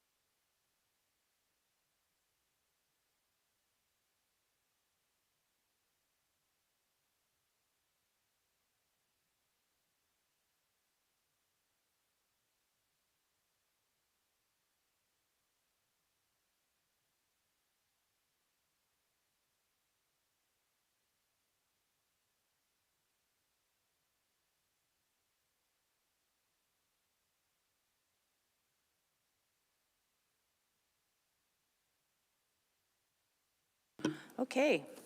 Thank you very much, everybody. The time is 3:45. We're back on the record. We're going to go ahead and begin our one and only committee of the whole process for this meeting. A little bit about committee of the whole work. Parliamentary procedures for committee work will follow the New England town meeting style. Committees are intended to provide opportunities for additional information gathering and at times, hopefully, for dispute resolution. They are not a forum for debate, nor is it a platform for repeating information that's already been received through the public testimony, and that means oral and written public testimony. During board committee meetings, advisory committee representatives may express both their official positions of their committee as well as their personal views. Please just identify which of those positions you are stating. The board recognizes AC reps as knowledgeable fisheries leaders and believes that they must be able to function freely during the committee of the whole sessions. During the committee meeting, public will come forward and use the microphone near the front table. Where is that one? Oh, it's the standing one right there. If you intend to speak, please move towards the front of the room. You may form a line behind the speaker at the podium in order to minimize the waiting time between the comments. When you speak, please clearly start by stating your name for the record, even if you've already done so earlier. So every time you come up to add to the committee discussion, please make sure you state your name for the record. Please do not refer to anyone by name in a derogatory manner. Again, we're looking for new information only. Please don't repeat what's already been said in public testimony. If people start repeating the same points, the committee chair is going to move on to the next proposal. If substitute language is being developed or you feel it should be developed, please speak to what the substitute language says or what you think it should say. Okay, with that, I'm going to go ahead and turn it over to Mr. Godfrey. And before we do that quickly, Director Nelson. I just wanted to mention, you guys all have a new RC 12 in front of you. We had misinterpreted one of the AC's support or oppose on this, so this replaces the one that you got earlier. So throw the earlier one out and use this one for the comment matrix. Okay, Mr. Godfrey, I'm going to go ahead and turn it over, and if you just let people know how you plan to group the proposals. Thank you. Okay, thank you, Madam Chair. So I think most of you are probably familiar with the process. Because of the similarity of a number of these proposals, I'm going to block them together. Staff will read the preamble to the proposals, and normally after they read the preamble, I would ask for anyone, the person who proposed it. If that person's not here, I would ask for someone who wants to speak in support of it in absence of that person, and from there, we'd move on. In this instance, while the verbiage isn't identical, I'm going to ask staff to go ahead and just read the preamble on each one, 1 through 8, all at once, and we're going to take them as a block. So when you do come up to speak, please be sure to do what the chair had already told you to do, but also be sure to clarify which proposal you are going to speak on in support of or in opposition to, and if it's all of them, for the record, please do that for the benefit of the board members. Thank you, staff. Please. For the record, my name's Cassandra Whiteside. Proposal 1 would increase the South Alaska Peninsula area state waters Pacific cod guideline harvest level from 30% to 50% of the federal Western Gulf of Alaska Pacific cod acceptable biological catch. Proposal 2 would increase the South Alaska Peninsula area state waters Pacific cod guideline harvest level from 30 to 50% of the Western Gulf of Alaska Pacific cod ABC. Proposal 3 would increase the South Alaska Peninsula area state waters Pacific cod guideline harvest level from 30 to 40% of the Western Gulf of Alaska Pacific cod acceptable biological catch. A step up would also be proposed such that if the total GHL is achieved during a season, the GHL would increase by 5% the following year, not to exceed a maximum of 50% of the Western Gulf of Alaska Pacific cod ABC. As proposed, the GHL would not step down if the total GHL was not achieved during the season. Proposal 4 would increase the South Alaska Peninsula area state waters Pacific cod guideline harvest level from 30 to 40% of the Western Gulf of Alaska Pacific cod ABC. A step-up provision is also proposed if the total GHL is achieved during a season. The GHL would increase by 5% the following year, not to exceed a maximum of 50% of the Western Gulf Pacific cod ABC. As proposed, the GHL would not step down if the total GHL was not achieved during a season. Proposal number 5 would increase the South Alaska Peninsula area state waters Pacific cod guideline harvest level from 30 to 40% of the Western Gulf of Alaska Pacific cod acceptable biological catch. A step-up provision is also proposed that if the pot gear GHL allocation is achieved during a season, the GHL would increase by 5% the following year, not to exceed a maximum of 50% of the Western Gulf of Alaska Pacific cod ABC. As proposed, the GHL would not step down if the pot gear GHL allocation was not achieved during a season. Proposal 6, this would increase the South Alaska Peninsula area state waters Pacific cod guideline harvest level from 30 to 40% of the Western Gulf of Alaska Pacific cod acceptable biological catch.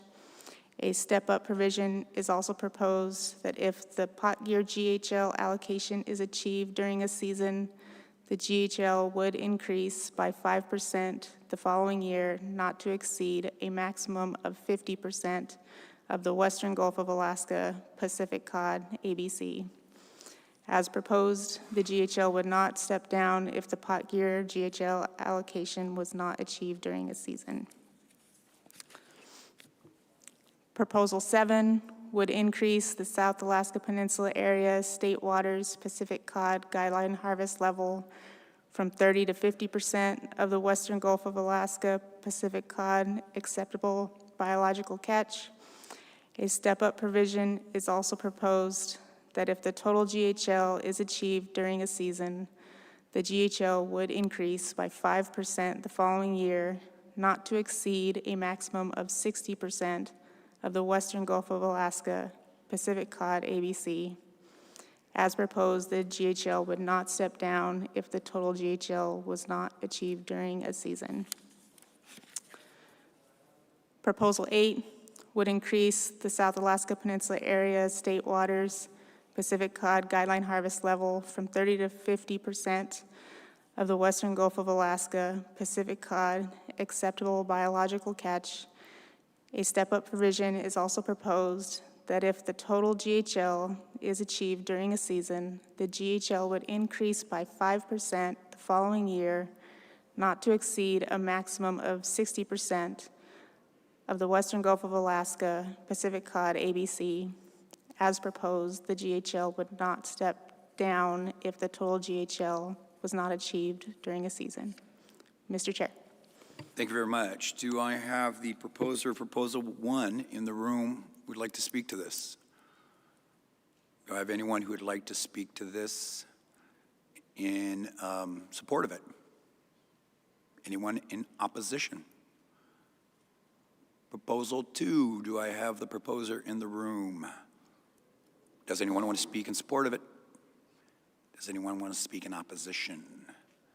Proposal 3, same question.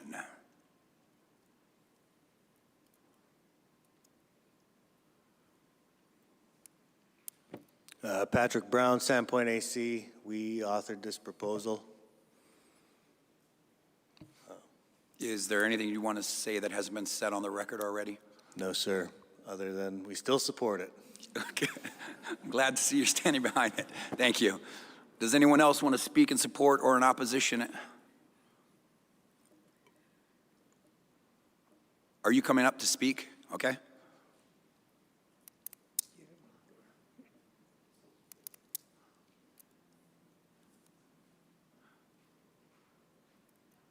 Yes, members of the board, Madam Chair, I'm in support of... Name? Tom Hoblet. I'm in support of proposal number 6. Thank you. Thank you. Does anyone want to speak in opposition? Seeing none, Proposal 4. Is the proposer in the room? Does anyone want to speak in support of it? Opposition? Proposal 5, same question. If you do know you're going to want to speak, considering it's not a very crowded room, if you don't mind making your way up to one of the front row seats, it'll save kind of the time of walk of shame kind of thing. Come on up if you're ready. Appreciate being spared a walk of shame anytime I can get one. For the record, my name is Luke Fanning. I work for APICTA. I spoke earlier today. I'm going to speak in general terms because so many of these proposals are related, and just speak once if that's all right, Madam Chair. We heard some testimony previously about the fisheries, and I want to preface everything I'm going to say by saying I'm not here to throw stones at any fishery. I'm not a big fan of the circular firing squad, and we get plenty of that in fisheries as it is, but there were some comments that I think require some clarification and some nuance, and that is that when it comes to the federal CP fishery in particular, that is a 100% observed fishery. So all of those fish, all of the halibut, for example, being counted are being visually counted by observers. And when we shift fisheries between federal and state waters, we are shifting from an observed fishery to an unobserved fishery. And there were a lot of statements made about the cleanliness of various fisheries, and I just would like for it to be on the record that the longline CPs typically have much lower rates on halibut mortality. That's different from rates of bycatch, right? But on mortality, the total mortality is typically much lower for the longline CPs than for the pot boats, for example. Year to date, 2025, that is about 31 metric tons for the pot boats in the federal fishery versus 15.2 for the longline CPs, which I think gives a good proxy for what we see when we look at that information played out over the years. So I just want to be clear that it's not as if the longline CP fishery is a dirty fishery. I'll take nothing away from the pot boats. I think they do a good job, but there is a difference there that I'd like folks to note. Second comment I'd like to share is there were some questions about participation levels of CDQ boats and how we create jobs and economic opportunities that I'd like to address. I'll acknowledge right off the bat that we have in all of our contracts, job opportunities for residents are a priority. What we've found over time is that we, as you heard from Landry earlier, oftentimes we don't have a lot of applicants for those jobs. The kinds of jobs and opportunities that many of our residents prefer are those that are closer to home in the fisheries, and we work very hard to create small boat fishing opportunities. A good example would be Nelson Lagoon lost the Port Muller Peter Pan plant last year. They had no access to ice. So we built an ice house to provide ice to their small boat fisheries and partnered with Silver Bay to make sure that they had access to ice so they wouldn't lose their market. And the way that we create those job opportunities is all funded by federal fisheries. And the money from those goes to supporting a wide range of small boat activities. Last year, we donated 3 boats to the St. George Fishermen's Association. Those are all under 30-foot boats, mind you. So we have to have this yin and yang between the federal fisheries income that's generated and the small boat fishing opportunities that are so important to our residents. Thank you very much. Look, so in considering all these proposals kind of together, I mean, the requests are anywhere, in the proposals are anywhere from increasing the GHL from 30% to between 50 and 60%, right? And I'm trying to understand exactly what those implications are.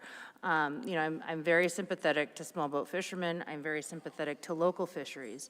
I'm trying to understand what the margin is. I mean, how thin is that margin for your organization or other CDQ groups in terms of the percentage? And I might be putting you on the spot here, and I don't mean to be, but I'm really trying to understand what does a 10% increment really mean? What does a 5% increment mean? Are you sitting right on the edge? And it's unfortunate that we're, you know, having this conversation and staring down the barrel of a deliberative process here without having the full complement of the information that we'd like to have. But I'm trying to understand how thin is that margin for those organizations? Thank you, Madam Chair, for the question. It's an excellent question, and I'm going to do my best to answer that. In part, the answer to that question depends on what the TAC is going to do over time. But I will point to recent history. In 2020, the fishery was shut down completely. In 2018, it was operating at a very minimal level. So you have multiple triggers here. One of those triggers is what happens if the feds don't have enough fish to open up the fishery, right? That's a hard stop. Any of those years around 2018 through 2020 could have likely put us in that very position. The second trigger for us is at what point does it no longer make sense to send a boat out? You heard testimony from another CDQ earlier, in fact, multiple CDQs, that they already made the decision not to go to the Gulf. And that's why they've stacked so much quota onto the boat that we own. We're down to 2 boats in the freezer longline sector still making trips. We make a trip in the A season, we make a trip in the B season, and all the other boats have had to stack quota onto that boat. We are very close to not being able to send that boat out. The economics of the fishery are not such that we can go send a boat out and come back with a fraction of a load. So that is very much a concern. There is a trigger, and I don't know exactly where that is. It depends on the TAC, at which we can't justify sending the boat out, and we have no opportunity at all. How many years out of a 10-year span is that going to be is really difficult to say. I wish we had the federal biologists here to help us with that. Follow-up. And so I guess in terms of my questions about impacts, you couldn't say definitively exactly where that line is for you, but you're pretty darn close to it now. Is that what I heard? We're very close to it now, as evidenced by... At the current GHL of 30%. Correct, Okay. yeah. Board Member Irwin, and then Carpenter. Yeah, thank you so much for your testimony and for coming up again. It's a follow-up to Member Carlson Van Dort's question. So you mentioned the impact of the stacking of the quota and almost not being able to send out that boat. Would a 10% or 5% this increase in GHL, would it also affect your ability to continue those social services that the CDQ groups also provide to folks, such as those scholarship opportunities, those we heard about the welding areas and those other types of social opportunities that are provided? Would this affect the ability to follow through on those? Thank you. Yes, through the chair, Ms. Irwin, that's an excellent question. The short answer is yes. Every dollar ultimately has to come from somewhere. Our estimate of the present value of some of these proposals are up to $5 to $10 million, depending on your assumptions about, how high it goes and what the TAC is. Those are dollars that ultimately must come from somewhere, and in our case, that's some form of community and economic development in some community. Exactly how we would sort that out is not a question I'm looking forward to dealing with. In my role, I'm going to do the very best job I can to outrun it, but that's the reality of an uncompensated reallocation. Mr. Carpenter. Thanks. I appreciate your explanation, and I guess I just kind of want to maybe throw something at you here a little bit and see what you think. So when we talk about margins and profitability, et cetera, your organization or the CDQ groups are not necessarily any different than an individual that owns a vessel that participates in the fishery. Everybody has expenses. And when people invest into a fishery, like you have and others have and individuals have, there's always an expectation that you're going to be able to fish more sometimes and you're going to be able to fish less sometimes. And those are decisions, those are business decisions. And I understand that what the CDQ groups and what they provide to coastal Alaska communities, but I also have to weigh the effects of these individual operations that also have to provide similarly but at a different level. And so how is the board supposed to look at this situation? And it's a very complex problem, quite frankly, and I'm kind of looking to see if you maybe have any insight into that. Through the chair, Mr. Carpenter, that's a great question. I think it begins with the understanding that all of us are in a similar boat in some way. Everybody here has been hurt badly by the loss of cod opportunity. It's how we navigate that matters the most. I'll take nothing away from, we have some of the hardest working and toughest community members that I respect so much for the fishing that they do, and we want badly for them to have opportunities. That's part of why we've made the investments that we have. At the end of the day, there's just not enough cod for everybody to get what they need. From the board perspective, you're in a very difficult position. You are weighing which group of Alaskans you are going to advantage and disadvantage. And I don't envy your position, and to be honest, I don't envy mine on this one either. Thank you. Mr. Swenson, if you'd like to be recognized. Well, Ms. Irwin had an interesting thought to this, and I'm wondering, what if there was a 10% allocation from the feds to the smaller villages, with a 5% step down if they didn't reach that allocation? Was that something that would make any sense? Through the chair, just to clarify my understanding, so a 10% increase from 30 to 40, which would be a 33% overall increase for the state waters fishermen. Am I following the math right? Yes. That would put us in a difficult position. I don't know how I would explain that to my banks necessarily, and this is not just, it's not a one-off, right? We've had this, we heard earlier testimony about Area O. We've had multiple rounds of Area O. So it's not a one-time scenario when we go down the path of these reallocations. That's a difficult concept to explain. I'm not prepared today to say exactly what that impact would be. What I can tell you is we have modeled the higher numbers, and they're significant. I haven't modeled the 10% that I have that I can speak to you about today. I'd be happy to talk about that anytime, though. What if it was 5%?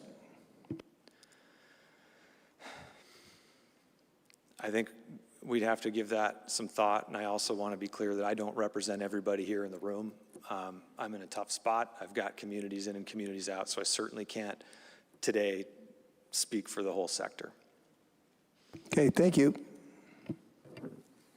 I have a question regarding your hiring preferences for people in the community.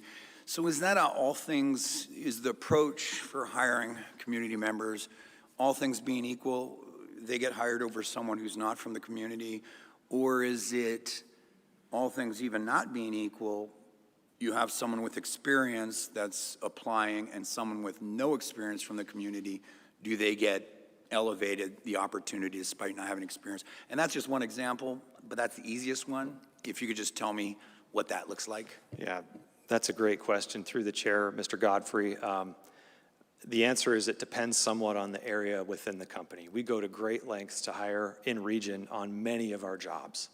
And there are some jobs that are ones where we don't necessarily have the ability to weigh community over life, health, and safety. Obviously, you want to have both, right? So if you're going to work on one of the other boats, you're going to have to conform to those criteria and expectations, where oftentimes, and especially in region, we will craft positions around what that individual would like to do. A great example would be our longest serving employee, Jimmy Procopia from ATCA. He's worked on our boats, but we try to make sure that Jimmy has a chance to go home when he needs to, so that he's not out to sea 6 months, 9 months a year. And so we have to take all that in and translate that into community development and employment that makes sense for the individual and the organization. Luke, thank you very much. I don't see any other questions from the board. You can return to your seat. Thank you. Thank you. Are you just trying to keep this interesting? All right, Mr. Wood. I used all my chips on the first go-around, so, but I just want to ask you, God, I had so many things in my brain. Okay, I'll pass. I'll find you and hunt you down. Sorry. All right. Thank you very much. Thank you.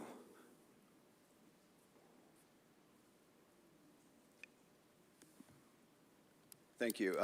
Bucklekaitis. Kind of in response to this last issue, I'm looking at the NIMS reporting for seasonal non-sideboard catch reports. And so when I go down the list of all the fisheries that are going on in the Gulf and percent taken or harvested at this point of the season, my point is there's a lot of slop. This isn't accounting. It's not like everything has to add up to 100.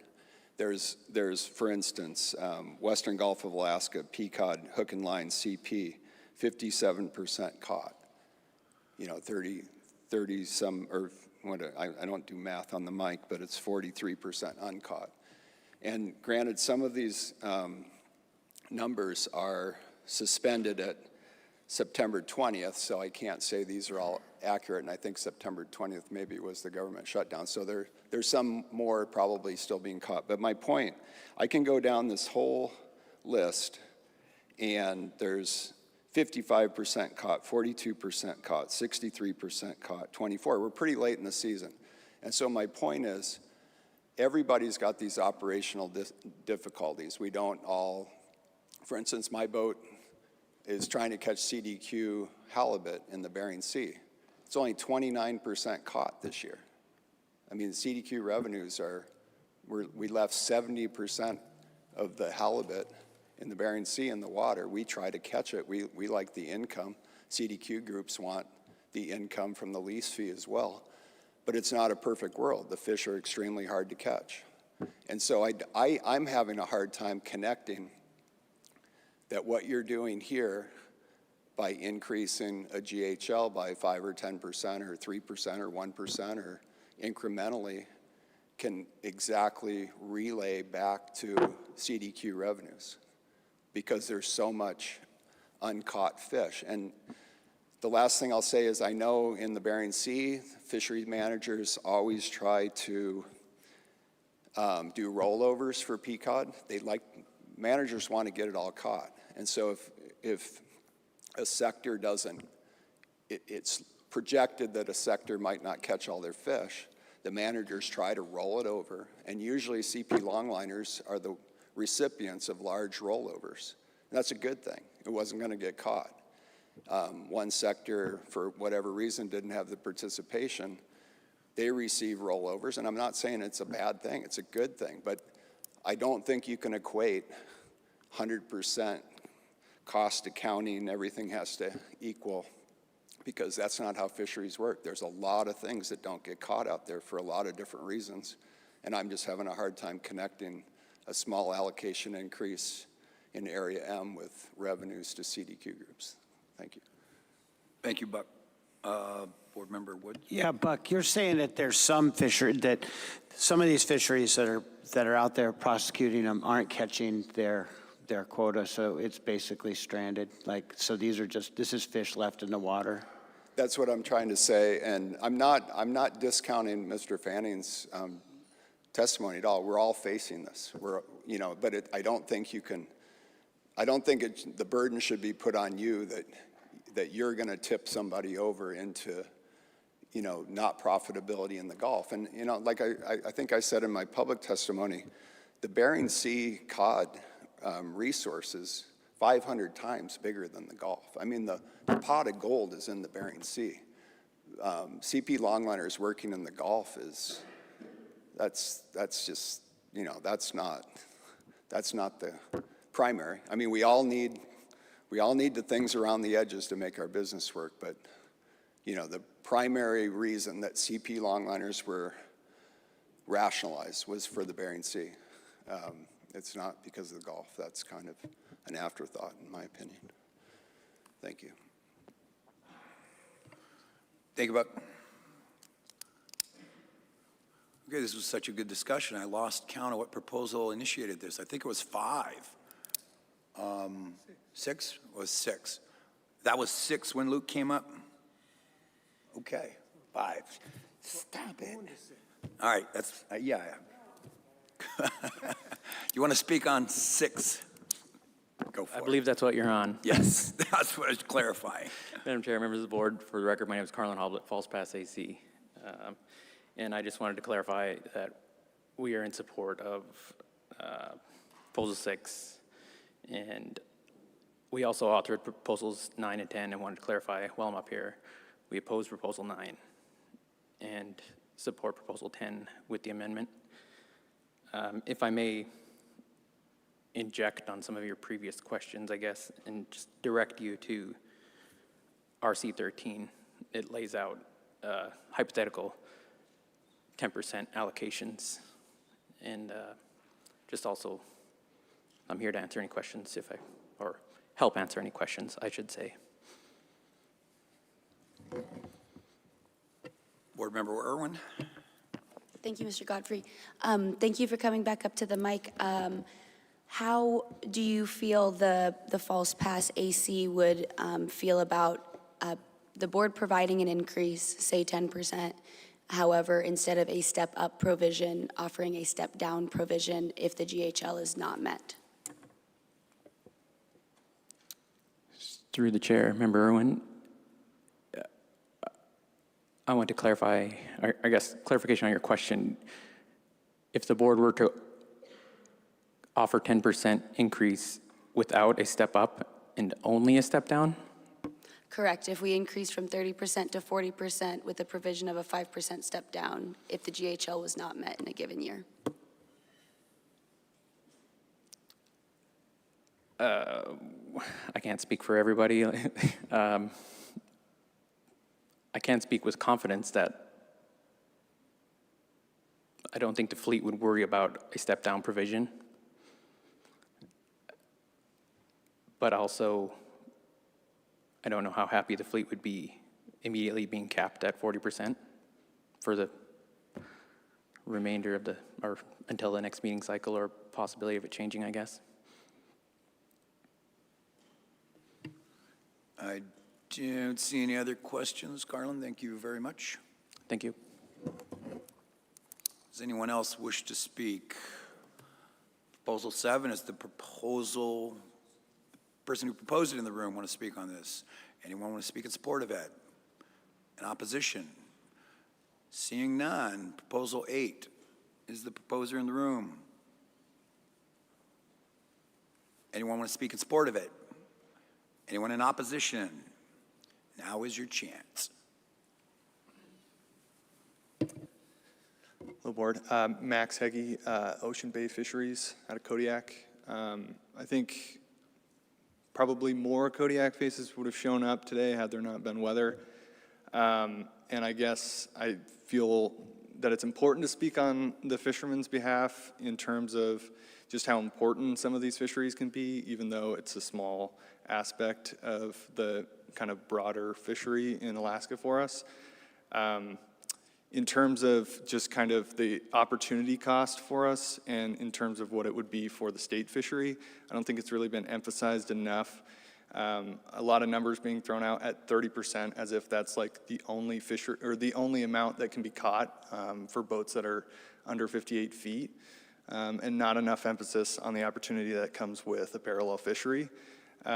So a 10% jump in terms of GHL might have a marginal impact on state boats, strictly because of how low the stock is. But it could basically preclude us from having any fishing opportunity, which I think is important to at least mention. Thank you. When you say precluding any fishing opportunity, you're talking about specific to the parallel fishery? So I'm basically making mention to what has been talked about in terms of the stock assessment and the implications for raising the state GHL as a direct decrease in the federal TAC. And if it is lowered to a certain point to where there's no federal fishery for us, then we have no ability to even participate in the fishery at all in the South Alaska Peninsula. Got it, I understand. Thank you very much. I see no other questions. Thank you very much. Thank you. So that was our block of 1 through 8, proposals 1 through 8. Understand the proposer withdrew proposal 9. I'm not going to ask the staff to read it unless anyone wants to speak on it. Okay, we'll go ahead and read it into the record then.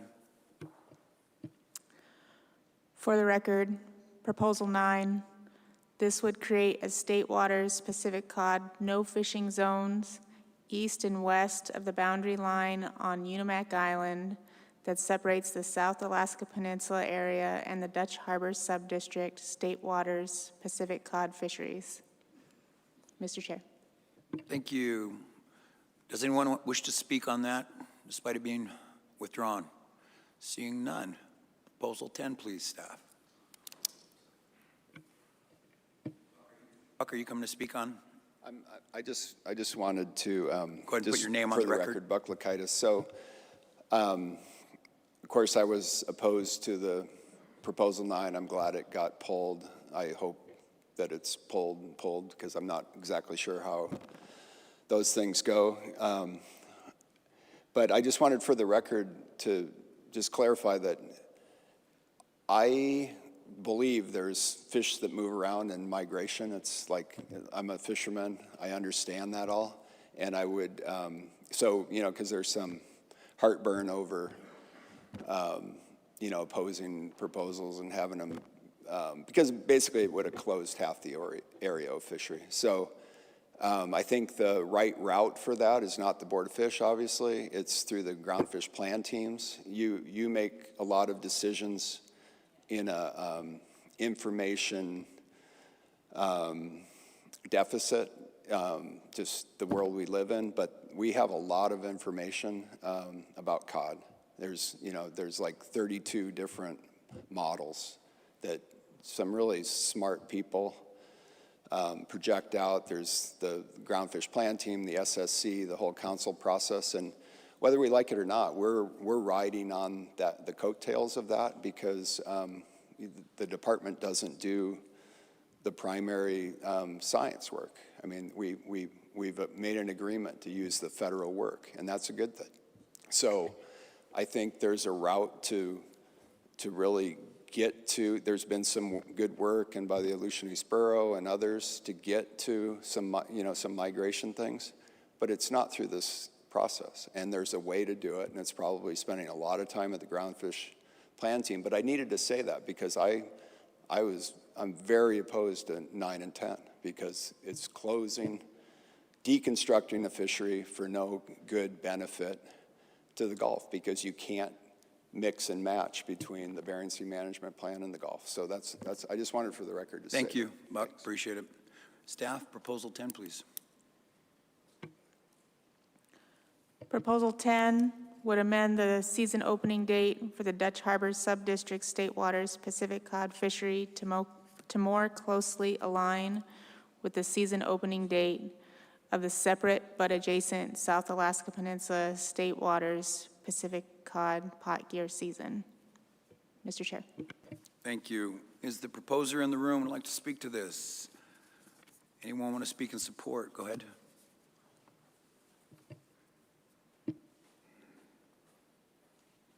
Carlin Albert, Falls Pass AC, the ones that submitted is all. I just want to let you know that I'm here to help answer any questions. Thank you. I don't see any questions right now. Does anyone want to speak in opposition? Buck Lakaitis again. So I asked the enforcement officer if before you deliberate on the RC to go from 7 days to 3 days, that we have a very clear understanding of the mechanics of how pot gear will be removed from federal waters and how we start the state water fishery. And I could support a 3-day closure. We don't go to the Bering Sea to want to sit around, but I don't want to be put in a position to force people to move gear. We heard public testimony from Mr. Hoppy. I don't want to force my boats to have to move gear. So as long as you are comfortable and have a very good understanding of how the mechanics of, typically we have more than 60 pots in federal waters. So there's going to be an excess number of pots that need to be moved into the inside the 3-mile line to start the state water season. As long as you're comfortable that you're not forcing boats into a dangerous situation, I think you've done your job. I think you should hear from the enforcement officers of their understanding, have a little bit of chance for some feedback from fishermen who are actually going to ask questions like what if and what about, and if we can do that. You know, the revised proposal is I'm not going to speak for anybody else except my own 2 votes. I think that's fine, but I don't want to be in the position to endanger anybody, and it's a very real deal. So that's all I have. Thank you, Buck. Okay, I don't see anyone else standing up, so we will move to Proposal 11, which we will hear again, but go ahead and read that into the record. Proposal number 11 would amend closed waters for the Aleutian Islands District to close all waters of Alaska 0 to 3 nautical miles west of 170 degrees west longitude to groundfish fishing with pelagic and non-pelagic trawl gear. Final deliberation of this proposal is scheduled for March. Mr. Chair. Thank you. Is the proposer in the room? No. Anyone will speak on this? Seeing none, Madam Chair, that concludes Committee of the Whole 1 and the one and only for this meeting. Thank you, Chair Godfrey. Okay, well, we've concluded Committee of the Whole, and I think we'll break for the day, and we will resume at 8:30 a.m. to deliberate these proposals. If you're working on substitute language, I encourage you to get with staff, get with law, all the things, and try and get it submitted well in advance of our start time tomorrow. Are there any other announcements? Okay, we'll see y'all at 8:30 in the morning. Thank you.